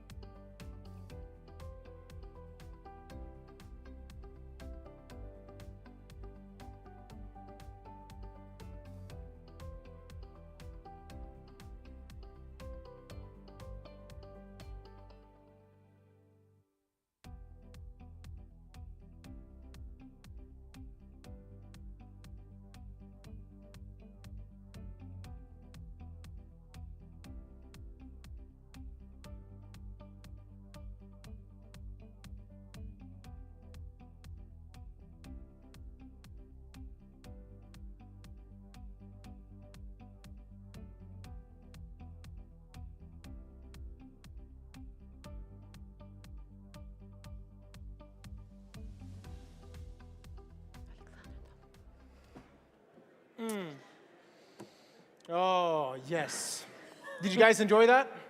Yes, I think Or you we can all hear did. the crowd is like, you're chanting. We're like, oh, we want more. But everyone was so quiet, so focused. I know. And what praise. That was a good game. That was a really good game. I was thinking it would go quickly, but Yeah, it didn't. No, I was gambling with myself like 3 minutes, but then I realized after 3 minutes, 5 minutes, 6 minutes, then I was like, oh, Yeah. this is going to really go all the way. Yeah, and I wonder how much of a difference it did, well, obviously with the blindfold, but like you were saying, if you didn't have the blindfold, Magnus, Yeah. what That would be have probably happened? Different great game. All right, guys, we passed the midway point. Yep. Again, what are you doing after this? I know that after standing on this stage and hanging around this stage the entire day, there will be some cool breeze. Oh, it's Malta, it's not going to be cool breeze. But upstairs after this session, Yes. not this session, but after today, Yeah. we'll have a After networking situation. networking drinks. Exactly. Open bar on the rooftop, so, I of hope course to I'm see going to you be there. guys- Yeah, I hope to see all of you there. Is hopefully, it yeah. sponsored by someone? Yeah, it's Pragmatic Play. Pragmatic Play. Pragmatic Play. Okay, let's continue Yes. the day. From hustle culture to healthy culture, let's talk about what exactly keeps teams performing. Please welcome to the stage founder of Alea, Alexander Tomic. Yay! Yay! There we go. Hey guys, how you doing? Hi everyone.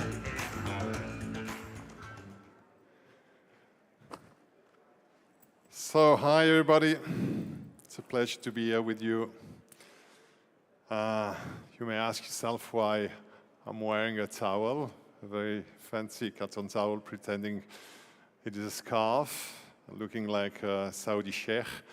I just want to talk about the Darb Foundation, white label casino and B-Gaming organizing a gala, a dinner gala on Friday. And I would invite you to come. We have a table there actually, so come to us. It's not full, and they have a booth right in front, Internet Viking. They're selling merch, and it's a beautiful gesture that has been done, and I recommend you to go there and support them. Okay, that said, we have a bag here. It's full of whoops. There's 20 whoops. It's this device that I have here, the orange one, and it allows you to track your sleep, your stress levels, which is very important, your recovery, basically your resting heart rate, and your HRV, which is your heart rate variability. And now I'm going to talk about the well-being at work and how and why we've implemented that in Alea and why it is part of our core values. So, well-being and hustle culture, sorry to say that, are not exclusive. You can have both. You can aim for well-being and you can also have hustle culture. So, Alea was formed in 2012. We were a B2C company. We were running a casino called Slots Million, and basically what we were doing, we were giving coffee, free coffee, which was already something. Other companies were making employees paying for the coffee, and water, you know, in these big plastic bottles, jars, water. That's basically the state of what we were doing in 2012. And 3 years ago, we opened a new office, and basically we've invested around 1 million in this office and another office that we're opening right now. So what changed that make us invest so much money into the well-being of our employees? So first, let's start with what did we do? We analyzed the air. We wanted to be sure that the air that employees were breathing was good air. So we had these machines during 1 week analyzing the air. We were in an industrial zone. We were looking for asbestos specifically and some kind of toxins. We found out that everything was fine, and we pursued with the project. Second thing we did is before, like 6 months ago, you got all these studies about microplastics, about nanoplastics, because new technology came up that are able to analyze all the plastic that we have in our water especially, but also in the clothes, in everything we breathe. So basically we ingest microplastics by drinking, eating, when you warm up something in a microwave, some food, or your coffee cup. A coffee cup is a very good example. This hot coffee that goes in, you're going to say it's not plastic, it's carton. Yeah, but it's coated with plastic. Okay, so when you drink that hot coffee, you're ingesting a lot of microplastics. And if you think, oh, well, that's not that much. You have, right now, in your brain, the size of a credit card of plastic. It's really damaging you. And men, we have it in our penises. We have it everywhere. We have it in our veins, and a lot of blood clots are coming from that. So, what we did 3 years ago, we provided glass bottled water coming from volcanoes because we didn't want it to be contaminated by farming. We took local water, Sant'Agnolo and Vichy Catalan, locally harvested fruits, and what we thought was the most nutrient thing we could offer to our employees, fresh nuts, locally harvested fresh nuts. Back in time,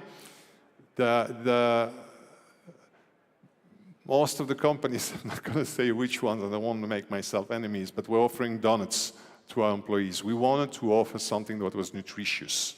We didn't want people to basically eat donuts and get fat. And last but not least, we opened basically a spa. The office is divided in 2 zones. Half, 300 square meters is working space, and the other half is sauna, ice bath, there's a hyperbaric chamber, I'm going to come back to that. And there is a gym, and very interestingly, what happened when we opened a gym, nobody was going to the gym. It was very good, very expensive gym, nobody would go there. So what we did, and that's one of the major points that we need to address here, is how do you engage employees? It's not just about throwing money and putting money on the table and offering them a lot of wellness programs, is that you need to engage them. It's very hard to engage them. So people wouldn't go to the sauna, they wouldn't go to the hyperbaric chamber, believe me, they wouldn't go to the ice bath. And they wouldn't go to the gym. So we had to bring people that will enroll them. So 1 personal trainer, 3 times per week, and then every day. And then 2 personal trainers per day, 1 in the morning at 8 o'clock, 1 at midday. And then sometime a yoga teacher at night.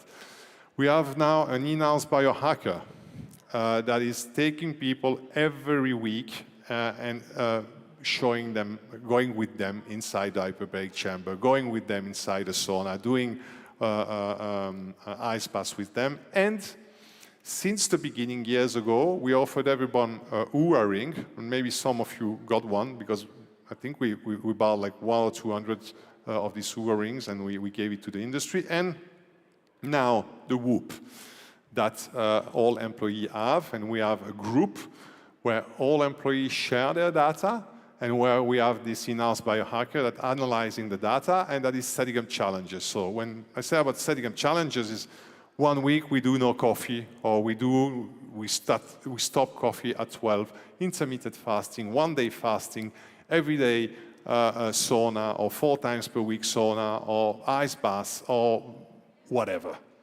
I mean, we try and we look at the data and we analyze the data. And I'm going to tell you what we found out.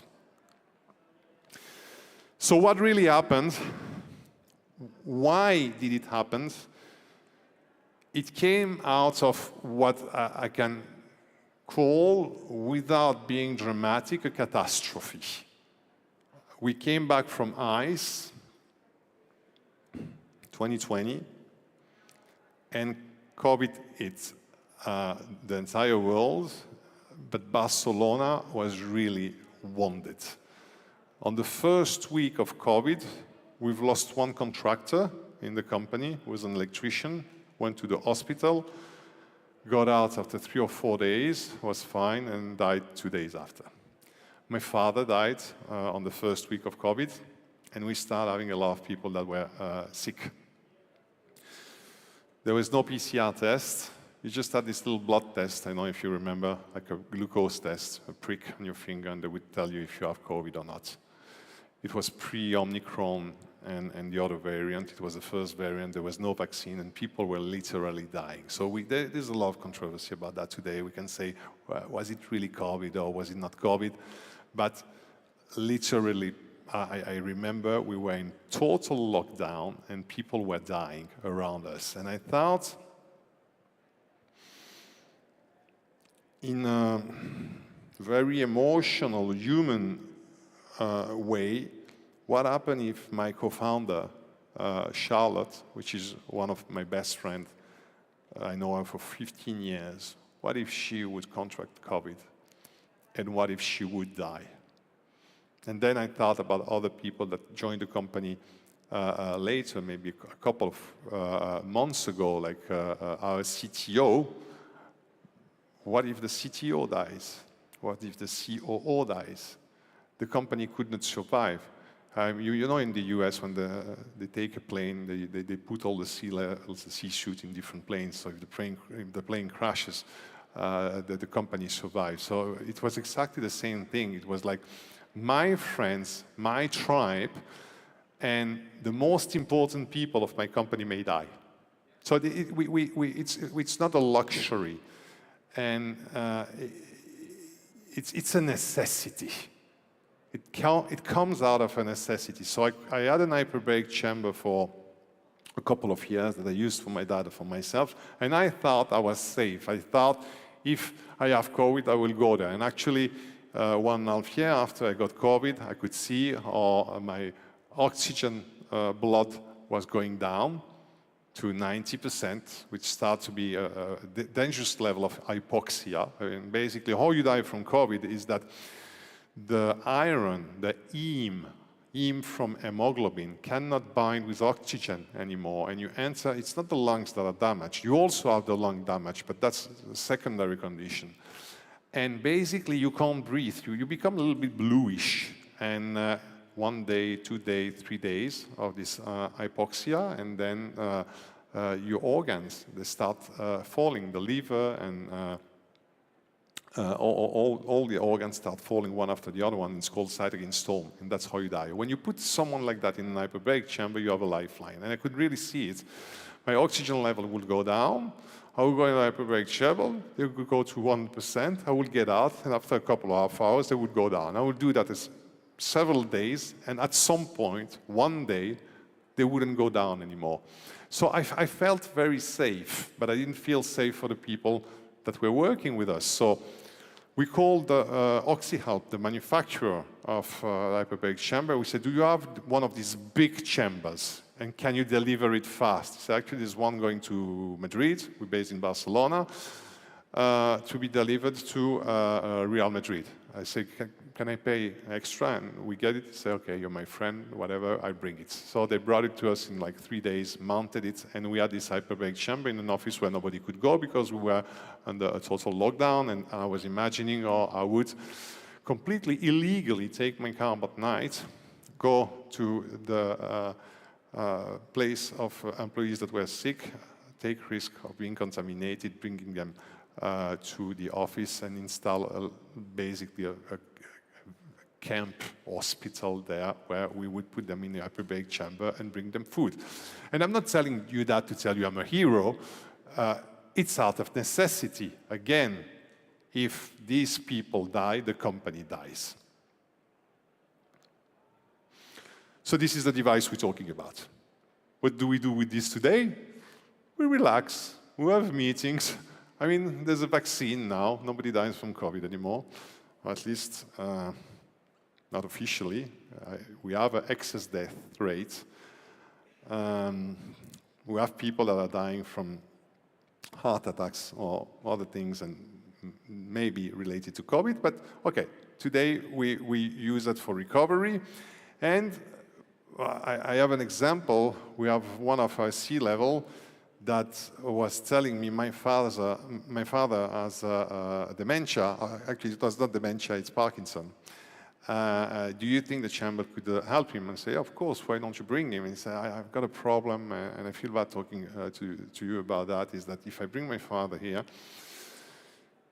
other people in the company are going to believe that I have an advantage because I'm a C-level. I see completely wrong. Everybody can bring their father, mother, grandparents to the hyperbaric chamber. We have this beautiful device that we paid something like 150K that is literally sleeping in the office and that could benefit to them. It was very theoretical until his father came. And after 3 months, he told me, my father really wants to talk to you. So I talked to his father several times after that. And he said, my doctor doesn't understand what's happening to me. It's not just that it's posed my Parkinson, that my hands aren't shaking anymore, that can drive a car, that my speech is better. It reversed it.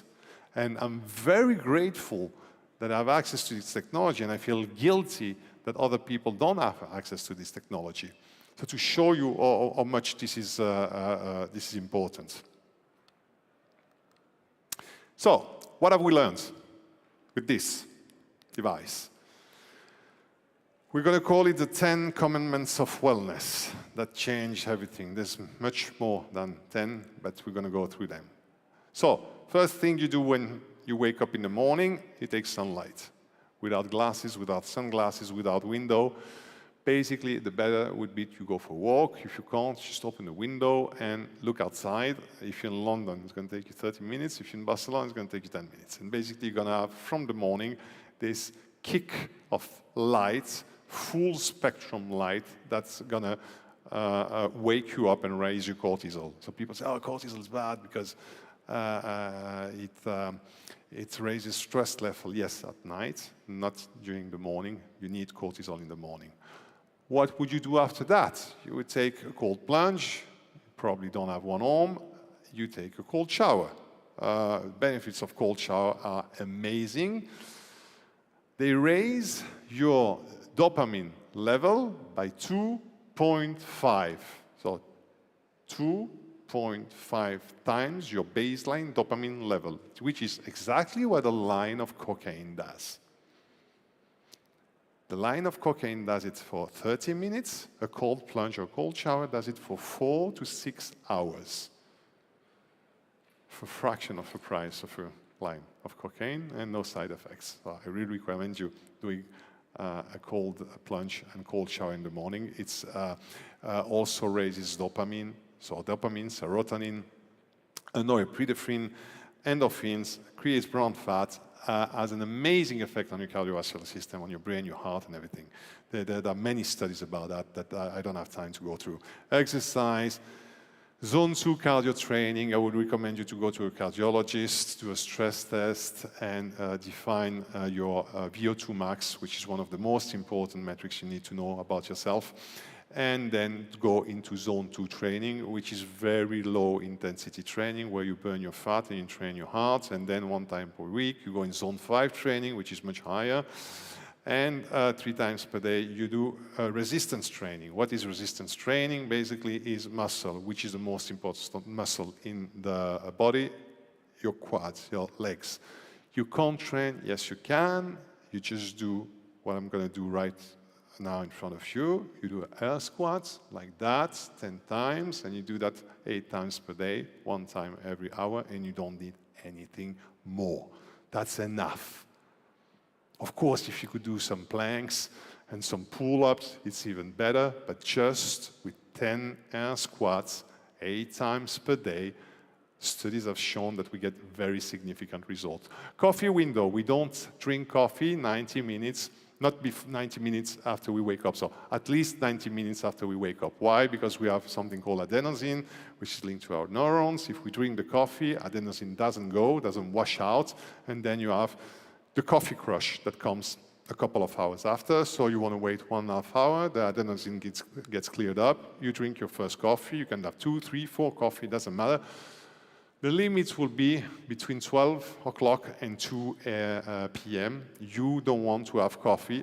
Coffee has a half-life of 10 hours. So basically, let's say you're going to go to bed at between 10 p.m. and midnight, you want to have cleared half of the coffee that you have drank during this period of time. It's very important because you can fall asleep and the coffee is still active in your brain, which means that your sleep structure is affected. We've seen it on the app. We can see, or you have less deep sleep if you have drunk coffee in the afternoon, and even if you fell asleep very quickly. It's not just what you feel about it. Yeah, I just fall asleep. No. It does affect your sleep structure. Food and fasting. You need to eat 70% of your calories before 3 p.m. So you eat in the morning. That's where you have the best insulin resistance. And then at the end of the day, you have a light meal, and preferably at least 4 hours before you go to bed. And we've tested that many times. If you eat 1 hour before you go to bed, your heart rate variability is going to plummet down. Your heart rate is going to go up. Do that. That's one of the best hacks, actually, is not eating at least 4 hours before you go to bed. Move hourly. If you do exercise every day, everything we said, if you've been sitting all day, it doesn't work. So I'm going to take the same example as before. So what you do, stay hydrated. You sip water. So you don't have this big, you don't drink a lot of water. You just sip water during all day. Every hour you go to pee, so you stand up. You go to the toilets. You do your 10 squats. And you go back to your seat. It's going to take you 5 minutes. All right? Stay hydrated. We said it's very important. Dim light at night. Light is like cocaine at night. So light, if possible, non-flickering. So no LED lights, no fluo light. We want incandescent lights. We want red lights. We want low light. Not strong lights or dim light. We don't want it coming from above. It has to come from under the eyes here or even down there. You can use candles, wax candles, not chemical candles, not scented candles. Or you can just have no light in the house, and if you have windows, the light comes from inside. You want to watch something, don't use your phone, because even if it's small, it's close to your eyes, so it's a lot of surface that's close to your eyes. You put your TV, you dim the light to the lowest point. Even if you don't see anything, after 10, 20 minutes, you're going to be able to see. You can put even these orange glasses, and you watch it with dim lights. No alcohol, not even 1 glass of wine per week. I know, this is a very hard one. 1 glass of wine per week lowers your level of baseline of dopamine, okay? So, I know how to say it differently, but alcohol is a no-go. There's no safe consumption of alcohol. It's very, very hard to get there, but we also have seen it. Just 1 glass of wine, even 2 hours before you go to bed, but it's better than just before you go to bed, fucks up your sleep, okay? If I have to give you a little bonus, I would say buy eyelid. You don't want light to get into your eyes. There's test that has been done. You put people into a bed, they have lights on, and they say, I've slept very well, and we look at their data, heart rate high, heart rate variability down. You have the feeling you slept well, and you didn't. And that's why this thing is very important, because you don't know. You think you had a good night of sleep, you think you recovered, and actually your heart rate is high, your HRV is low, your sleep stages are horrible, and you just don't know it. And it's the same thing when you arrive at the office and people look at your face and say, oh, you look really bad today. So, oh, I don't feel bad. You go look at yourself in the mirror, you look bad. Or the opposite, oh, you look really good today. I don't know. I've heard that so many times. I'm not able to auto-assess myself. We have so little time left. The Invisible Earth Tax conferences are a necessary evil, but they kill us. So the flights, pollution within a plane where you have 200, 250 people together, and this air is recycled. You see people wearing masks in a plane. I was laughing when I was watching them. I don't laugh anymore. Planes makes you sick. Low pressure in the plane, makes you sick. I won't explain why the low pressure, I don't have time anymore. Then crowds, when we get into this environment, okay, this is a big space, but in smaller space, thousands of people, we have biological bodies, and these biological bodies, they carry bacteria and viruses, and we speak in front of each other, and without noticing, we spit in the face of each other when we're sitting around the table and we share meals and drinks, we spit in each other plates and drinks. I've seen it with strong lights above the table. It's disgusting, and that's how you get sick. So zinc and vitamin C always with you, and you take zinc and vitamin C while you're in a conference. Alcohol, forget about alcohol, organ damage, sleep damage, immunity damage, jet lag, circadian damage. We have an experiment 2 times per year. We have a clock change, winter time, summer time, 25 increase of heart attack in the weeks following the 1 hour change. Just 1 hour. So imagine when you fly to Brazil or the country where it's 4, 5, 6 hour jet lag, how it impacts your body. You need weeks to recover from that. So you need to be aware of that. And you need to do everything you can to mitigate that. And now, just this video. And the winner is Elia. Hi, everybody. First of all, I'm very happy to be here with you tonight in our hometown, Barcelona. I'm very, very proud that Alia win this award because as the lady before from Digitent said very rightfully, I think it's one of the most important awards. And we said several times that our employees are more important to us than our customers. And I don't disvalue our customers. I value our customers a lot, and I value our providers also, but our employees are the most important. They're the tribe, and they're the people in whom we invest the most. So this award is very, very important part. Thank you to the judges. Thank you to the AGA. Thank you very much.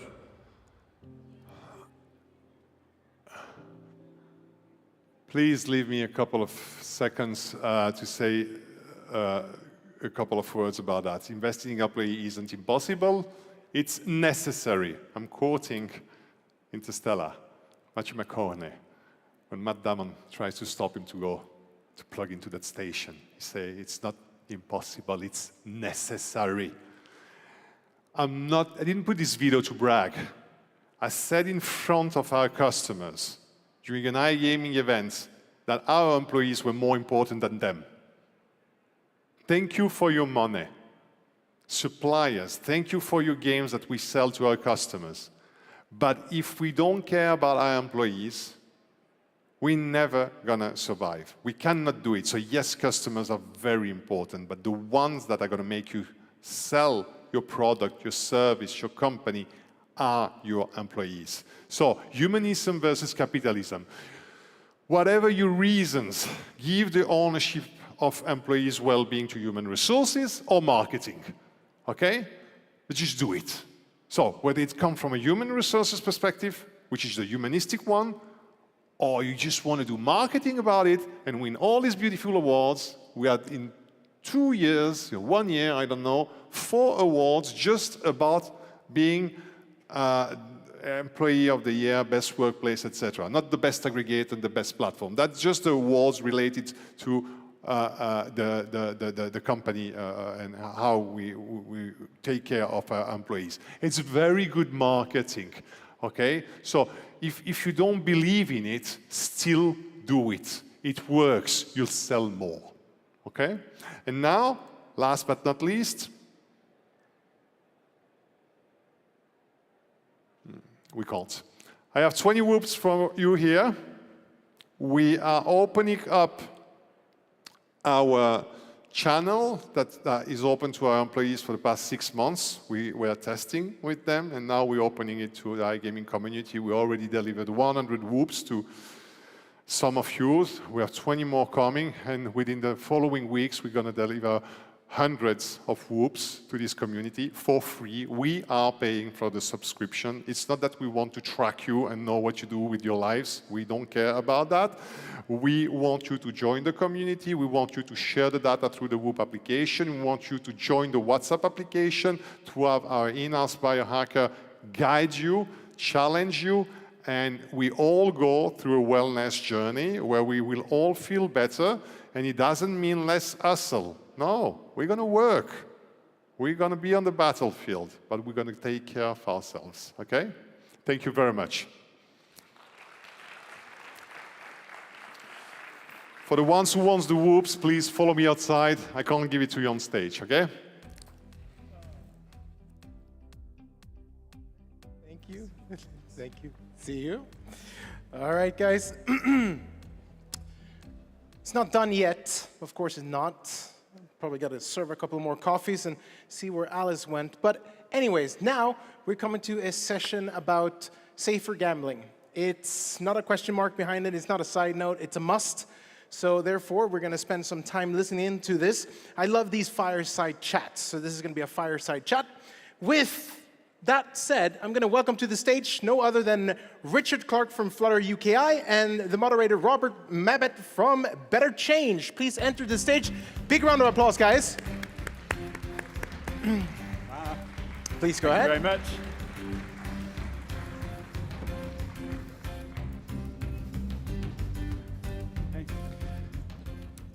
Wow. Good afternoon, everyone. Good afternoon, Valletta. I don't know about you, but before we start, how good was the chess? That was incredible. It was gripping. You're a fan, Richard, of the chess yourself. How did you find that? I think Magnus is a bit of a rock star, so I was in awe, sat watching him blindfolded doing his thing. I've got to say, I feel like I should be laid down on this sofa though, in therapy. Oh, no, we will go gentle. So everybody, welcome. We're going to talk about safer gambling. Safer gambling has been a fundamental part of our business, whether it's been in its early starts as part of the compliance function. We might talk about when it was maybe sometimes business limiting, but also now the future and how we can take real ownership of safer gambling and promote positive play and help it really power our businesses. So I'm really delighted to welcome Richard Clark, Managing Director of Customer Product at Flutter UK and Ireland. So welcome, Richard. Thank you. And I'd like to start basically by asking what brought you to the world of gambling and your background with Flutter UK and Ireland? Yeah, sure. It's an absolute pleasure to be here. So what a wonderful venue for a talk. I joined Flutter back in 2017, and prior to that, I'd been working in the telco industry for about 17 years. So bringing a lot of experience around transformation and operations into the business. But actually, Flutter wasn't Flutter when I first joined. I joined during the sort of Paddy Power Betfair merger days, and I think back to that time and think about safer gambling. I think I could probably count on two hands the number of people that were involved in supporting safer gambling. So I think a lot has changed even in my sort of 8 years in the business. Just a little bit on my role. So Flutter UKI, for anyone that's not familiar, our sort of main brands, Paddy Power, Betfair, Sky Betting and Gaming, PokerStars and Tombola. I lead customer product, which includes a whole variety of exciting things like registration, verification, payments. But in terms of today's conversation, the sort of most important part of that is I lead our Safer Gambling tribe, which is around 400 people that are all sort of pulling in the same direction, trying to improve our customers' experience with gambling. We'll come to that in a moment because there's a real significance in what you've said. And I know that earlier today, Pierre did a show of hands of who was here sort of pre-2020 at the early shows and now. Back in those days, you were saying it was just a couple of pairs of hands, and now you have tribes and hundreds of people, and we'll touch on that. But first and foremost, Flutter as a business, safer gambling itself has evolved at pace since 2017 when you joined. But you've got a number of brands: PokerStars, Sky Betting and Gaming, Paddy Power, Betfair, Tombola, and they've all been pioneers of safer gambling in their own way. How do you use that influence from the different brands and the different consumers, but bring that all together under the Flutter umbrella? It's a great question. I think it's important to say, first of all, that all of those brands in their own right have always been doing very exciting, kind of fairly leading things on the topic of safer gambling. But we definitely, as a business, made a fairly conscious choice around 2021 to sort of bring all of that together into a single safer gambling strategy. We call it our Play Well strategy. And one of the benefits of operating in a sort of multi-brand portfolio model is that we get the benefits of having a single strategy, a set of principles that we can all apply, a single set of metrics, guiding principles and strategies, great. But we've also got the flexibility to deploy individual experiences across those brands as well. And that's really important because the needs of a Tombola customer are very different from the needs of a Betfair customer. But the sort of flip side of that is that we get to experiment at pace then. So working together individually but as a joined up group means that one brand can run an experiment and the other brands learn from that experience as well. And it's something, if you listen to anybody from Flutter talk, we talk about our Flutter Edge. And what we mean by Flutter Edge is it's the combination of assets that are our advantage in the market. So whether that's having the best technology, the most talented people, a scale of data that our businesses bring together, or even just our purchasing power, all of that is a sort of an advantage that we apply. And we definitely talk about safer gambling as being a Flutter Edge capability. And it's something that everyone in our business is motivated to get behind and drive. It's not the job of a handful of people. Like, it's part of our strategy, it's part of our culture, and we take it very, very seriously. Oh, excellent. And there clearly is a strong culture of safer gambling at Flutter. I mean, if you'll allow me, a personal experience I had when I first started in the betting industry, I signed up to Sky Betting and Gaming. It was so that I could learn my trade. I learned how horse racing worked and such. And when I signed up, I got a phone call from an operator at Sky Betting and Gaming, and we had a real long talk about Formula One and what I was going to do with my free £5 bet. And it was a great conversation. It was what I would class now as a really good interaction at onboarding. Learned a little bit about how I was going to play and what I enjoyed. And that, for me, I didn't look for another site to sort of bet on. I constantly used Sky Betting and Gaming whilst I was learning my trade for a few years while I was working in bookmakers. I actually applied for 2 jobs with Sky Betting and Gaming in that time as well, but I didn't get them, but never mind. But you mentioned it about being an edge and about being positive for your business. And there are a number of ways in which we can talk about safer gambling. We can talk about player protection. We can talk about responsible gambling. We can talk about positive play and empowering it. A little bit, Richard, on your philosophy around safer gambling and how we should be promoting that to our players. Yeah, I think our philosophy really is summarised best as we want to create an environment where all of our customers can place a bet or can play a game in a safe and sustainable and positive way. Really what we're trying to do is generate a base of customers that are sustainable for us in the long term. That's really the goal. Obviously, it's important that those customers that are at risk of any kind of harm, we apply the appropriate levels of attention to those customers as well. But it's much, much more than that. Actually, if you think back to where we started in the industry, I think if you go back a few years, the narrative would have been about identifying risk, looking at markers of harm. And I think that's created a little bit of a notion that safer gambling is just for customers that are at risk. And we don't believe that. We believe that safer gambling is part of every aspect of our product. And it's something that we want to make sure that customers sort of feel is very natural, always on, all of the time. And that's why we sort of take it so seriously. And you're showing you're working out with that. So what we're talking about here is safer gambling as gambling safer. When I was in the industry, I left sort of the action, so to say, in 2018. A very small percentage of our customers used voluntary safer gambling tools. There were some mandatory tools on limits, time spent, but very few people used voluntary ones, which have been scientifically proven to stick more. Part of your play well strategy is to increase this significantly, and you're well on the way to doing that. Yeah, so our play well strategy includes a set of metrics that the whole company gets behind. So the play well tools are basically a collection of safer gambling tools that we want our customers to use that encourage more positive play. So things like deposit limits, profit and loss tools, time-based tools. All of those are behaviors that we want customers to sort of be in more control. So we set ourselves a goal a couple of years ago to have 75% of our base of customers globally, not just in the UK, globally, to be actively using one of those play well tools by 2030. And in the UK business, I'm really proud that we're already at 57% of our base of customers. If I go back to what I said a second ago, a few years ago, as you mentioned, those tools would have been associated with at-risk players because that's when they would have been encouraged to be used. What we're now saying is that all customers should be using those tools at all times because it's a positive behavior that we want to encourage. So we're well on the way to achieving that goal. And I would probably add that it's not just a goal of like a small number of people in the business. That play well tool target is baked into as an incentive into all of our bonus metrics across the whole company. So that drives a behavior of the whole business wanting to achieve that kind of level of positive play. And some of our best examples of things that have added value to customers' lives have come from outside of that safer gambling tribe, actually. And my favorite example from earlier this year came from one of our commercial teams, and we ran a campaign to promote play well tool usage. And we gave away a 1-week gym membership in exchange for customers adopting one of those tools.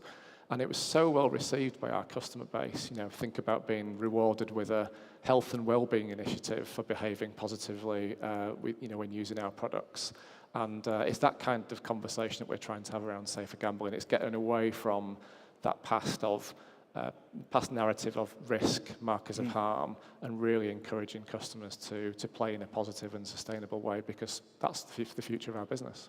But it's also to move away, it sounds like, as safer gambling or play well, positive play strategies as not being a cost to the business anymore, where it was maybe seen as business restrictive. I think it's fair to say now, Flutter sees safer gambling as a massive investment in the teams. You've just said everyone in your organization has an incentive to promote playing well and safer gambling. Yeah, I mean, it definitely is an investment, but a smart investment, I would say. Sure. If I just reflect on what I said at the start, so when I joined, a couple of hands of people involved in safer gambling, we've now got a safer gambling tribe of over 400 people, and that's covering operations, product, technology, data science, research, strategy.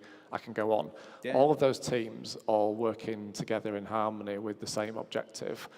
It absolutely has a cost to it, and a large cost to it, but we believe that investment is what's creating that long-term sustainable future for Flutter as a business.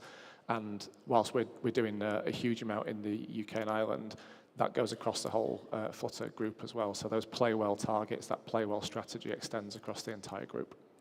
I mean, I left the front line of the gambling industry and moved into the safer gambling space for, in the third sector and worked there. And that was actually quite the dominant voice, sort of pre-2020, where there was a number of people championing safer gambling practices or campaigning for gambling reform. I mean, I can't see everyone brilliantly here, but I mean, just a very brief show of hands. Who here has safer gambling as part of their role day to day in the gambling industry?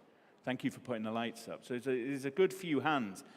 That wouldn't have been many people a few years ago, and I think it's really pivotal now that you're talking about 400 to 500, you're one operator, obviously a very sizable operator, but there are thousands of people out there now employed in gambling, promoting safer gambling day in, day out as part of that role. That's got to be a positive thing and something that we should harness as a collective knowledge. Absolutely. So that's sort of the origins and where we're at to. Where does safer gambling begin for Flutter? At what point do we need to deploy positive play, safer gambling tactics and strategies? That's a really easy question to answer because it's everywhere, and that's the truth of the matter. Is if you look at what customers are looking at from a consideration point of view, trust is a really important consideration when choosing which operator to spend their money with.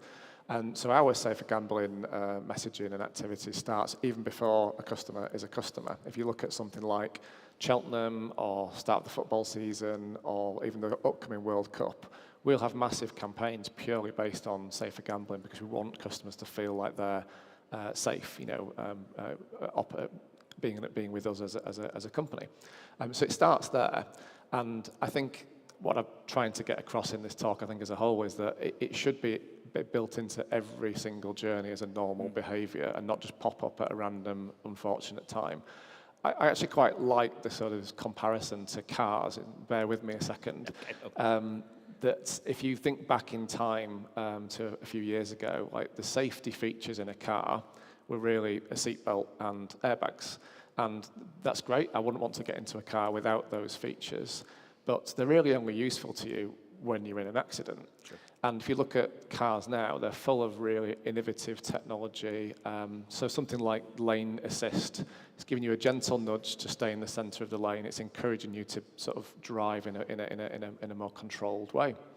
If you try and change lanes, you might get a warning if there's a car there, or it might even stop you from changing lanes. My actual recent car that I got this year has got this really fancy sensor that can tell where my eyeballs are looking and how much attention I've got on the road. And it gives me a bit of a nudge if I'm not paying attention and the kids are distracting me over here. So all of those things, there's parallels to what's happening in the safer gambling space. We've come from a world where safer gambling was seatbelts and airbags. Sure. And we're now in a world where we're trying to gently nudge customers very early on and make that an always-on kind of feature. And in order to sort of power that, you're really talking about leveraging all of the data and insights that we have about our customers. And it's a really personal thing. What you need as a customer is really different from what I need as a customer, and that changes from moments in time to moments in time. So that's really, when we say, where does safer gambling start, it doesn't start and it doesn't end. It's threaded through our entire product experience in the same way that if you get in a car, all of that technology is throughout the experience. So we're talking about, instead of it being a just in case, it's an always on, things that provide little nudges. There was actually a panel earlier, they asked the question around ChatGPT and whether you sort of said please or thank you once they generated a picture or helped you with an article or a piece of writing. I must admit, I've got that technology in my car about the lanes, and I've actually had arguments with my car that I am in the damn lane, I am in the middle of the lane. In terms of your customers, do they recognize those nudges? Do they see that? I mean, are you getting feedback from your customers around safer gambling initiatives?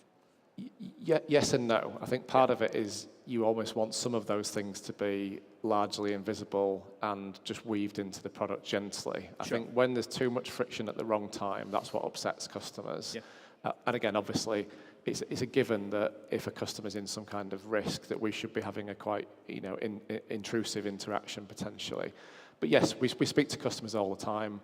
We experiment with those experiences all the time as well and try different things to see what has the biggest impact on customers' behavior and nudges them in the right direction. And that's, again, the power of having multiple brands to try different things with different companies. I ask that question because sometimes friction is unavoidable because it's part of regulation. And despite best intentions, can regulation, and in particular potentially over-regulation, cause unintended consequences that disrupt your safer gambling ethos and strategy, that disrupt what you're trying to do because you have to do?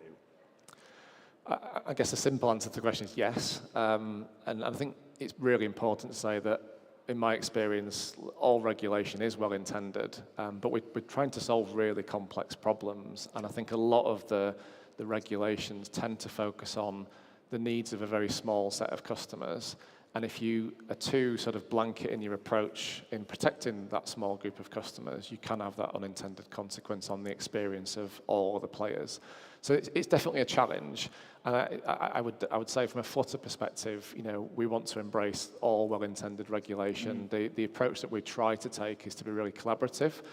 We're very transparent. We're happy to share all of our data, everything we know, everything we've learnt, everything we've tried with regulators. And we have some really positive conversations that help shape regulations. I think as an industry, that's a role that we really need to play is, not just wait for regulations and then complain about them, but try and lead the way and set the standards that become regulation. There are a couple of really good examples that I would kind of point to, and maybe the first one is in the UK, financial vulnerability checks became a regulatory requirement earlier on this year. Yeah. We actually started doing that in 2021, not because it was a regulatory requirement, because we felt it was the right thing to do. And if you look at what that capability gives you, third-party data that allows us to check whether a customer is financially vulnerable or not financially vulnerable in a way that's very low friction for the customer. As in no friction for the customer, they don't know it's happening. If we can get that data, if that data is accurate and it gives us good, usable insights, there's no real argument for not using that data. So that's why we deployed that solution back in 2021, because it allowed us to take a really personalized approach so that customers that really need that attention get exactly the right attention. And ultimately, that ended up as a regulatory requirement, which we would welcome. It raises the standards for everybody. It's smart. It works. We've got no complaints with that at all.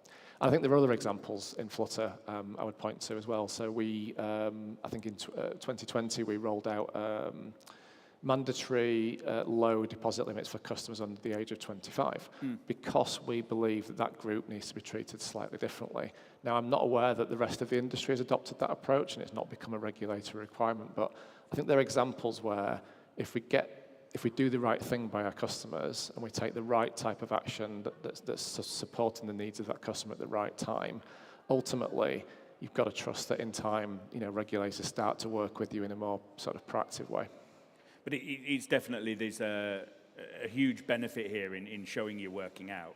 And, you're here on the leadership stage, and I think this is something Flutter want to promote in the future, is that this is actually an industry-wide thing. This isn't us gaining business advantage, holding on to customers, or trying to gain market share through safer gambling. This is about sharing best practice so that we're not sitting waiting for regulation just to be inflicted upon us. This is about actually trying to lead that. Your customers, your data. Absolutely. And you have to believe as markets mature that if industry isn't taking that step, it will be pushed upon us in a way that's maybe not as smart and well thought out as we would maybe choose to do ourselves. So yeah. I think we've got to try and take a collaborative approach on this stuff. And that's not to say that, as you said at the start of the question, there can be unintended consequences of some of the regulations, and we have to work through that. Well, it goes beyond the operators as well. When I joined, I went to work in gambling addiction treatment. I spent 5 years, and it was an amazing experience. But working with some of the most severely affected gamblers in the UK. Now, according to gambling surveys, we have around 44% of people gambling in the UK. We're looking at 26 to 30 million people. The amount of those people who actually needed the Tier 4 immersive residential treatment was around 400 to 500 per year. So very, very small percentage, although obviously very, very important. If we're putting in parameters, blanket measures, even assessments, the problem gambling severity index scores at very low levels, we're changing that 400 to 500 pool of people we really need to focus resource and attention on into a pool of maybe tens of thousands. And that's not beneficial. We talk of right person, right place, right time, right interaction. Where actually we've got a needle here and we're dumping a huge haystack. So it's not just consequences for the operator. This actually reaches right across the spectrum of gambling harm. Yeah, you're absolutely right. I think that is the risk of taking too broad an approach and not being targeted enough. So we talk about you incentivize safer gambling. Your numbers are clearly increasing. We're seeing more and more interactions. We're seeing more people using safer gambling tools. How are we measuring success? How are we measuring the quality of those interactions and the impact and the outcomes? This is a really hard question to answer and one that we still wrestle with. I think the simplest way to summarize how we go about doing things is that we're trying to measure a reduction in the risk in our customer base, both overall and also in the period of time following some kind of intervention, whether that's a nudge or a shove or a stop. We're trying to measure what happens afterwards and make sure that we've had a positive impact on that customer's behavior, whether it's small or large. We do that through taking all of our modeling data that actually wraps up into a risk score for each individual customer on an individual day. We should see that score reduce after some kind of interaction's taken place. We also measure the kind of specific behaviors that are present with that customer in that period afterwards as well. So did they add a tool? Are they spending less? If we're worried about how much time they're spending, does time go down? So we're measuring all of those aspects of their behavior, looking for an increase in positive play. We also look at things like our predictive models that are looking at risk of future self-exclusion. Does that risk reduce post that interaction? I think the final couple of things I would point to is we also survey our base on a regular basis. So we do our own PGSI survey, we do our own positive play scale survey that goes out on a regular basis. It gives us a read on what we're seeing within the customer base. And all of that adds up to a picture around increasing sustainability if we're doing our job well. And obviously where we learn that an action's not effective, we feed that back in and adjust our approach and learn accordingly. It's not a simple problem to solve. No, for sure. And you obviously have a huge and diverse customer base over a number of different gambling verticals, a number of different products, styles, speed, volatility. I'm going to ask you this. It puts you on the spot a little bit, but it's a tough question. With all of that evaluation and all of the tools, is there anything in particular that seems to be working well? Is it interactions or is it the implementation of tools? I think what I've noticed evolve a lot in the last couple of years is the refinement of data science and AI, and what that's allowing us to do to get really specific and targeted with the models that we're now running, and how you combine those models together. If you take something like our positive play model, it's actually 4 models made up of the attributes beneath it, and it's trained on our positive play survey data from our entire base. So I think that the modeling, the targeting, that's probably the area that's kind of been the biggest success over the last couple of years. And I would add that we've invested quite heavily in what we call our next-gen customer safety platform, and that's what's allowing us to bring all of this immense amount of data together and combine the outputs of our own models, the third-party data, and make that really specific, personalized decision around what's the next best thing to do with every customer at every moment in time. So predictive models, the use of technology, and that kind of takes us to where this conversation should go, which is the evolution of safer gambling and what the future looks like. You have you've gone public with a positive impact strategy, and we'll come on to a few things just outside of perhaps what people see as the safer gambling bubble. But first of all, in terms of player protection, the predictive models, the use of AI, keeping players safe, promoting sustainable income and positive play, what is the future looking like? What are the next sort of steps in the future evolution of safer gambling? I mean, the future for us is just a continuation of the journey that we've been on the last few years. So it's taking everything we know about a customer and making really smart choices around what's needed in that particular moment in time. To do that, there's a huge amount of work required to build that model, to create like orchestration engines. It's definitely a big technology project. And I just liken it back to that car example from earlier. Sure. We should just imagine in safer gambling more and more technology that's designed to keep the customer, in the lane that we're looking for, the behavior that we're looking for. And ultimately that leads to less customers needing the high levels of friction that we were used to in the past. That has a place, as I said earlier. Like we need the airbags and the seatbelts. They should always be there. You just don't want to ever use them. So that's where I think we're going. It's always on, focused on positive play, focused on encouraging positive play, but making sure that everyone can enjoy their time with our brands in as safe a way as possible. We to follow up on the car analogy. I mean, even if you look at Formula One, and I know for those of you who were here last year, we had a really excellent panel with the Haas F1 team. If you look at sort of regulation as the size of the engine, every now and again someone's going to come along and go, no, less.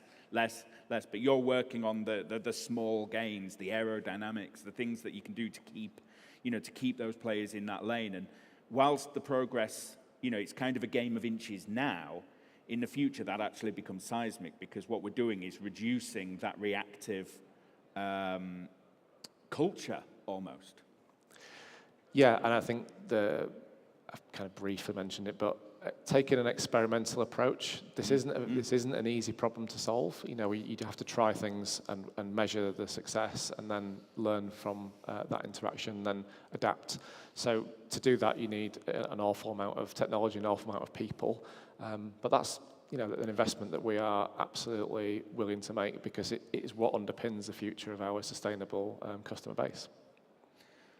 We've got a little bit of time left, Richard, and I'm really pleased, because I wanted to talk about sort of the evolution of safer gambling as that singular function to your positive impact strategy at Flutter and kind of the four arms on it. Obviously, you have the environmental impact as a responsible company. You need to adhere to that, but you're looking at improving diversity in your organization. So all of these things, these strategies, we need to get good people in the door. In the gambling industry, and you're looking at increasing diversity, obviously training and educating people and getting those cultures installed early is important, and you're working on that at Flutter. Yeah, I mean, there's a whole range of things that we're doing, but I would say that a really important part of it, is safer gambling, actually, because if I think about something we've had a huge success with this year, we underestimated how much sharing the message internally would add value. So we've been running these immersion sessions with our teams to get them to know everything that we do in customer safety. And one of the things that always strikes me is whenever people come into Flutter and look at what we do, they're absolutely amazed by the lengths that we go to. But we've not done a very good job at shouting about it. We've always been a little bit nervous, and because of the narrative externally is challenging. I think we'll see that change in the near future. We're much more confident about shouting about the things that we're doing, and those immersion sessions that we've run so successfully internally, we're probably going to be running those externally. But back to your point, that creates trust internally. It attracts talent to the business, and it attracts diversity of thought and experience as well. So all really important things. I'm really proud to work in the gambling industry. I think it's a great industry, and you're right, sometimes not shouting about it, not portraying, actually, this is a really good career, and we do a lot around safer gambling, maybe goes against public perception. I mean, we don't need to have a show of hands, but I'm sure everyone here at the next Summit Valletta's having a damn good time. It's a great industry to work in, and obviously there's great career potential, for people who want to join. So I think it's really important to fly that flag. But let's talk about the final strand of the positive play. Of the positive impact plan. We talked about play well. We've talked about your environmental impact and equality, but do more. In terms of getting that message out there, sometimes sports sponsorship, where brand is placed, can kind of be much maligned, maybe because of the perception. Flutter have had some big, sponsorships. Obviously, the English football, the Sky Bet Championship, and League 1 and 2. The darts with Paddy Power. We've got a couple of minutes left. Talk a little bit about the positive impact of your advertising and sponsorship. Yeah, I think we've got some fantastic examples that I'm really, really proud of. So if I think about our relationship between Sky Bet and the Championship, so if you watch the football, I'm a Leeds fan, we've been in the Championship. If you look at the banner around the edge of the ground, there's a sort of Every Minute Matters campaign where it doesn't have our logo on it anywhere. It's a kind of heartbeat and a pulse and Every Minute Matters. And that campaign and how we're using our brand and our marketing budget is really to try and drive a positive impact. That particular campaign is about linking up with the British Heart Foundation and raising awareness of CPR. So I didn't know this before we ran this campaign, but 2,500 people in the UK suffer a cardiac arrest outside of hospital every month. And I was absolutely shocked that only 10% of people survive. And the limiting factor is not getting CPR quickly enough. And the reason that people don't get CPR quickly enough is that most people don't feel confident issuing CPR. So this campaign is raising awareness. It's linking anybody to have training on CPR through a digital app called Reviver. And I would absolutely recommend everybody takes a look. So if you Google Sky Bets Every Minute Matters, and I'll drop me a LinkedIn message and I'll send you a link myself. We've so far got 500,000 people to learn CPR. That literally translates to saved lives down the road. And that's a really good example of like how we're using our sponsorship to try and make a difference in one particular area with one brand. No, that's amazing, and that's a huge impact. So I think that deserves a great deal of credit, and also with the work you've been doing with the darts and with Paddy Power as well, and with. I mean, if we've got time, I'll mention that as well because it's another. Great big clock there. You've got a little bit of time. I've got a minute. So yeah, we sponsor the darts. Paddy Power sponsors the World Darts Championships, which is a 3-week event back end of the year. We were really lucky that Luke Littler was came to prominence the time that we started that sponsorship, and our campaign was to give £1,000 to Prostate Cancer UK for every 180 thrown during the tournament, and we ended up giving £1 million to that particular charity. Amazing. That's not the headline. The headline is that really what Prostate Cancer UK were interested in is our customer base is their difficult to target demographic. Men aged 30 to 50 are the most at-risk population. And the thing with prostate cancer is, and my dad had prostate cancer, and survived. If you get it early, it's very treatable, but because it has no symptoms, it's very difficult to catch it early. So our campaign, just in the first 3 weeks, 125,000 men completed prostate cancers, online risk assessment, and again, they can translate that to how many people found out they were at risk, how many people booked an appointment with their GP, how many people would then have got treatment that they wouldn't have otherwise had. And it's, again, a great example of what we're doing with our sponsorship is, yes, Paddy Power's in the lights at the darts, but actually behind that, there's an incredible movement about having a positive impact on our customer base. And that makes me really proud to work for Flutter. It makes all of our staff really proud. And hopefully it translates to our customers, trusting us to do the right thing on a whole host of topics. Brilliant. I think that deserves a round of applause. But before we get there, Richard Clark, Flutter UK and Ireland, thank you very much. Thank you. Thank you very much. Cheers.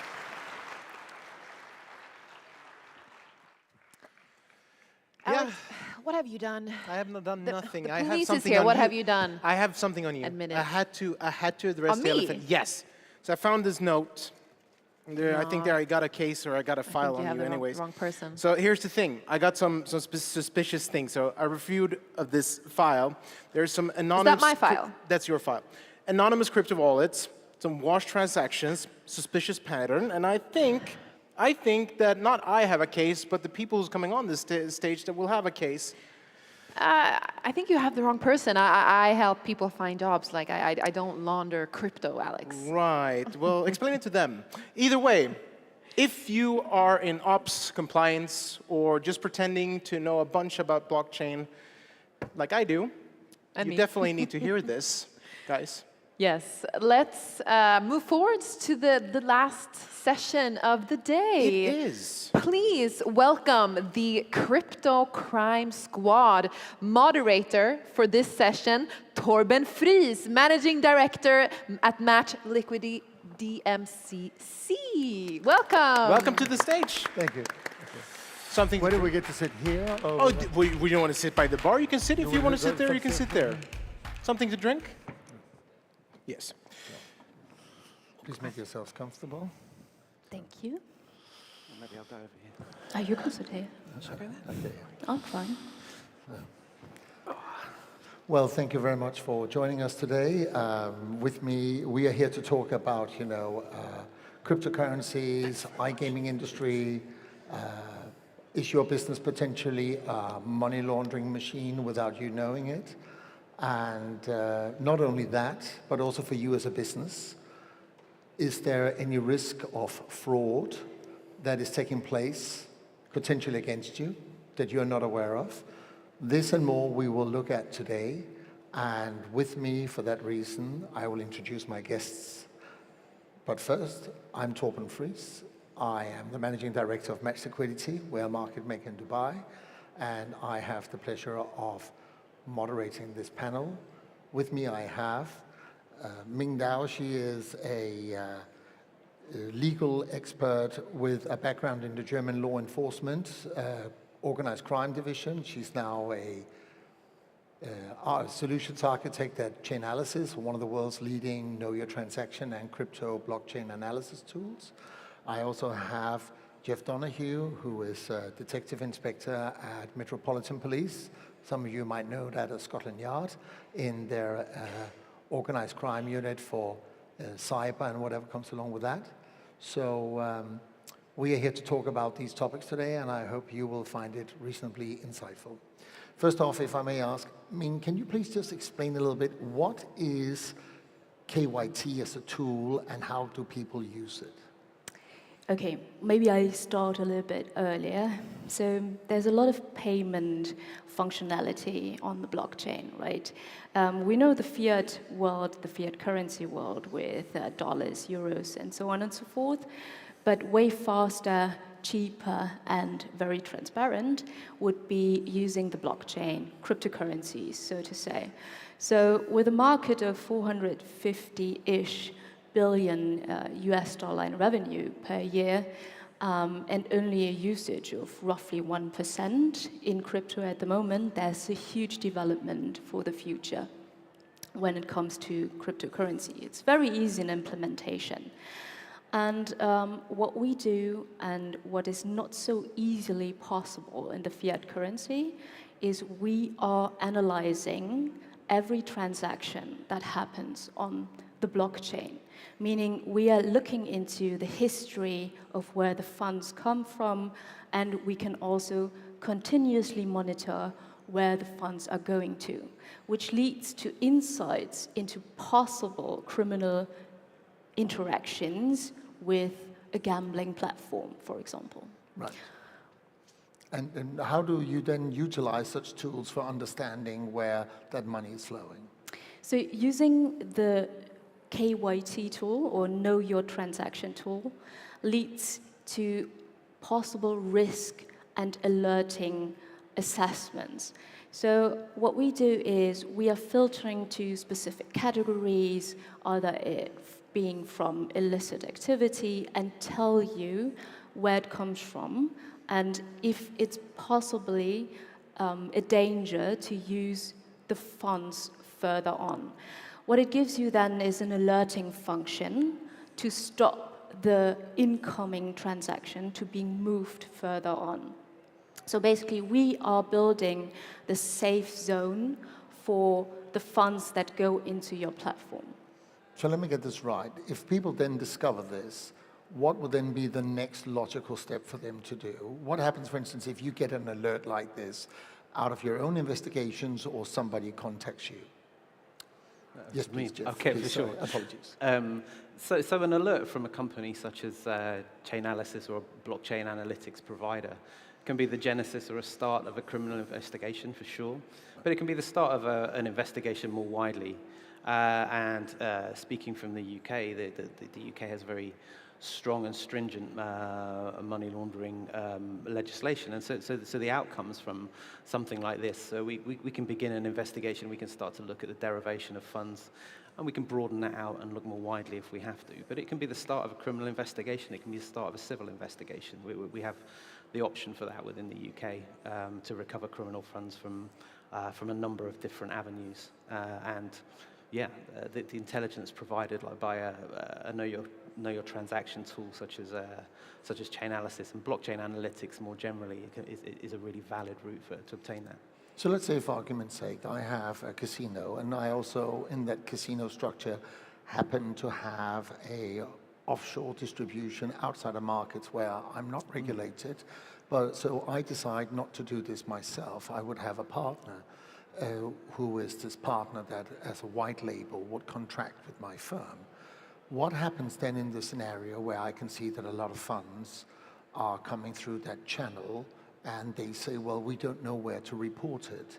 What should people do in such scenarios where they have a business unit which is perhaps not in an established jurisdiction, and they feel we need to take some sort of action here to elevate this up? Is there a more established regime for suspicious activity reports, or can you go back and report it to where it's originating from via crypto exchange? What is the method there? Yes, of course, and that's a really good question, and especially in relation to potentially businesses and firms that are domiciled in overseas jurisdictions. You're not covered by, for example, the money laundering regulations in the UK, or an established legal framework where there is an established reporting mechanism.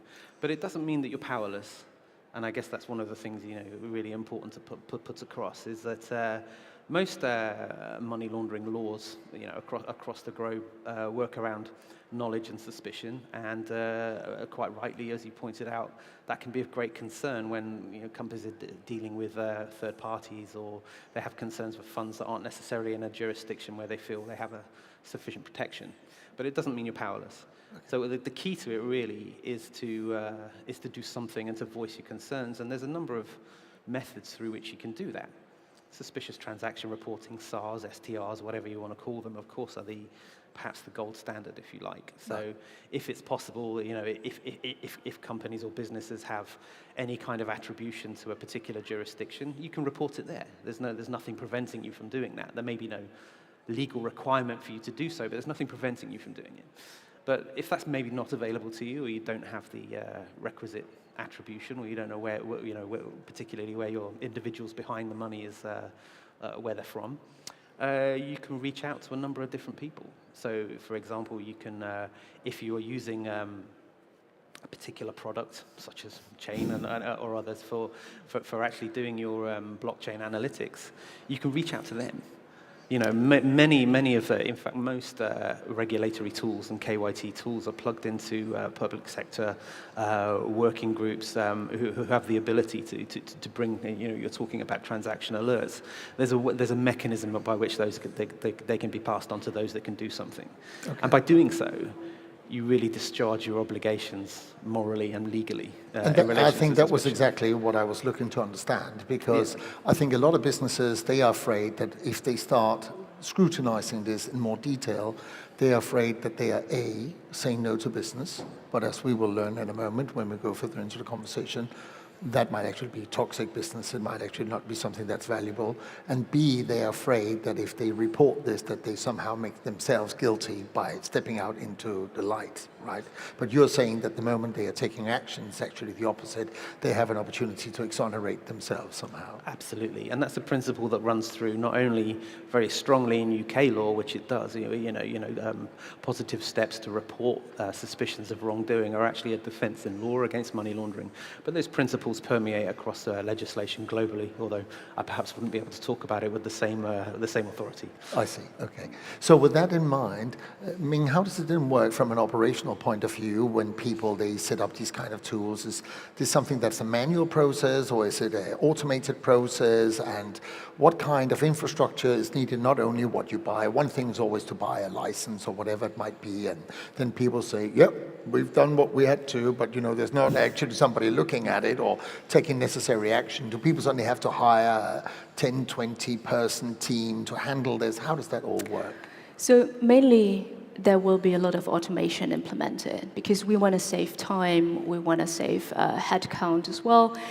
But in the end, you still need, for example, your fraud investigator, your compliance employee to have a look at the incoming transactions as well. Like, is it really a behavioristic kind of transaction that belongs to an organized crime structure? Or do we have maybe an organized group that want to rig specific games, for example, betting games or poker games, right? Those can be rigged quite easily, especially when we talk about online gaming. Everything is automated nowadays.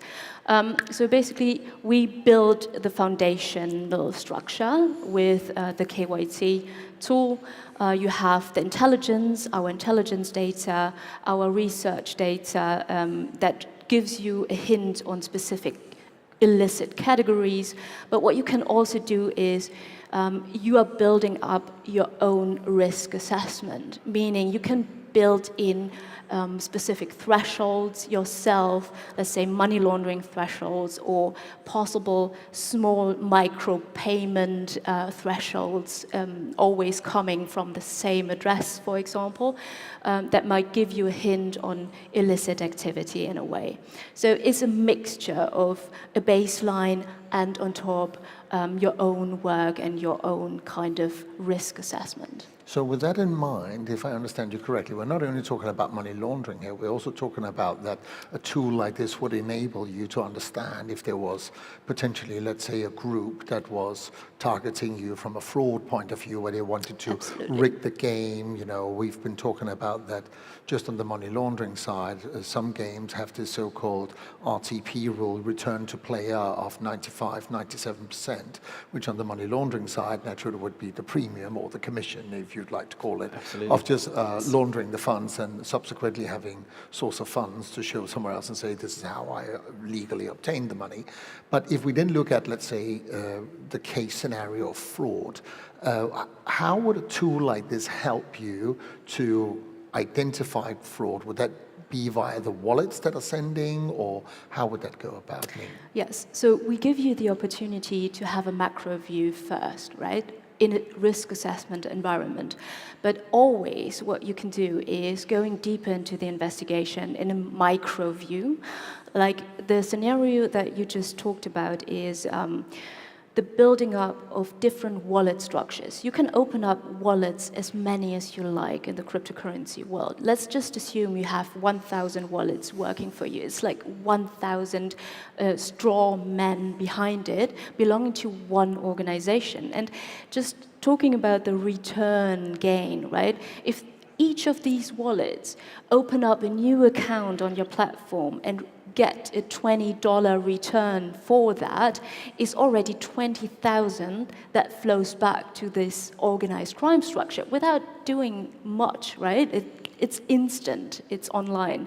So this kind of behaviorism you can very, very, very well look up with a tool, intelligence tool, yes. Okay, and how does it then work when this kind of stuff gets identified? If we're looking at some of the cases, Jeff, what have you seen over the last few years where there has been this kind of crypto crime investigations and prosecution that has led to successful convictions where you were able to use such tools? Because I think one of the things that decision makers are often worried about is, okay, we're going to be spending a lot of money on this, it's going to cause a lot of administration, there are going to be a lot of questions, but it might exonerate us partially, but you know, how much time are we going to spend on this, and will it lead to anything, or will there just come some letter from, let's say, the UK Crown Prosecution Service that, based on the matters of the fact, we are unfortunately not able to reach successful convictions, so we're closing the case here? You know? Yeah, no, and that again is a really good question, Torben. So let's start from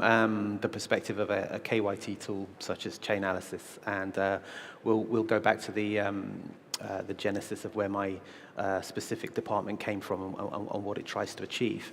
So for us, blockchain analytics tools really have two uses.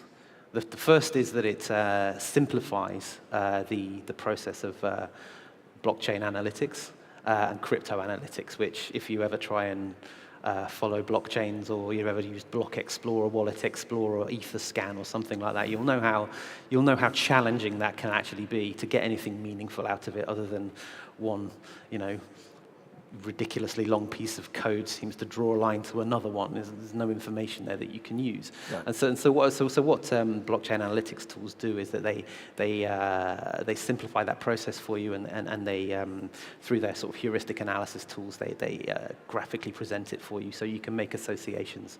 Really helpful. In fact, I go as far as to say it's more than really helpful. It's essential. Okay. The second part, of course, is what I would call blockchain intelligence, which the companies that have developed these analytical tools have created enormous data sets which add context to the blockchain for you. And they will be able to tell you, have I hit an exchange? Will that exchange have information? Have I hit a wallet that has exposure to the dark web, or CSAM material, child exploitation material, or potentially ransomware, or any of the massive red flags that any company, not just in the iGaming sphere, but any company receiving crypto would want to think twice about.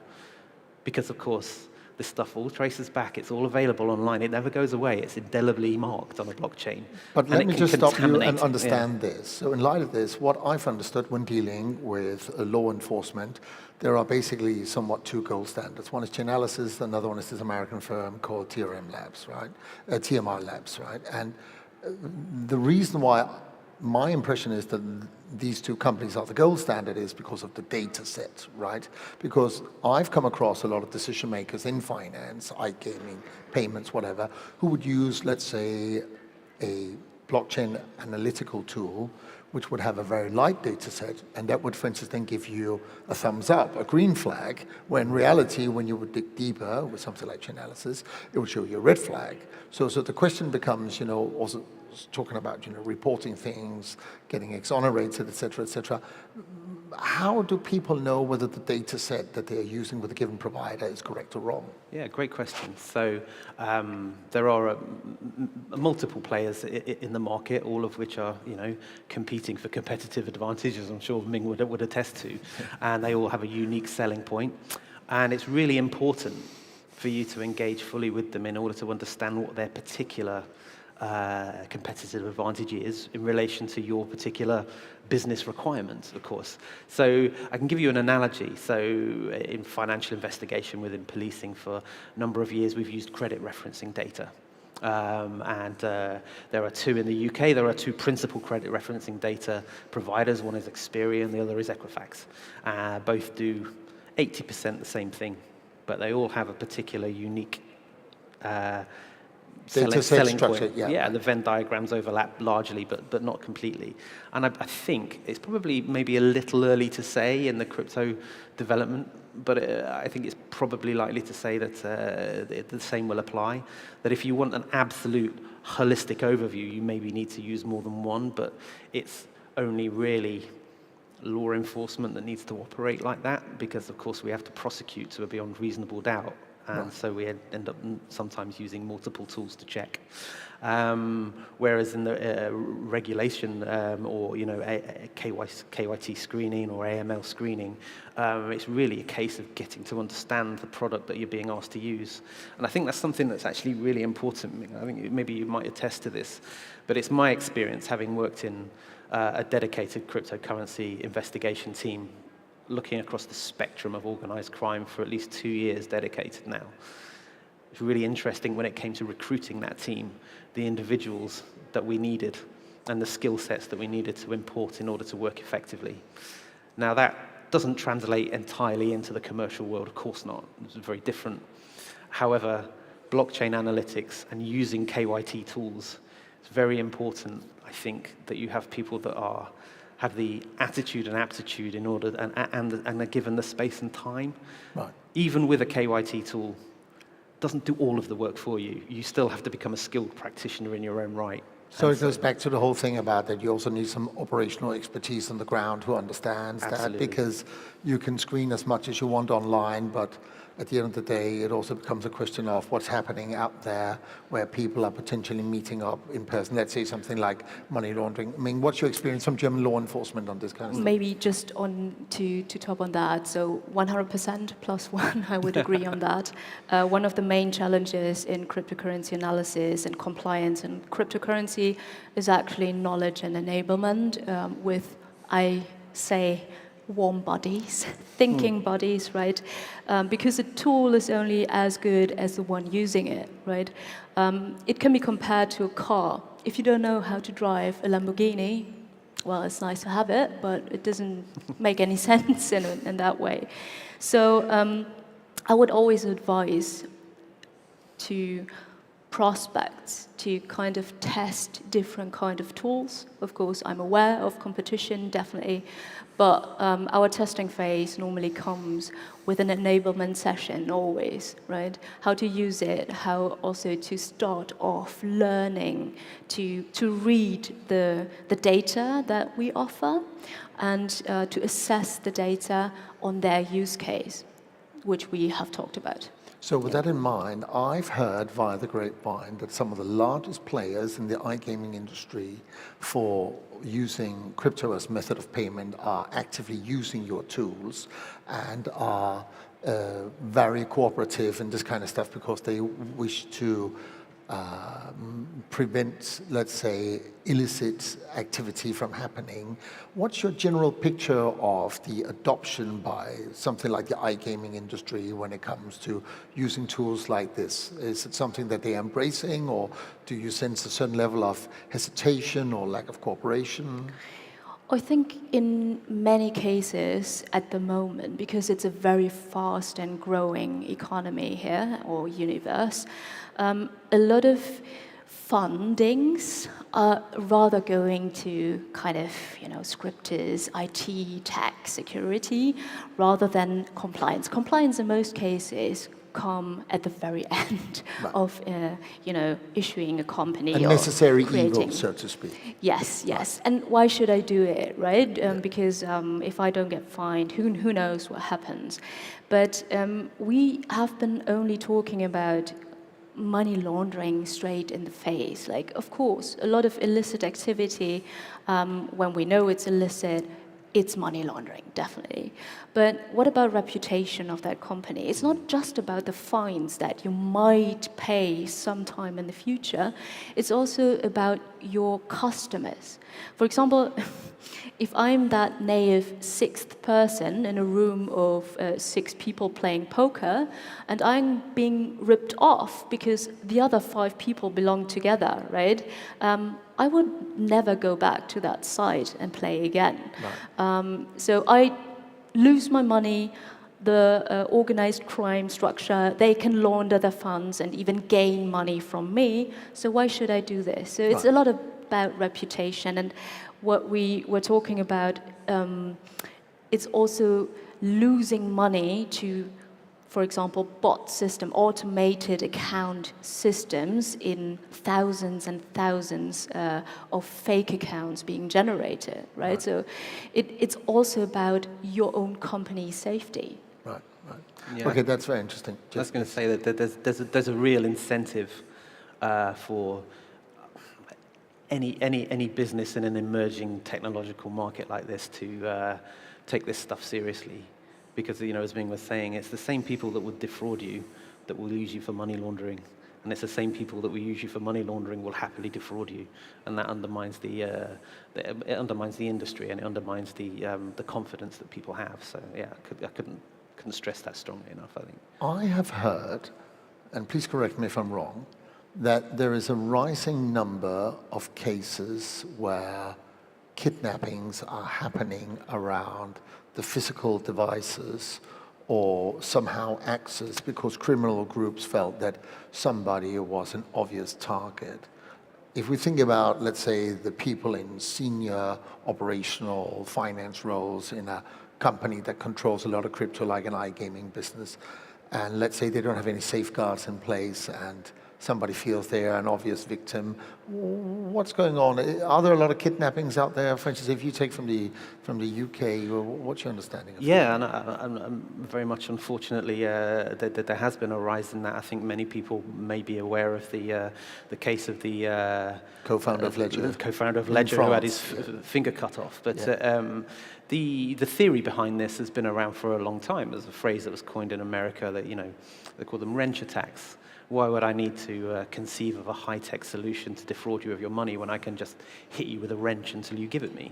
It's quite a simple principle, but over the last, as I say, I've been working with a dedicated department for the last 2 years, and one of the first things that happened to us is we were called in by our kidnap squad to help them with, we had a ransom in crypto, and we thought, good Lord, well, what's going to happen if this happens again? And are we likely to see a rise in this sort of stuff? And the truth is that we do. We've had nearly 17 cases in the last year of high-value crypto owners who have been specifically targeted for what I would call violent interdiction. But that basically means that they're either robbed in the street, or they're burgled in their homes, or they're bundled into a car and they're kidnapped until they release those funds. And it's very worrying. But started to do some thinking and do some sort of some sort of thought experiments really about what might be behind this. Right. Now, there's some unique properties of crypto that give rise to vulnerabilities. So a question I would ask is, how comfortable would any of you feel to have all of your bank accounts, including your bank balances, published online in a giant ledger that anybody could look at? And the only thing protecting your identity, of course, would be that your name and address had been removed somehow. Right. Well, that's very analogous to how crypto operates. Yeah. All of your transactions and all of your holdings are published. Right. It's just your identity is not. Right. Now, the key to any law enforcement person that works in organized crime will tell you is attribution is the key. Who owns this phone? Who owns this car? Who owns this bank account? Or who owns this crypto wallet? And so, if that's what we look to achieve when we're investigating cryptocurrencies, maybe some, how can I put it, malicious actors in the space are doing the same thing. And so we think there is a vulnerability that's unique to crypto for high-value asset holders that makes them particularly vulnerable. And I think that's relevant for the iGaming industry to take that quite seriously because, it's not uncommon, is it, for high-net-worth individuals to want to interact with gambling? It's, it's hardly new. But what responsibility do you have as an iGaming provider to keep your customers safe? Well, you can only keep them safe if you know about this stuff. And so that's kind of why I was looking to get that point across, really, that there is a physical safety element to some of this stuff as well that you just don't get anywhere else. So if we take this as an example and we then look at the concern about the operational costs of having a compliance anti-fraud team deal with this, I mean, are there some sort of tools on the radar out there that would perhaps make this kind of stuff easier, like AI bots or something like that? Yes, absolutely. We have been moving into the predictive space as well. So I welcome everyone to follow up after this session in predicting fraudulent activity, also other illicit activity to come. And we're trying to get ahead of possible fraudulent activity on a service, a gambling site, for example. Yes. So this essentially means that the businesses have two advantages by doing this kind of effort. Number one is they are preventing fraud, or they can trace fraud, if you'd like, in terms of the wallets and what happens there that might happen against them as a business whereby they would lose money. And at the same time, they are also protecting themselves from a, let's say, obedience of the law point of view, and being proactive in preventing such activities from happening on their platform. And if it goes wrong and they are, let's say, in a gray or unlicensed jurisdiction, they could, via tools like TMR or Chainalysis, actually ping it, and then it would land on the relevant authority's desk in a relevant jurisdiction if they were, let's say, offshore someplace like Topeki off the east coast of Africa or a place like that. Yeah, for sure. The principle is not to stay silent, is to tell somebody, and that, we all know how quickly information can move. There are confidential ways of making reports. It's the worst thing you could do is to stay silent and keep it to yourself. Especially, I understand, from a reputational perspective, you often see people are reluctant to report either wrongdoing or suspicions, but it's only really cryptocurrencies have really hammered home to most investigative outfits in many different countries, the transnational nature of crime, and especially organized crime, which transcends boundaries and laws. But the information sharing that can occur within cryptocurrencies is the key to keeping the environment safe, or as safe as it can be. So is my understanding correct that there is an active cooperation between law enforcement across borders, for instance, between the UK and Europol, Germany? What's your understanding and experience about that? Yes, well, it was from a UK perspective, it was an awful lot easier when we were still in Europe. But, and from your side, so in my sense, the blockchain, the cryptocurrency universe is a small family. So you give and you take, and it's a very fair game. We saw that with the Bybit hack, one of the biggest hack in the beginning of this year. So whenever something happens to you, the cryptocurrency universe would then step in and try to support you, to help you in any kind of dire situation. But they are expecting from you as well kind of that due diligence to make the blockchain ecosystem, a safe space for everyone, right? You can have companies built on blockchains, you can have anything that generates revenue, but as long as you still keep staying true to yourself, keep the space safe, everything's fine, right?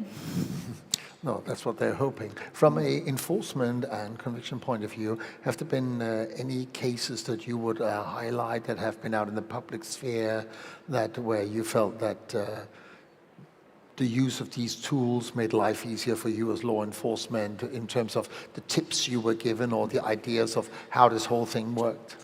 Yeah, absolutely. I would go as far as to say that the way that I can only really speak for the experience of myself from the Metropolitan Police in London, but if I were to tell you that, for example, roughly 1 million suspicious transaction reports are made in the UK every year, and about a third of those come to London and to the Met, I get a pretty good oversight. So we've, in the last 2 years, I think we've seized around 22 to 25 million of suspected illicit crypto. We've arrested, I think, 18 people, and we've successfully charged about 17 of them. And we have about 5 trials ongoing at the moment. And I can tell you honestly that the crypto, what was considered maybe 10 years ago to be a niche area of cybercrime, which itself was considered a niche area, that's no longer the case. Cryptocurrency is endemic across all acquisitive crime types. It's very much more accessible. So it would have been very easy for us when we set ourselves up to become overwhelmed immediately with whichever crime type shouted the loudest. And that's always going to be fraud and scams. Right. Organized crime does not report itself, incidentally. Right. It generally tends to stay a lot quieter. But when it comes to blockchain analytics, and I guess that's the point, because it's very much that which we feel can help the iGaming industry. We have been in a situation where we have now, some of our more experienced investigators have been able to test and use blockchain analytics to the criminal standard. So in the UK, beyond reasonable doubt, within the Crown Court, within trials. And we've had that with money laundering cases, which have included capital flight out of Iran. We've used that with money laundering cases with multiple identities on mobile phones. We've invested very heavily in digital forensics, but doesn't really seem to impact the iGaming industry too much. We've also seen another phenomenon we saw around mobile phone vulnerabilities. We saw a big hotspot in personal robbery, so not something that was necessarily obvious. So we've done a lot of test case work in that arena as well. But the key to all of those things is that we've been able to use blockchain analytics in a courtroom setting to the criminal standard, and it stands up to scrutiny. And it's that I think is really important, because it's those products that are fundamental to how we operate. So you're basically saying, if I understand you correctly, that if people are using technology of this kind correctly, not only do they exonerate themselves, but there's also a data set produced that if things come to the fore through a court case, this is actually a part of the evidence that's used in court to understand, what happened here. Yeah, it's still in its infancy. And of course, it's important to know that blockchain analytics tool work on risk and probability, and criminal cases tend to not particularly like probability and risks, right? They want certainty. They want certainty. Yes, yeah. And so there is, but that's very much what Ming was saying about the human factor and human capital involved in actually utilizing these tools and getting to grip with their subject matter. That's absolutely, you almost come up with a kind of crypto expertise, and that's really important.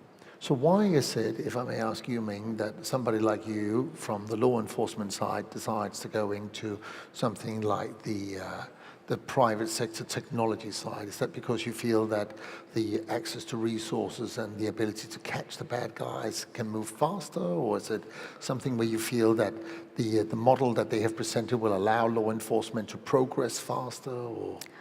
So actually, I miss ramming down the door and just seizing the Lamborghini that sits in the garage.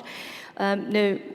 The thing why it changed to Chainalysis is the access actually to the data set behind it. And yes, we are of course also scraping data that relies on behaviorism, on research and so on and so forth, but we do have what we call ground truth data, which is documented with a documented history on how we got to that kind of conclusion, why this wallet, let's say, belongs to a darknet market, for example, right?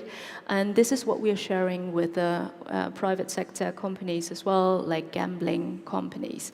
And I was very intrigued by the thought of how this private intelligence data company is actually working, besides from the tool that I saw during the police time, right? So it was a development for myself, basically, yes. But how does it then work in terms of the storage of this data? You have a private corporation that's gathering all this intelligence. Is it, for instance, possible for somebody like that to trace also the IP addresses from which this was undertaken, or is this something that's potentially being obscured by a provider like Cloudflare, or how does that work? Well, you're talking about a bit of investigative tradecraft there, Torben, some of which I could probably discuss and probably some of which I couldn't. I mean, the use of VPNs and technology to mask IP data is long known, but it also seems to be going out of fashion, because sure. I've noticed a few banks, they won't even allow you to access their websites anymore if you log in via VPN access, because they're like, the risk this is a scam or that you're doing something unusual is very high. So they're like, but. Yeah, for sure. I mean, so if you base yourself only in one arena, you don't get very far, the physical world or the digital world. What really works with investigation is kind of a nice little blend of the two. And that's what I was talking about, picking skill sets.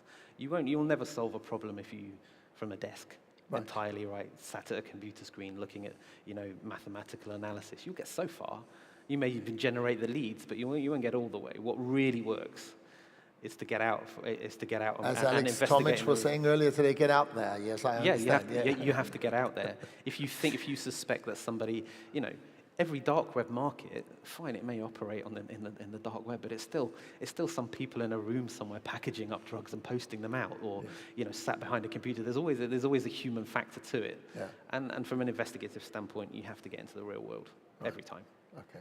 So with all this said, where do you see, from a tendency point of view, especially if you sit on the private sector side, Ming, where do you see what are the tendencies as to what is the next thing that's coming up? Is it more frauds? Is it more like kind of money laundering? Is it people who are trying to mask their activities moving across blockchains? Or because we've also seen various companies setting up their own blockchains, right? Yes. So in my opinion, this is my opinion, by the way, we are going to see, of course, more. Because what we have right now is an adoption rate in cryptocurrency of roughly 6.5% globally. And per year. And what we also see is like roughly 1% of the 450 billion revenue in the gaming sector. The adoption rate will grow very quickly in the next few years.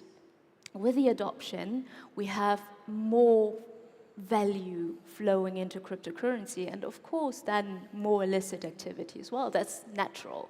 We have a lot of illicit activity on fiat currency anyways that we don't see. So I'm expecting a rise, but at the same time, the legal form of using cryptocurrency will rise as well. So if we break it down on percentage, the percentage will very likely stay the same. Right? But if we didn't take, because we see that some organizations as iGaming companies, online gambling casinos, they decide to set up their own token or own direct blockchain. Is that potentially an opportunity for them to ring fence the whole thing whereby they can see whatever goes in and out? Or are they just becoming another, let's say, method of transit from A to B, and they will expand the problem, No, actually, there's no problem. Every problem can be solved nowadays, I would say it like this. I see. So moving away from KYT or the tool that, for example, investigators know, we have built a lot of different methods on how to help in such challenging situations as well. So, for example, if you're launching your own token, which would be advisable if you have a lot of transactions going on into your platform, then we, of course, can support you in surveying your own ecosystem as well. And also, we can save you and prevent something happening like a hack, right? Like the Lazarus hack, for example. Because everything relies on a liquidity that you are upholding yourself. But let me understand, why would it be advisable to have your own token if you have a lot of transactions? So the thing is, you can monitor your own token. You can monitor your own ecosystem. If you rely on a token from an external token, for example, it could happen, doesn't mean it will, but it could happen that it is a so-called, we call them shit tokens on the blockchain. So on the blockchain, it's very easy to mint a token. I can mint a Jeff token today, right? And I could ask to Torben to invest $1 million into it, and after that, through a backdoor, I can just get the 1 million that Torben invested and run away with it without any consequences, if I hide myself well. So if you build up your own ecosystem, your own payment structure, your own kind of token system, transaction system, it would be way easier for you to handle these kind of operational security issues. Because you control the infrastructure. Exactly. And how would somebody like law enforcement like that? Do you welcome that, or do you feel that that's just, another string on the guitar that you have to play, or how does that work? It's more of a harp now, isn't it? Well, law enforcement naturally fears change, obviously, but there is of course, a certain advantage to what do you call it, native tokens within systems like that. One of the greatest ones, of course, would be if you mint and control your own tokens, then you're in control of things that you freeze. For example, if you have suspicions, you can freeze tokens, and that's always very helpful. But it also means you control the data. Yeah. And if you have interaction with law enforcement, you can be certain of your own data, and that can be handed over, and and you're able to work much better with law enforcement if you have it. So I think there probably are distinct advantages to it. Right. So the whole concept that blockchain, so to speak, is anonymous is somewhat a joke. Going back to what you were saying about that, if it's an open blockchain, then bar your name and address, then if people know who that address belongs to, they can essentially see everything. And even more so if the provider of the given infrastructure, token or blockchain, give access to somebody like law enforcement. People might know that Tether, IFINX have given the United States FBI cybercrime team unlimited access to Tether. So it doesn't matter what format of Tether USDT it is, the FBI, they can follow in real time where the money's going from A to B, right? I think that's what you are referring to. Oh, I wasn't talking about Tether. I couldn't possibly comment about that, Torben. But yes, I mean, but the principle of with control, you can effectively, how can I put it, keep your house in order, and that's potentially what we're talking about, I think. Okay. This has been a very interesting conversation. Let's find out if there are any questions from the audience. Then I think it would be very helpful to perhaps get that. I can't see anybody out there because the lights are so strong, so it's like looking into the dark. I don't know. Yes, other than that, I would just say that this has been very informative. I would like to thank both of you for this session. And if there are no questions from the audience, then I would like to say thank you very much for this, and then thank you for coming. Oh, you're welcome. Been great. Thank you. You're welcome. Thank you. Cheers.